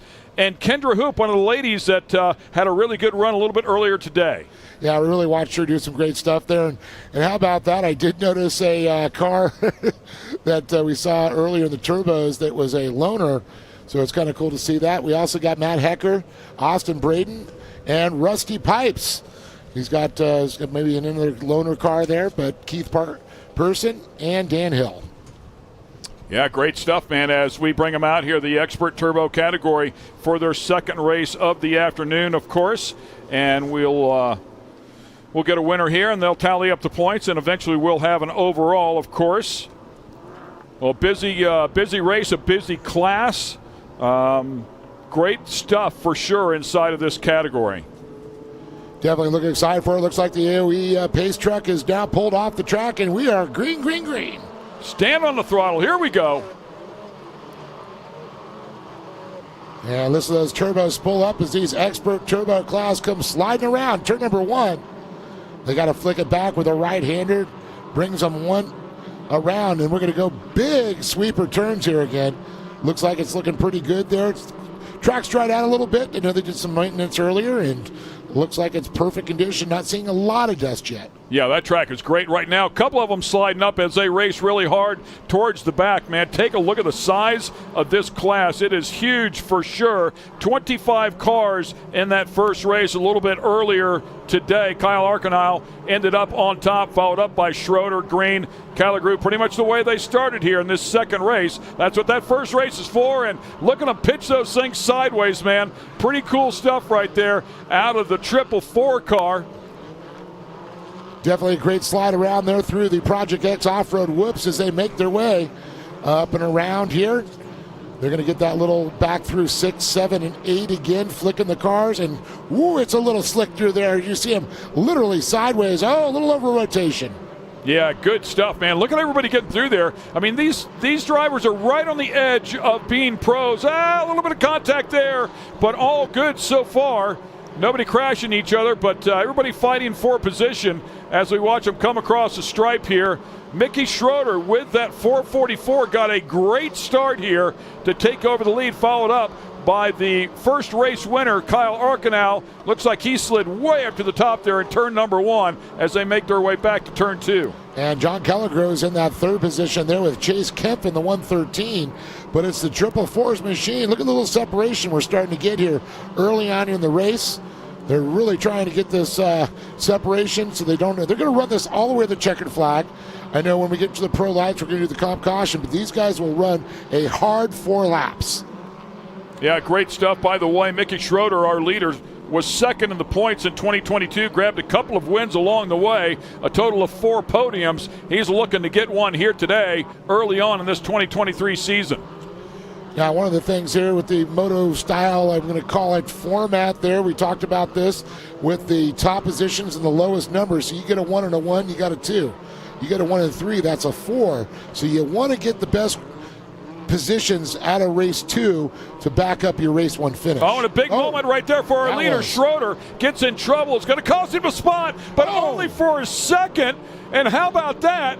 The 93 of Kyle Arkenau rolls all the way over, lands back on his wheel, stands on the throttle, only lost 1 position there through all the stunt driving, and continues on. And Arkenau's definitely got a lot to lose here on positions here, especially with that round, or I should say, Moto 1 or Race 1 finish.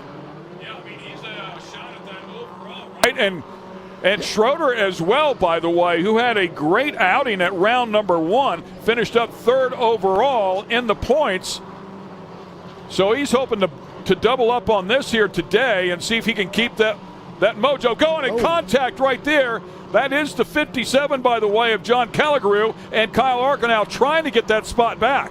That's something you don't want to have, a little contact to that front end, those A-arms. I know they're pretty beefy, but boy, that hard contact could really cause some problems.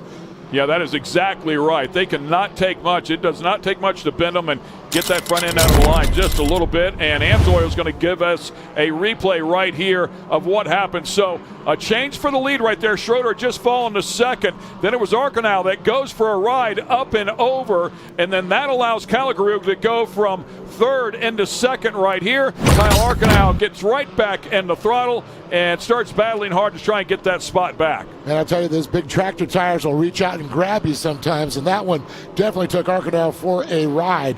Great shot from the drone as we go through that 6, 7, 8 combination under the Lucas Oil Speedway sign there through the drive-through, I'm going to call it. Yeah, and Schroeder really checked up through that 6, 7, 8 complex. White flag out. Once again, back to just 4 laps here. This is the last 4-lap race of the day. And the 57 of John Calagru off the track. One of the, looks like Johnny K's supported machine. That's an absolute shame there for him. Would I dare to say that could be Johnny K himself? So Austin Dinger back there in 4th, and we talked about Dinger. Yeah, Dinger definitely, you talked about, back-to-back wins in round number 1. Now looking here to round number 2 for the redemption, but unfortunately race 1 did not go his way.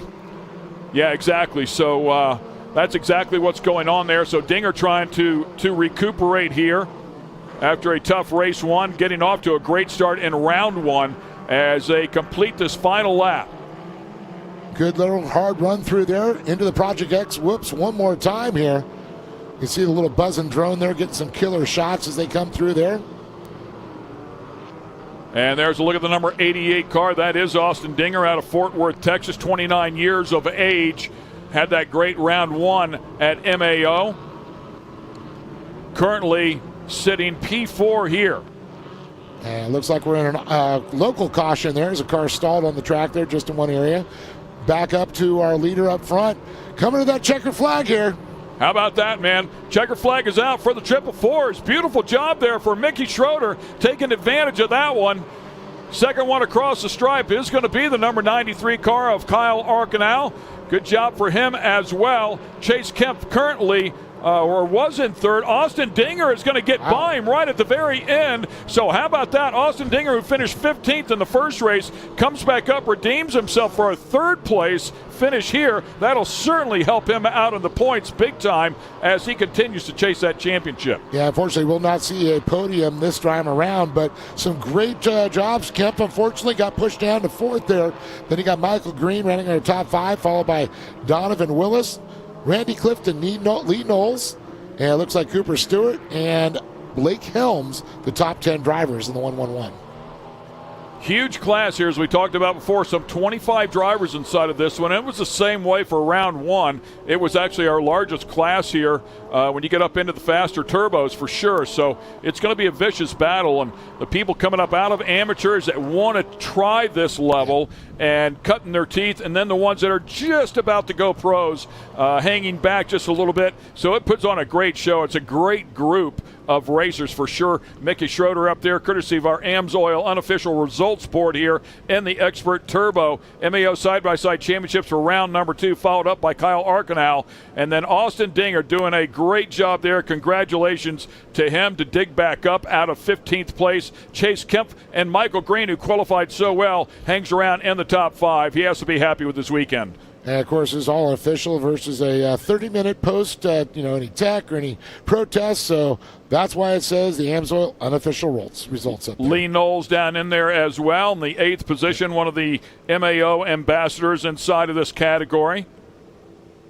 And then you got Austin Brandon in the 11th position, Nick Rickles in 12th, followed by Chris Ardelot in the 13th spot, Jacob Frederick, followed by Zach Vetter, Grant Steffen, Bree Seek, Joel Smith, Kendra Hoop, and John Killigrew, Will Harris, Matt Hecker, Rusty Pipes, Keith Pearson, and Dan Hill. Unfortunately, did not make the call. Yeah, I chatted with Rusty Pipes there a little bit earlier, so Erica, once again, has been working extremely hard all day long and doing a nice job. She catches up with the winners, happiest people in the park to talk to at the end of the race. So, once again, we'll get it back down to Erica. Mickey Schroeder, our unofficial winner in Expert Turbo. Mickey, P2 and P1 finishes on the day. What did it take to put it all together for this overall? Just kind of being patient that run. Track was a little wet from them watering it to keep the dust down since it's been pretty bad today. So just trying to be as smooth as we can to minimize the slipping and stay anywhere that we could find that was dry. Other than that, just trying to be calm and keep it together. Cool, calm, and collected all the way to this top spot. Congratulations. Thanks. Appreciate you guys. Nicely done there, Erica. Thank you very much, and congratulations to him as well. Solid weekend. And we'll take care of some track maintenance. Hey, the Pro Turbos are coming up next. Full 5-lap race. It'll be brutally fun.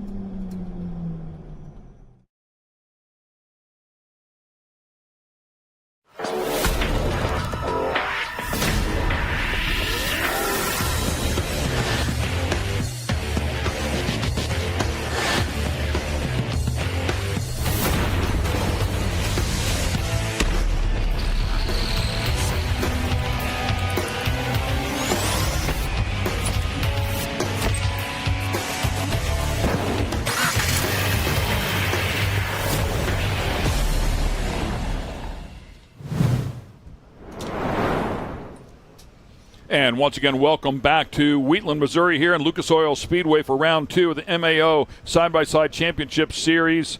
Also, round 1 of the MAO Truck Championship Series. We have 2 races left on the day. It'll be Pro Turbo, and then we'll finish up with the Pro Lights. So some good racing to close the day out with, and beautiful day for it for sure. Yeah, we definitely lucked out on this weather. It was a little overcast, a little cool, a little windy. And it was absolutely blue skies that came out after that, Ken. And I'm telling you, to finish the day out with this beautiful weather here at Lucas Oil Speedway, I am so looking forward to. Okay, once again, they're going to continue to work on the track here just a little bit to make sure these final 2 classes have something to work with, and we'll be right back.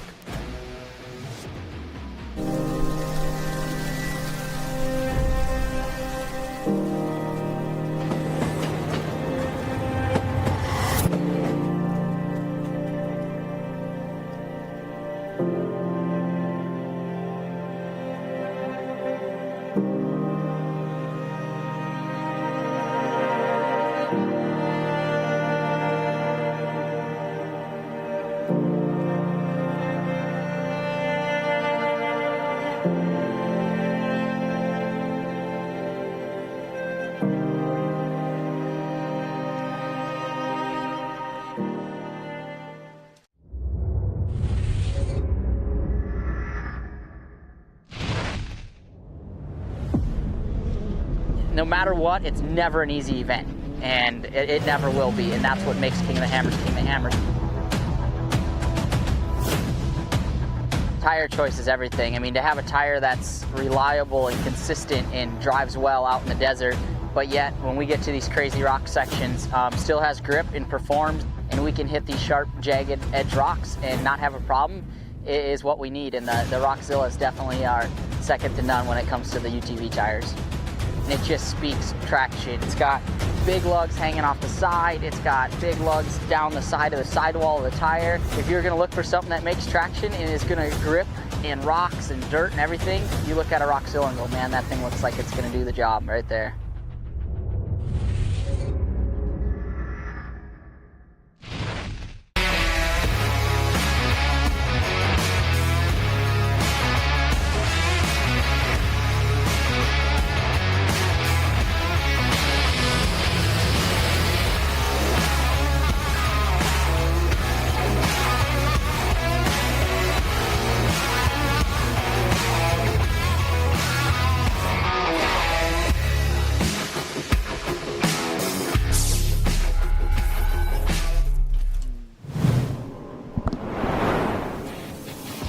Okay, let's go racing here. Pro Turbos are ready to make some noise, and we're ready to watch them go at it. Take a look at the Pro Turbo lineup here, as Cody Miller was your winner a little bit earlier today. Kyle Cheney in second. Then Hunter Miller, Corey Willis, Scotty Lawrence, Kanan Baker. Take a look down through there.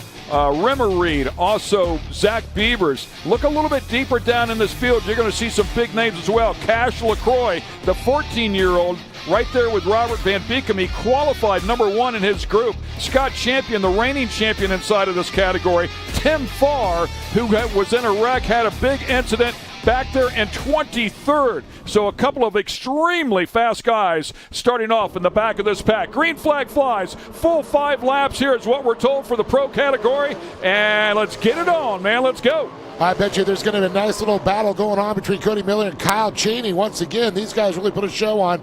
Corey Willis trying to get back in the fight there, as well as, and we've got some cars getting a little tied up there. Yeah, they stacked them up. It looks like the number 83 part of that incident right there as well.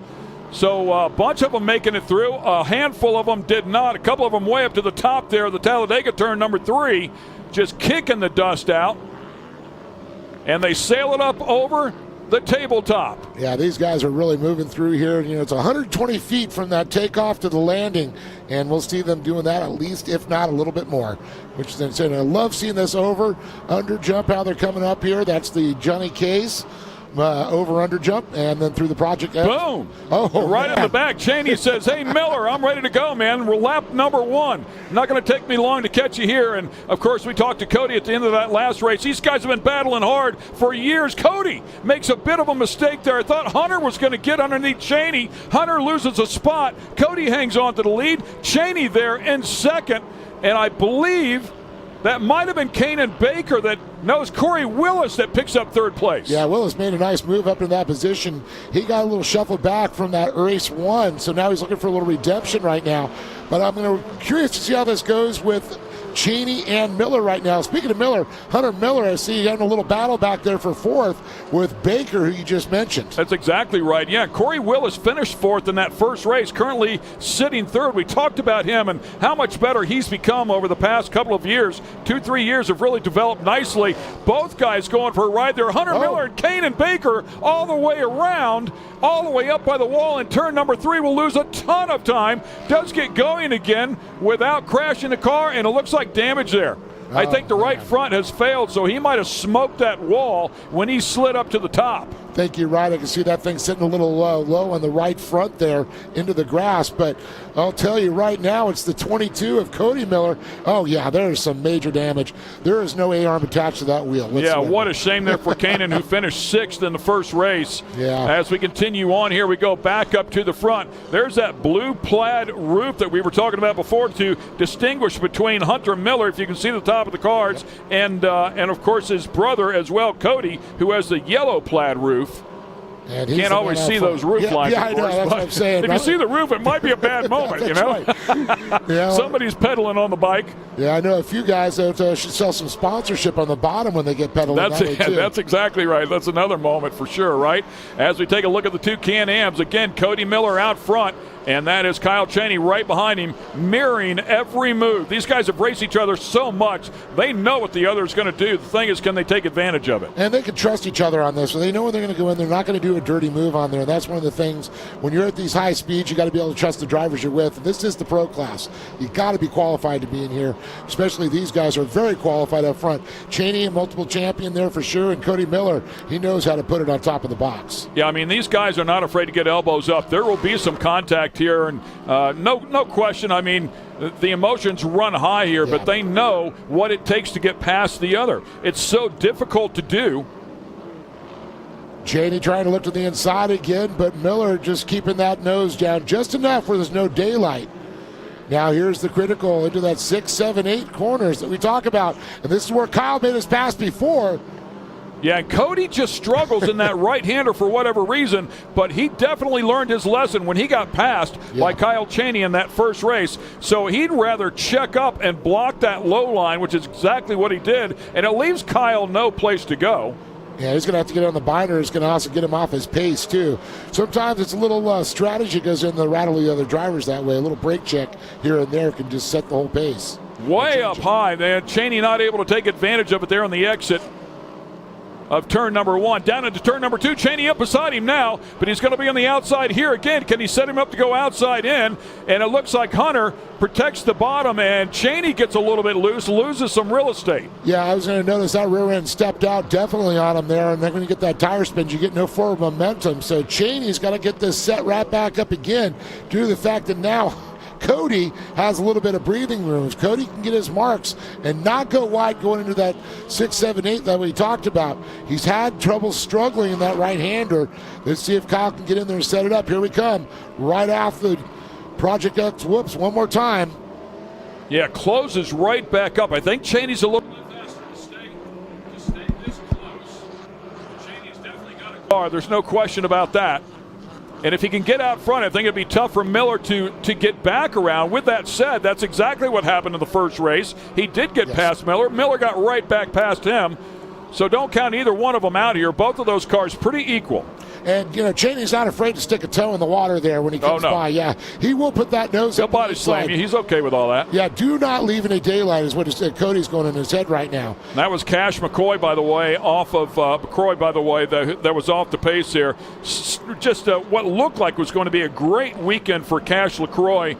Just turned out to be disastrous here in both of these races. He was so fast in qualifying. Oh, yeah. I mean, to come out swinging there, he was third fast qualifier. You thought he was going to be up front, issue in race number 1, and you put in the back, then you're fighting, you're getting tied up with everybody, and it just kind of makes your whole race just fall apart.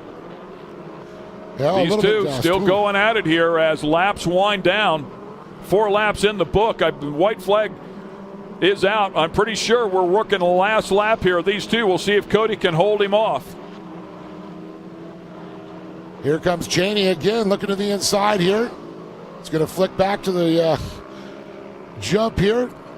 Cheney doing everything he can, man. I mean, applying all the pressure he can. Just backs it in there nicely. Beautiful job. They're in. There it is. There it is, man. I mean, he's leaning on him. All he can do right there. That's it. If he can't get him to make a mistake right there, it's not going to happen. It's not over, though. One more turn to go. And Cheney doing all he can is right there on the back bumper. Checkered flag is out, and Cody's going to make it a sweep. How about that? And congratulations to Corey Willis, who picks up another spot. Corey gets across the stripe to stand on the podium here in the second race. It is no easy task beating either one of the Millers, so congrats to Corey Willis to stay in front of a very tough Hunter Miller, then Cody Martin and Scotty Lawrence inside of the top 6. So once again, great racing here in this turbo class. Yeah, I'll tell you, that was incredible. Hunter Miller, though, he was third in race number 1, slides back. Willis got that redemption.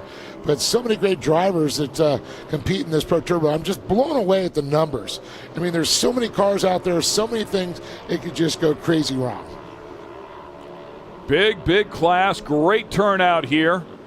Better part of 25 cars in this Pro Turbo class. And Cody Miller's going to make a run at this for sure in terms of points. It is on now. Cody Miller came in here third in the points. He's going to go out of here with the overall. Kyle Cheney came in here winning the overall in round number 1, first in the points. He'll finish up second overall here, so points are going to be tied. And of course, Hunter Miller right there in the thick of it as well coming in here. So great stuff for sure, man. We'll see how it all shakes out.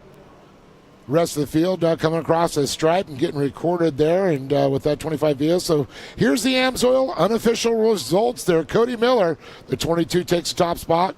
Kyle Cheney in the 191, and then Corey Willis. And I know it's a 91. 191 is referring to his Ultra 4 USA number. Yeah, that's exactly right. Hunter Miller there in fourth, and Cody Martin to round out your top 5. Scotty Lawrence, always a player there. Had a couple of good finishes here in 6th place, of course, as you can see that one there. And a little bit deeper down in the field, we start taking a look. We see Cash LaCroix down there in 19th. Things just did not work out. Scott Champion bumps up to 13th. He started pretty deep. Robert Van Beekum there in 15th as well. Kanan Baker unfortunately had that moment after running around up towards the front. Now, Tyler on the 43 is going to get that 21st position, and we just lost the rest of it there. They'll figure it out here. By the way, I want to mention something here that I was looking for his name, and I missed it first time through the board, but Tim Farr started 23rd and fought his way up to 10th place, past 13 cars in that race. So scrapping from the back of the pack for the Johnny K's Power Sports team, and Tim Farr doing a great job. So once again here, we will try to catch up with our winner, Cody Miller, for the second time here this weekend. In the meantime, we'll take a quick break.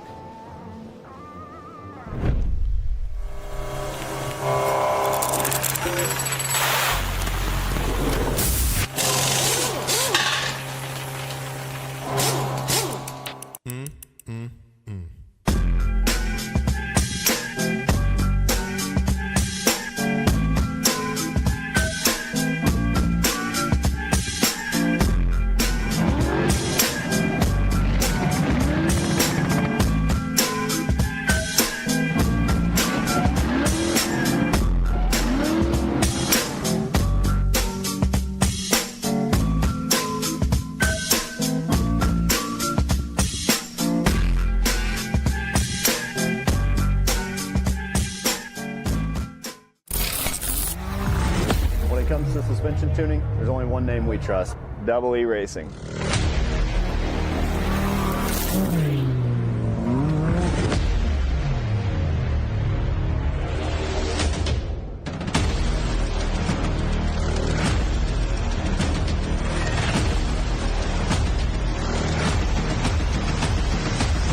Double E Racing.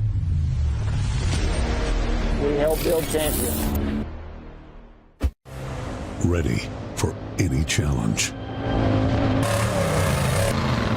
Maxxis tires can handle even the most punishing off-road conditions.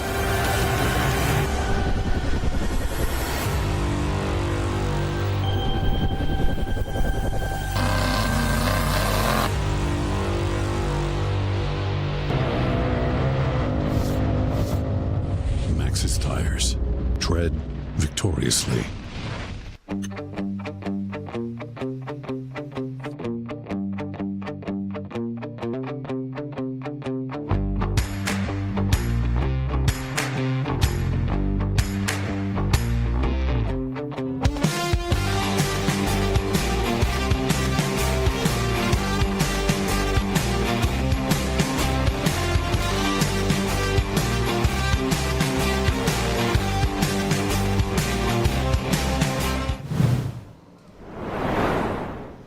And once again, welcome back to round 2 of the MAO Side-by-Side Championship Series. Cody Miller and Kyle Cheney going at it right here as we watch our AMSOIL replay. Cheney trying to make something happen here. Just 2 turns from the end with a 91 car. Couldn't get it done.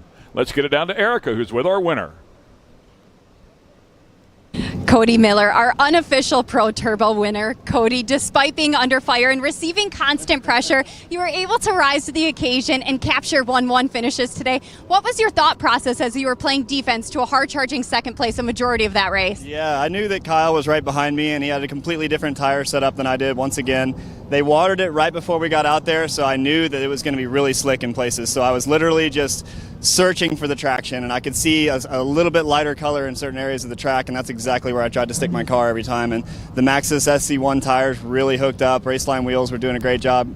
My Can-Am X3 always performs like a champ, you know. I couldn't be more excited about it. And the Elka shocks, George White W Racing suspension tuned that stuff up where it's just on rails out there. I felt really good. Kyle probably hit me about a dozen times in the rear end, but I was always able to put my car right back in front of him. So it was fun. We had a blast. This track is freaking awesome. Mid-America Outdoors doing a stellar job. It just, you know, I'm pumped. I'm on cloud 9.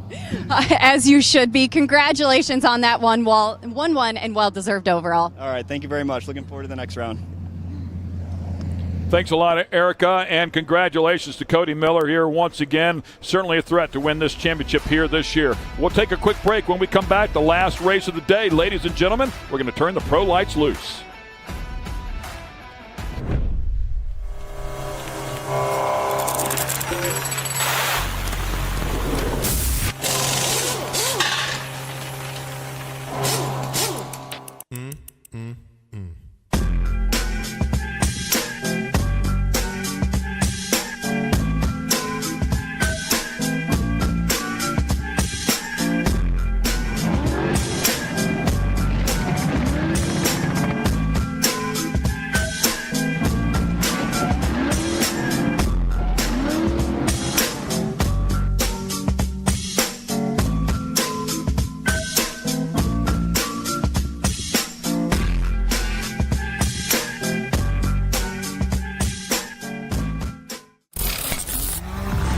When it comes to suspension tuning, there's only one name we trust: Double E Racing.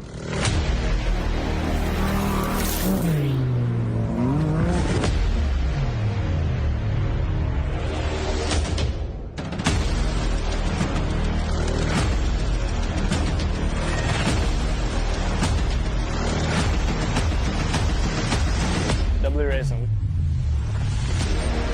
We help build champions.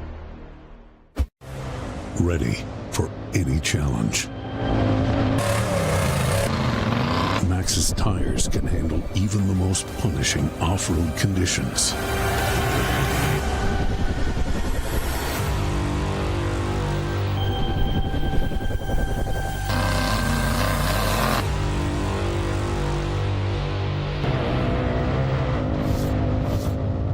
Maxxis tires.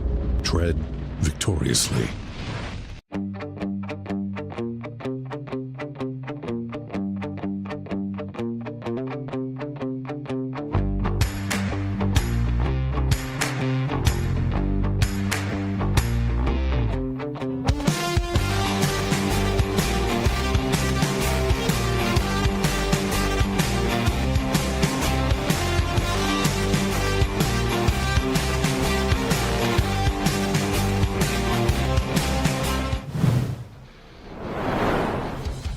Welcome, ladies and gentlemen. We are in Wheatland, Missouri at Lucas Oil Speedway, round 1 of the MAO Truck Championship Series, and this will be race number 2 for the Pro Lights. Here we go. Let's tell you who's racing out here.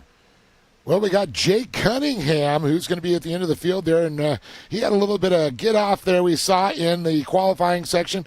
Great to see he was able to get back out, get that truck fixed, and he's all good and checked out. Lining up alongside Jacob Cunningham, who had that big moment, of course, turned that thing over there, as you talked about, will be young Kanan Baker. Kanan Baker making his debut inside of a pro light truck here this weekend. Of course, accomplished in the side-by-sides, just 15 years old and already a champion. We look forward to him, unfortunately, starting in the back without power steering. He'll have to suffer through this one. And we see Johnny Holcher, young man, has competed for everything from mod carts to Pro 2s. Now, still running the pro light, and he's definitely one to keep an eye on out of Abrams, Wisconsin. Yeah, Johnny Holcher, a former champ inside of the category, as we go to Mr. Milhausen Jr. Great to have him out here as well. Travis doing a great job, just 17 years of age, out of Waverly, Minnesota. His third season here in the pro lights, running out here with the big dogs. Well, you got Jacob Rosales. He comes to us from Kathleen, Georgia. Well, I've seen him run a lot of UTVs, and he's been competing in the pro light category. Just waiting to get that big win to get under his belt. Hopefully he can do it here at Wheatland at Lucas Oil Speedway. He's waiting. Yeah, Mickey Thomas prepared truck, and then there's this guy. How about the 15-time champion? 10 of them in Pro 4s and Pro 2s, 7 in Pro 4s alone. An incredible win streak, some 90-plus wins, and over 100 if you count the UTVs. That is C.J. Greaves. And there's another young man we've watched come up through the program. They call him the Madman, Maddox Bailey. He's originally from Midland, California, but now making his residence in North Carolina. You got Maddox Bailey in the Stronghold Motorsports machine under the Ryan Beat Motorsports tent. And we'll wind it all up with the reigning 2022 Pro Light champ in the Champ Series. 11 class wins here. Was a threat to win the championship a couple of times. Got it put together a year ago. This is the cousin of C.J. Greaves. Kyle Greaves, a solid player, looking for the green flag here. Kyle Greaves has been the truck to beat all weekend long. Keep your eyes on that number 34 KGB Customs machine. Green flag out. Here we go. 10 laps in distance. The Pro Lights are putting on a show here at Wheatland. These guys are standing on the throttle there. You see Kyle Greaves down to the inside and sneaking up there. It looks like it's going to be C.J. He's going to Greaves get pushed up high here. 3 wide. CJ trying to not drive into the door. Checks up just a little bit. That opened up the door for the 29 of Maddox Bailey to get up beside him. But Kyle Greaves keeps his composure there and does a beautiful job. Shoots right out to the front and drives away. Yeah, looking a little slick. You can see these things, hooked up. And we got somebody up into the corner. That might be Baker, who was struggling and had lost his power steering. That could be one of the effects. I see another white truck there in third. That's a 33 of CJ. Pretty sure there. Yeah, that could be Kanan struggling. Back in there, and the 44 truck there again. Johnny Holcher trying to get around. Him and Kanan had a couple of moments there in that first race. Kyle up front. Here comes CJ trying to drive down underneath the 29 of Maddox Bailey, the madman. Yeah, it looks like CJ was holding it through those Project X off-road whoops there for a little bit longer, but Maddox trying to fill up that spot there, keeping it low, keeping it tight. CJ is trying to set up around the outside. Somebody come through the infield there. Yeah, taking the shortcut. Yeah, took his own route right there. Side by side they go. Here comes CJ once again underneath Maddox. CJ trying to make it work right here. Keeps picking away at it. Here comes Maddox right back. Maddox is battle tested, I promise you. This class is tough. Maddox coming right back as they go side by side down the straightaway, and another pair side by side back behind them. Now it's another second, or I should say third generation racer. His grandfather Scott and his dad and Brandon and him all racing Baja, but his dad was a former Pro 4 driver. So that acorn did not roll far from the tree. And it looks like we got a battle still going back in the back of the pack. But Kyle Greaves pretty much checking out CJ running that second spot with Madman, Maddox Bailey in third. Kyle slides way up high. Another truck, and I believe that's Holcher. I think it was Holcher and Jacob Rosales that were battling hard. And Holcher has really struggled in this turn, albeit not necessarily all on his own. Yes. He's had some help all along the way here, it seems like. They're carrying extra magnets for him to get them together with other drivers. We saw it earlier with Kanan, and again now we saw it with Rosales.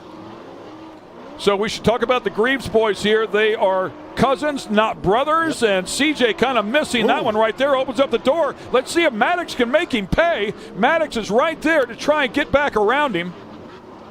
And he is up beside him. He's right there. CJ driving that good line, though. He knows how to protect down at the bottom. The 29 truck trying to get off of that turn number 8 as they head into the final turn to complete another lap. Oh, and there goes CJ all the way around. CJ stands on the throttle wisely to get out of the way of Maddox Bailey to keep him from running in the back of that truck. Keep in mind, we will have a mandatory caution here midway through this race, so it's long from over.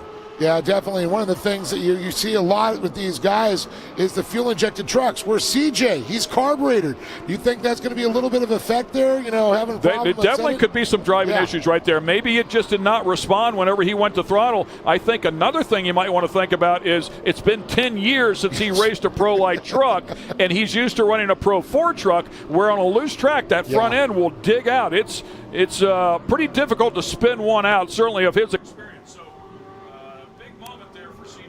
We'll take a look at it here very shortly. I know they're here talking about a replay there, but we got bad with Madman Maddox Bailey there trying to make a run up here in second. Let's take another look at it. It's the AMSOIL replay. Yeah, we'll go back in here and take a look at CJ, see if we can figure out what happened here. That corner's slicking off, man. He just entered a little bit hot and rotated that thing all the way around. He was up there. If there was any grip up there in that really small cushion, he should have been close to it, but unfortunately just could not keep it straight. Lost one spot, as we talked about. This one's far from over. An amazing thing, he was able to get back and hold on to that third position, but it's Kyle Greaves right now that's just starting to walk away. We saw this, in the beginning. We saw it in qualifying. We saw it in race 1. But after the comp caution, we saw these drivers right up on his back porch. Yeah, I mean, he's got 5 seconds. Here we go. We apologize about that. Electronics glitches here as the mic drops out. But quick lap, a 129.1 for Kyle Greaves, a 130.2 now for Maddox Bailey as he is closing that gap, but still a second off the pace. Yeah, that's one of those things that's a little tough to make up for it, but when you get that comp caution, that second half of the race is really where these guys start to really push it. You can see Kyle right down there on the bottom, the exit of turn number 3. Trying to find a little bit of grip. He's just absolutely been the class of the field out here so far. He and CJ are cousins. They really came together. They started working together here a few years ago. They just dig in, man, and they build stuff, and they're really good together. And it's certainly very cool to see the cousins get as close as they are in this sport that they're so passionate about. Oh, CJ going for a bit of a huckabuck right there, man, trying to hang on to it as he goes through that Project X off-road rhythm section. Yeah, it's a little crazy, and I know one thing we talked about qualifying. Kyle had an oil leak, had an issue. Oh, CJ getting right up back on Madman Maddox Bailey, and CJ's going to start challenging him. But Kyle had an oil issue. They blew the oil rear main seal. Here it comes. And going to hold off on that story because we got a race. Yeah, for sure. Maddox Bailey having a hard time getting the truck rotated right there. That's going to open up the door as they race back to the mandatory caution. And Maddox really struggled in that turn 7-8 complex. It just looked like he went a little bit wide in both turns. CJ was really able to close up the gap and then, of course, get underneath him, apply the pressure in turn number 9. Maddox missed it just a little bit, had to put a lot of wheel in it as the truck tightened up and just could not hang on for that mandatory caution. That means it's going to be a fun restart. That's what that means. Yeah, definitely, for sure. Getting back to my thought I was talking about is, CJ say, hey, if you guys can't get it fixed, I'll offer you my truck so you can go out and run. CJ is not going to be competing, with Pro Light in any other series. So he wanted to see his cousin be successful. They got to fix it, and he goes, all right, then it's on. I'm coming for you. Yeah. Great stuff. I mean, I heard that as well, and that's certainly very cool to see the two cousins go at it here. And this is great stuff, too. I mean, I don't know that I've ever seen the two on the track competing against each other before. I have not myself. Certainly not in Pro Light. We know that since CJ hasn't been in one in UTVs. 10 years. But I don't remember Kyle being in a UTV. No. Okay. So, I say that. I mean, He did come out of UTVs. Did he come out of UTVs before into Yes, the pro I lights? believe Yeah. so, but I don't know if him and Oh, that's right. Yeah. I mean, we had what am I thinking about? We had a Vicious race with him going out to Chandler, as a matter of fact. So, yeah, super switched on there was Kyle Greaves in that. But I don't think CJ and him raced together. Yeah, maybe they did race together a little bit over there in the Midwest as well. So, nonetheless, here, they're going to race together right now. That's what it's all about. And CJ did tell me that truck's for sale. So how about that? Yeah. Yeah, that's. I mean, and if you want a truck from Kyle, he'll build you one too. No problem. KGB Customs will put a truck together for you. So the 33 truck, that is CJ. The 34 truck, that is Kyle. Followed up there by Maddox Bailey and Johnny Holcher. Now, it's amazing to see Holcher get back up there. I mean, he's had so many issues, so much contact, and you can see his lap time last time around, he was in the 129s. So when he stays away from people, it's going to be able to catch up and play in the fight. Fastest lap of the race now, by the way, to CJ Greaves by 0.8, a 128.8 to a 128.0. All right, here we go. Coming out of the final turn, looking to pick up the green flag. No restart zone here. It's all on the flagman. Kyle Greaves, the 34 truck, in control of the field. They fan out in the back. That is Kanan Baker with the truck that's missing the hood in the back. Struggling with no power steering. CJ Greaves on the back bumper. Here comes Maddox Bailey trying to get up around CJ. Kyle Greaves leading the group. And CJ trying to look to the inside, getting a face full right there from Kyle. He hit a plume of dust there. Oh, contact. It looks like it was Kanan and again Jacob Rosales that got together. Yeah, Kanan, as we want to tell you, again, struggling with power steering, but the leader slides way up. Oh, my goodness, can you believe that? Way up the track right there and loses the lead to CJ. Now CJ Greaves in the lead, and now it's going to be Kyle trying to fight his way up, and Maddox Bailey is going to get in the fight here. Kyle got it back. Oh! He drove back around him. I don't know how that happened. We kind of missed that one, but all three of them right there together. So Kyle, CJ, Maddox Bailey right there in the hunt as well. Now through again the Project X whoops in section, and here we go. CJ was looking low. Kyle keeping that toe right down inside, not trying to leave any daylight as they make this way into that 6, 7, 8 complex once again. And this is where CJ was really working, and Maddox trying to get in. Had to get on the binders though. CJ sticking the nose in there, but Kyle driving a perfect line so far. Here comes CJ. Wow, CJ's truck getting some good bite off of that turn. Drives right up around him. Here comes Kyle back down on the bottom. Nice to say that carburetor not making a factor right now. Yeah, definitely. I was just looking at that forward bite, man. He got that thing squared up and digging hard, and it pulled up out of that turn nicely. Yeah, he was a little worried. He said he only came in with 2 sets of tires, didn't want to burn them up. Well, it's the last race, time to burn those tires up. And he's going to try and get up there in that, contact. Maddox Bailey just tagged the back of Kyle Greaves, but Maddox getting the worst of the two. Kyle Greaves able to hang on to it. Definitely lost a little bit of real estate, though, to CJ. Yeah, it looks like Holcher is going to move up into that third position now. And Kyle did it again. Kyle completely around. Well, not completely around, but all but completely around. Total mayhem back in there. Johnny Holcher again in that turn because of Kyle had to check up. The last person we thought we would have got tangled with everybody else out there. Maddox Bailey, though, putting the hammer down. Look at this. CJ's gone. There's a great race going on out here, but it's for second place. And I think that was Maddox Bailey. Was that Bailey that just tagged the wall hard? And Bailey now battling with Kanan one more time.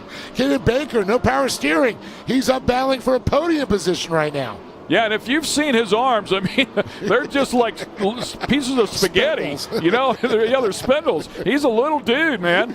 Yeah, a young kid, that's for sure there. And look at those tie-ups here. And that's what he can't do. I'm sure he can counter one way, but he can't get it back the other way. Flicking so it quickly. difficult. These trucks are all but impossible to drive with no power steering. Well, when you're at speed, it's a little bit easy. You slow down, it's like turning in like wet concrete. Very hard to deal with for sure, as all of them are tied up here in the back. CJ's gone. The 31 truck of Jacob Rosales up there just ahead of Kyle Greaves. In fact, CJ's not even in our shot anymore. This is the battle for second. Kyle Greaves and Maddox Bailey. So Kyle Greaves trying to take that lower line to see if he can get underneath Rosales. That truck prepared by Mickey Thomas, who's very, very solid as well inside of the Pro Light division. When he was running up in there, way up on the K-rail goes Kyle. He's been up there a couple of times. Hangs on to the spot here, but Mickey Thomas now competing in the Pro 2 category and prepping that truck for Rosales. Yeah, it's amazing. The Rosales just snuck up in there, got by Maddox there, and now Maddox gets into Rosales. Turns him around. I mean, it's so slick down there on the bottom. It does not take much of a nudge. Now they're going to fight for position here again. But Kyle Greaves back up in a podium spot again. Yeah, and a couple laps to go here in this race. So still door-to-door here, racing hard. The 29 car and the 31 car, that is Maddox Bailey and Jacob Rosales. We just saw the two have a bit of contact as well. I think everybody's had some contact out here one time or another. There might be a few discussions at the semis later on with a few drivers. Yeah, they're spread out across the pits. I think they should make them all pit side by side. Make it a little more interesting. Little boxing ring like out the stadium there. super trucks. They all go back to the same tent. Yeah. Well, now things have changed up. Holcher battling up there for a position, the final spot on the box. Quick lap now to CJ Greaves at 127.6. Really putting a lap together there by a little more than a second over Kyle Greaves, second quick, and then Johnny Holcher. Kyle Greaves really changing up his lines now. If you notice, he's been staying up high and just kind of accelerates down out of that Talladega turn. Very unusual because it wasn't working earlier in the day with anybody. Kyle, for some reason, is finding a little loam up there and able to get a drive. The truck's hooking up. That's all I can say. Searching for the grip, man. Yep. I think he slid up there a couple of times, and maybe while he was up there, one time he found a little something. Call that a happy accident sometimes. Right. Running around the outside of that left-hander, that turn number 6, looking for some grip. Right there behind the 44 truck, the 2020 Champ Series champion in Pro Lights. That is Johnny Holcher. Running in a number of categories out here this weekend.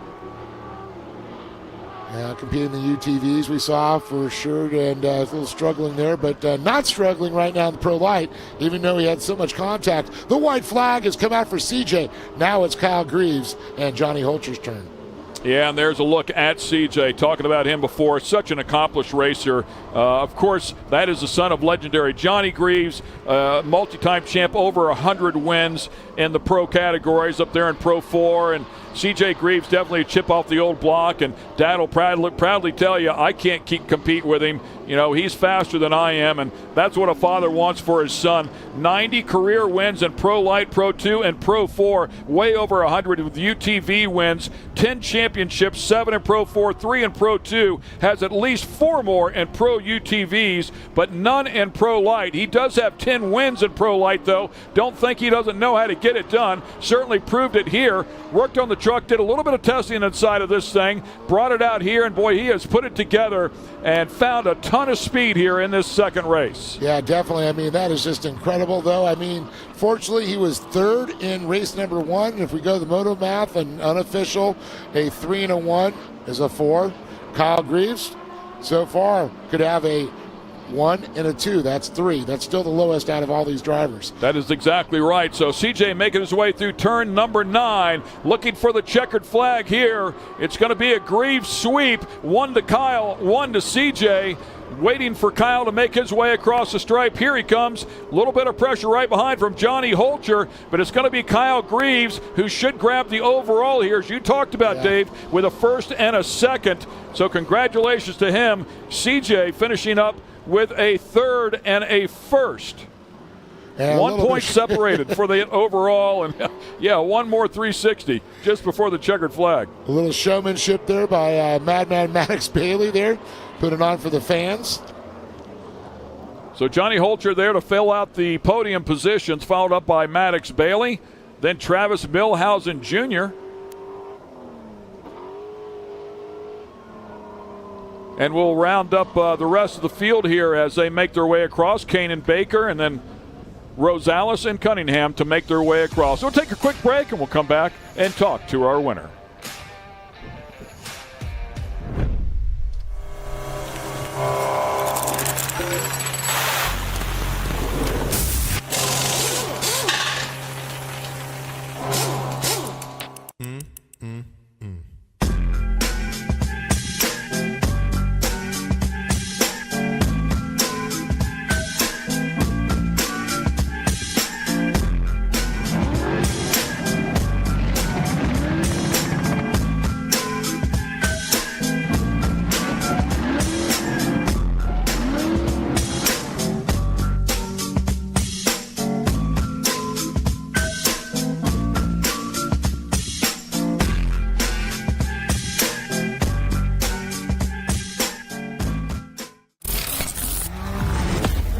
to suspension tuning, there's only one name we trust: Double E Racing.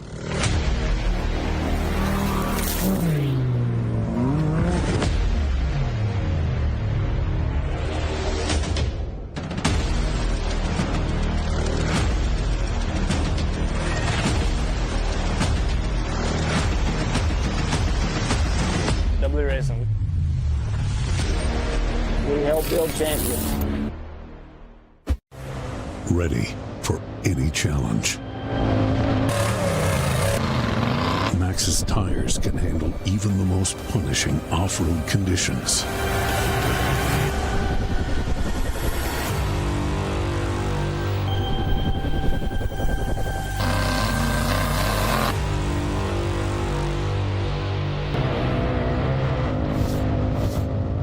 Max's tires tread victoriously.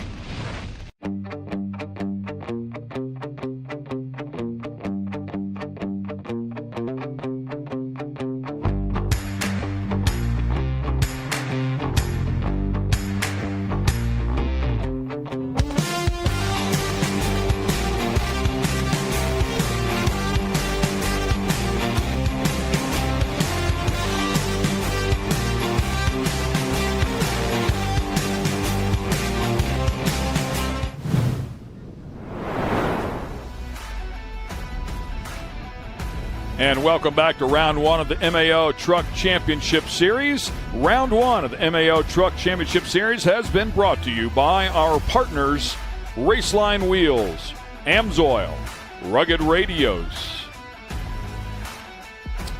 Project X Off-Road, and by our wonderful friends at Speed Sport. We appreciate all their support here all weekend long and looking forward to the rest of the season as well. It has been a great weekend of racing here, no question about that. And we want to welcome everybody here to the Rugged Radios booth as well as we take a look at this overhead. Man, it's been some great racing as we kick off here round one of the MAO Truck Championship Series and round two of the MAO Side-by-Side Championship Series. So a lot of racing here that has gone on between the course of yesterday and today. It's great to finally get the pro lights out here, get that season started as well. And we look forward to going forward back to Jay, Oklahoma. Visions coming up here in just a little over a month or so. So some great racing ahead. Yeah, I mean, talk about today's race. It was great. Everything from the first race this morning to brought a lot of the surprises to the last race. CJ Greaves pulling it out, which was amazing. Kyle Greaves, who took race number one, and then the problems, Johnny Holcher, Kenan Baker having some problems, and Rosales, everybody getting tied up there. A lot of craziness happened, but I'll tell you, pretty excited to see CJ Greaves get up on top after a 10-year hiatus at a pro light. Yeah, pretty crazy, right? And we talked about him having that quick lap of the race. Actually, on the last lap, Kyle Greaves got after it, wanted that quick lap, and got it by 100th of a second. So a 127.68, a 127.67. So Kyle saying, hey, man, I still got something here, but he got that overall. That's what it really is all about. So little cousin great rivalry stuff here for sure. We're going to give you our overall results here courtesy of Amsoil and show you how they finished up here in the Pro Light division. So congratulations to CJ Greaves, Kyle Greaves. They put on a great show here. Two of the absolute best, and it gives the rest of the field something to shoot for here. Johnny Holcher, Maddox Bailey, Travis Milhausen Jr. in the top five. Jacob Rosales, Kenan Baker, and, of course, a tough weekend for Jacob Cunningham. Let's get it down to Erica. Joined by Kyle Greaves, our unofficial Pro Light Truck winner. Kyle, wow, you guys put on a phenomenal show for round one of the Truck Series. How do two phenomenal rides like this continue to fuel your fire for the rest of the season? Coming out here, we weren't sure if we were going to do the whole series. We're going to do this one for sure because it gets a test under our belt going into our other series. And, this track is wild. We had an awesome track this morning, and then we got a little behind on time, and we didn't get any track prep, and I picked the wrong tires, and CJ had the right setup, and he's got a lot more experience than me, so maybe we'll give it a couple more years and I'll go after him. But no, it was unreal. He got by me, and then I had spun out or over rotated. I'm like, oh boy, here we go, and it was wild. I mean, luckily, somehow I just came out of the carnage and I was behind CJ. I'm like, you know what? We're settling. And I didn't even know I had the overall because our other series we go off of you win this race, you're the winner. But no, it's definitely cool. And I really got to thank KGB Customs, Kenda Tires. They've been helping us out. They got a brand new tire out this year, and it's badass. We just got to work on it in the blue groove a little bit. But other than that, it's really good. Ultra Wheel, Monster Energy came on board this year, so super pumped about that. Aaron Precision, just everybody. Hoffman Motorsports. John Hoffman's out here working with their suspension and getting us tuned in. So it's been unreal. And VP Racing Fuel, he helped us get some good gas to come out here and have some fun. So I'm super stoked, and we'll go into the next one as the points leader. A brilliant effort by you and your KGB Customs team. Congratulations on this overall. Now go and celebrate with your team. Thank you. So great stuff. Congratulations there to Kyle Greaves winning the overall here this weekend. Off to a great start. Wishing the best of luck as they go forward for the rest of the year as well. It's been a great 2 days for sure as we take a look again at this beautiful complex, the overhead shot of that track here at Lucas Oil Speedway. It's been a good run, Dave. Man, we've had a great time for 2 days. Yeah, it's awesome. I mean, the Mid-America Outdoors is really putting a first-class events on here, and to come to a first-class facility here in Wheatland, Missouri, Lucas Oil Speedway, there's so much racing going on here. I mean, we got a race tonight they're going to be doing over the Speedway. They have all kinds of crazy stuff. They got drag racing in a couple of weeks coming here too. Man, insane racing here at Lucas Oil Speedway. Can't wait. Hopefully we come back next year. Couldn't agree more. So we certainly look forward to it. We want to see you at the next race as well. Thanks for joining us online. If you've tuned into the live stream, for Dave Arnold, Erica Allred, Pam Hall, Matt Edmondson. We also want to thank Alan Johnson and Scott Rain. I'm Ken Stout. Thanks for watching, ladies and gentlemen. The Mid-America Outdoors Side-by-Side Championships.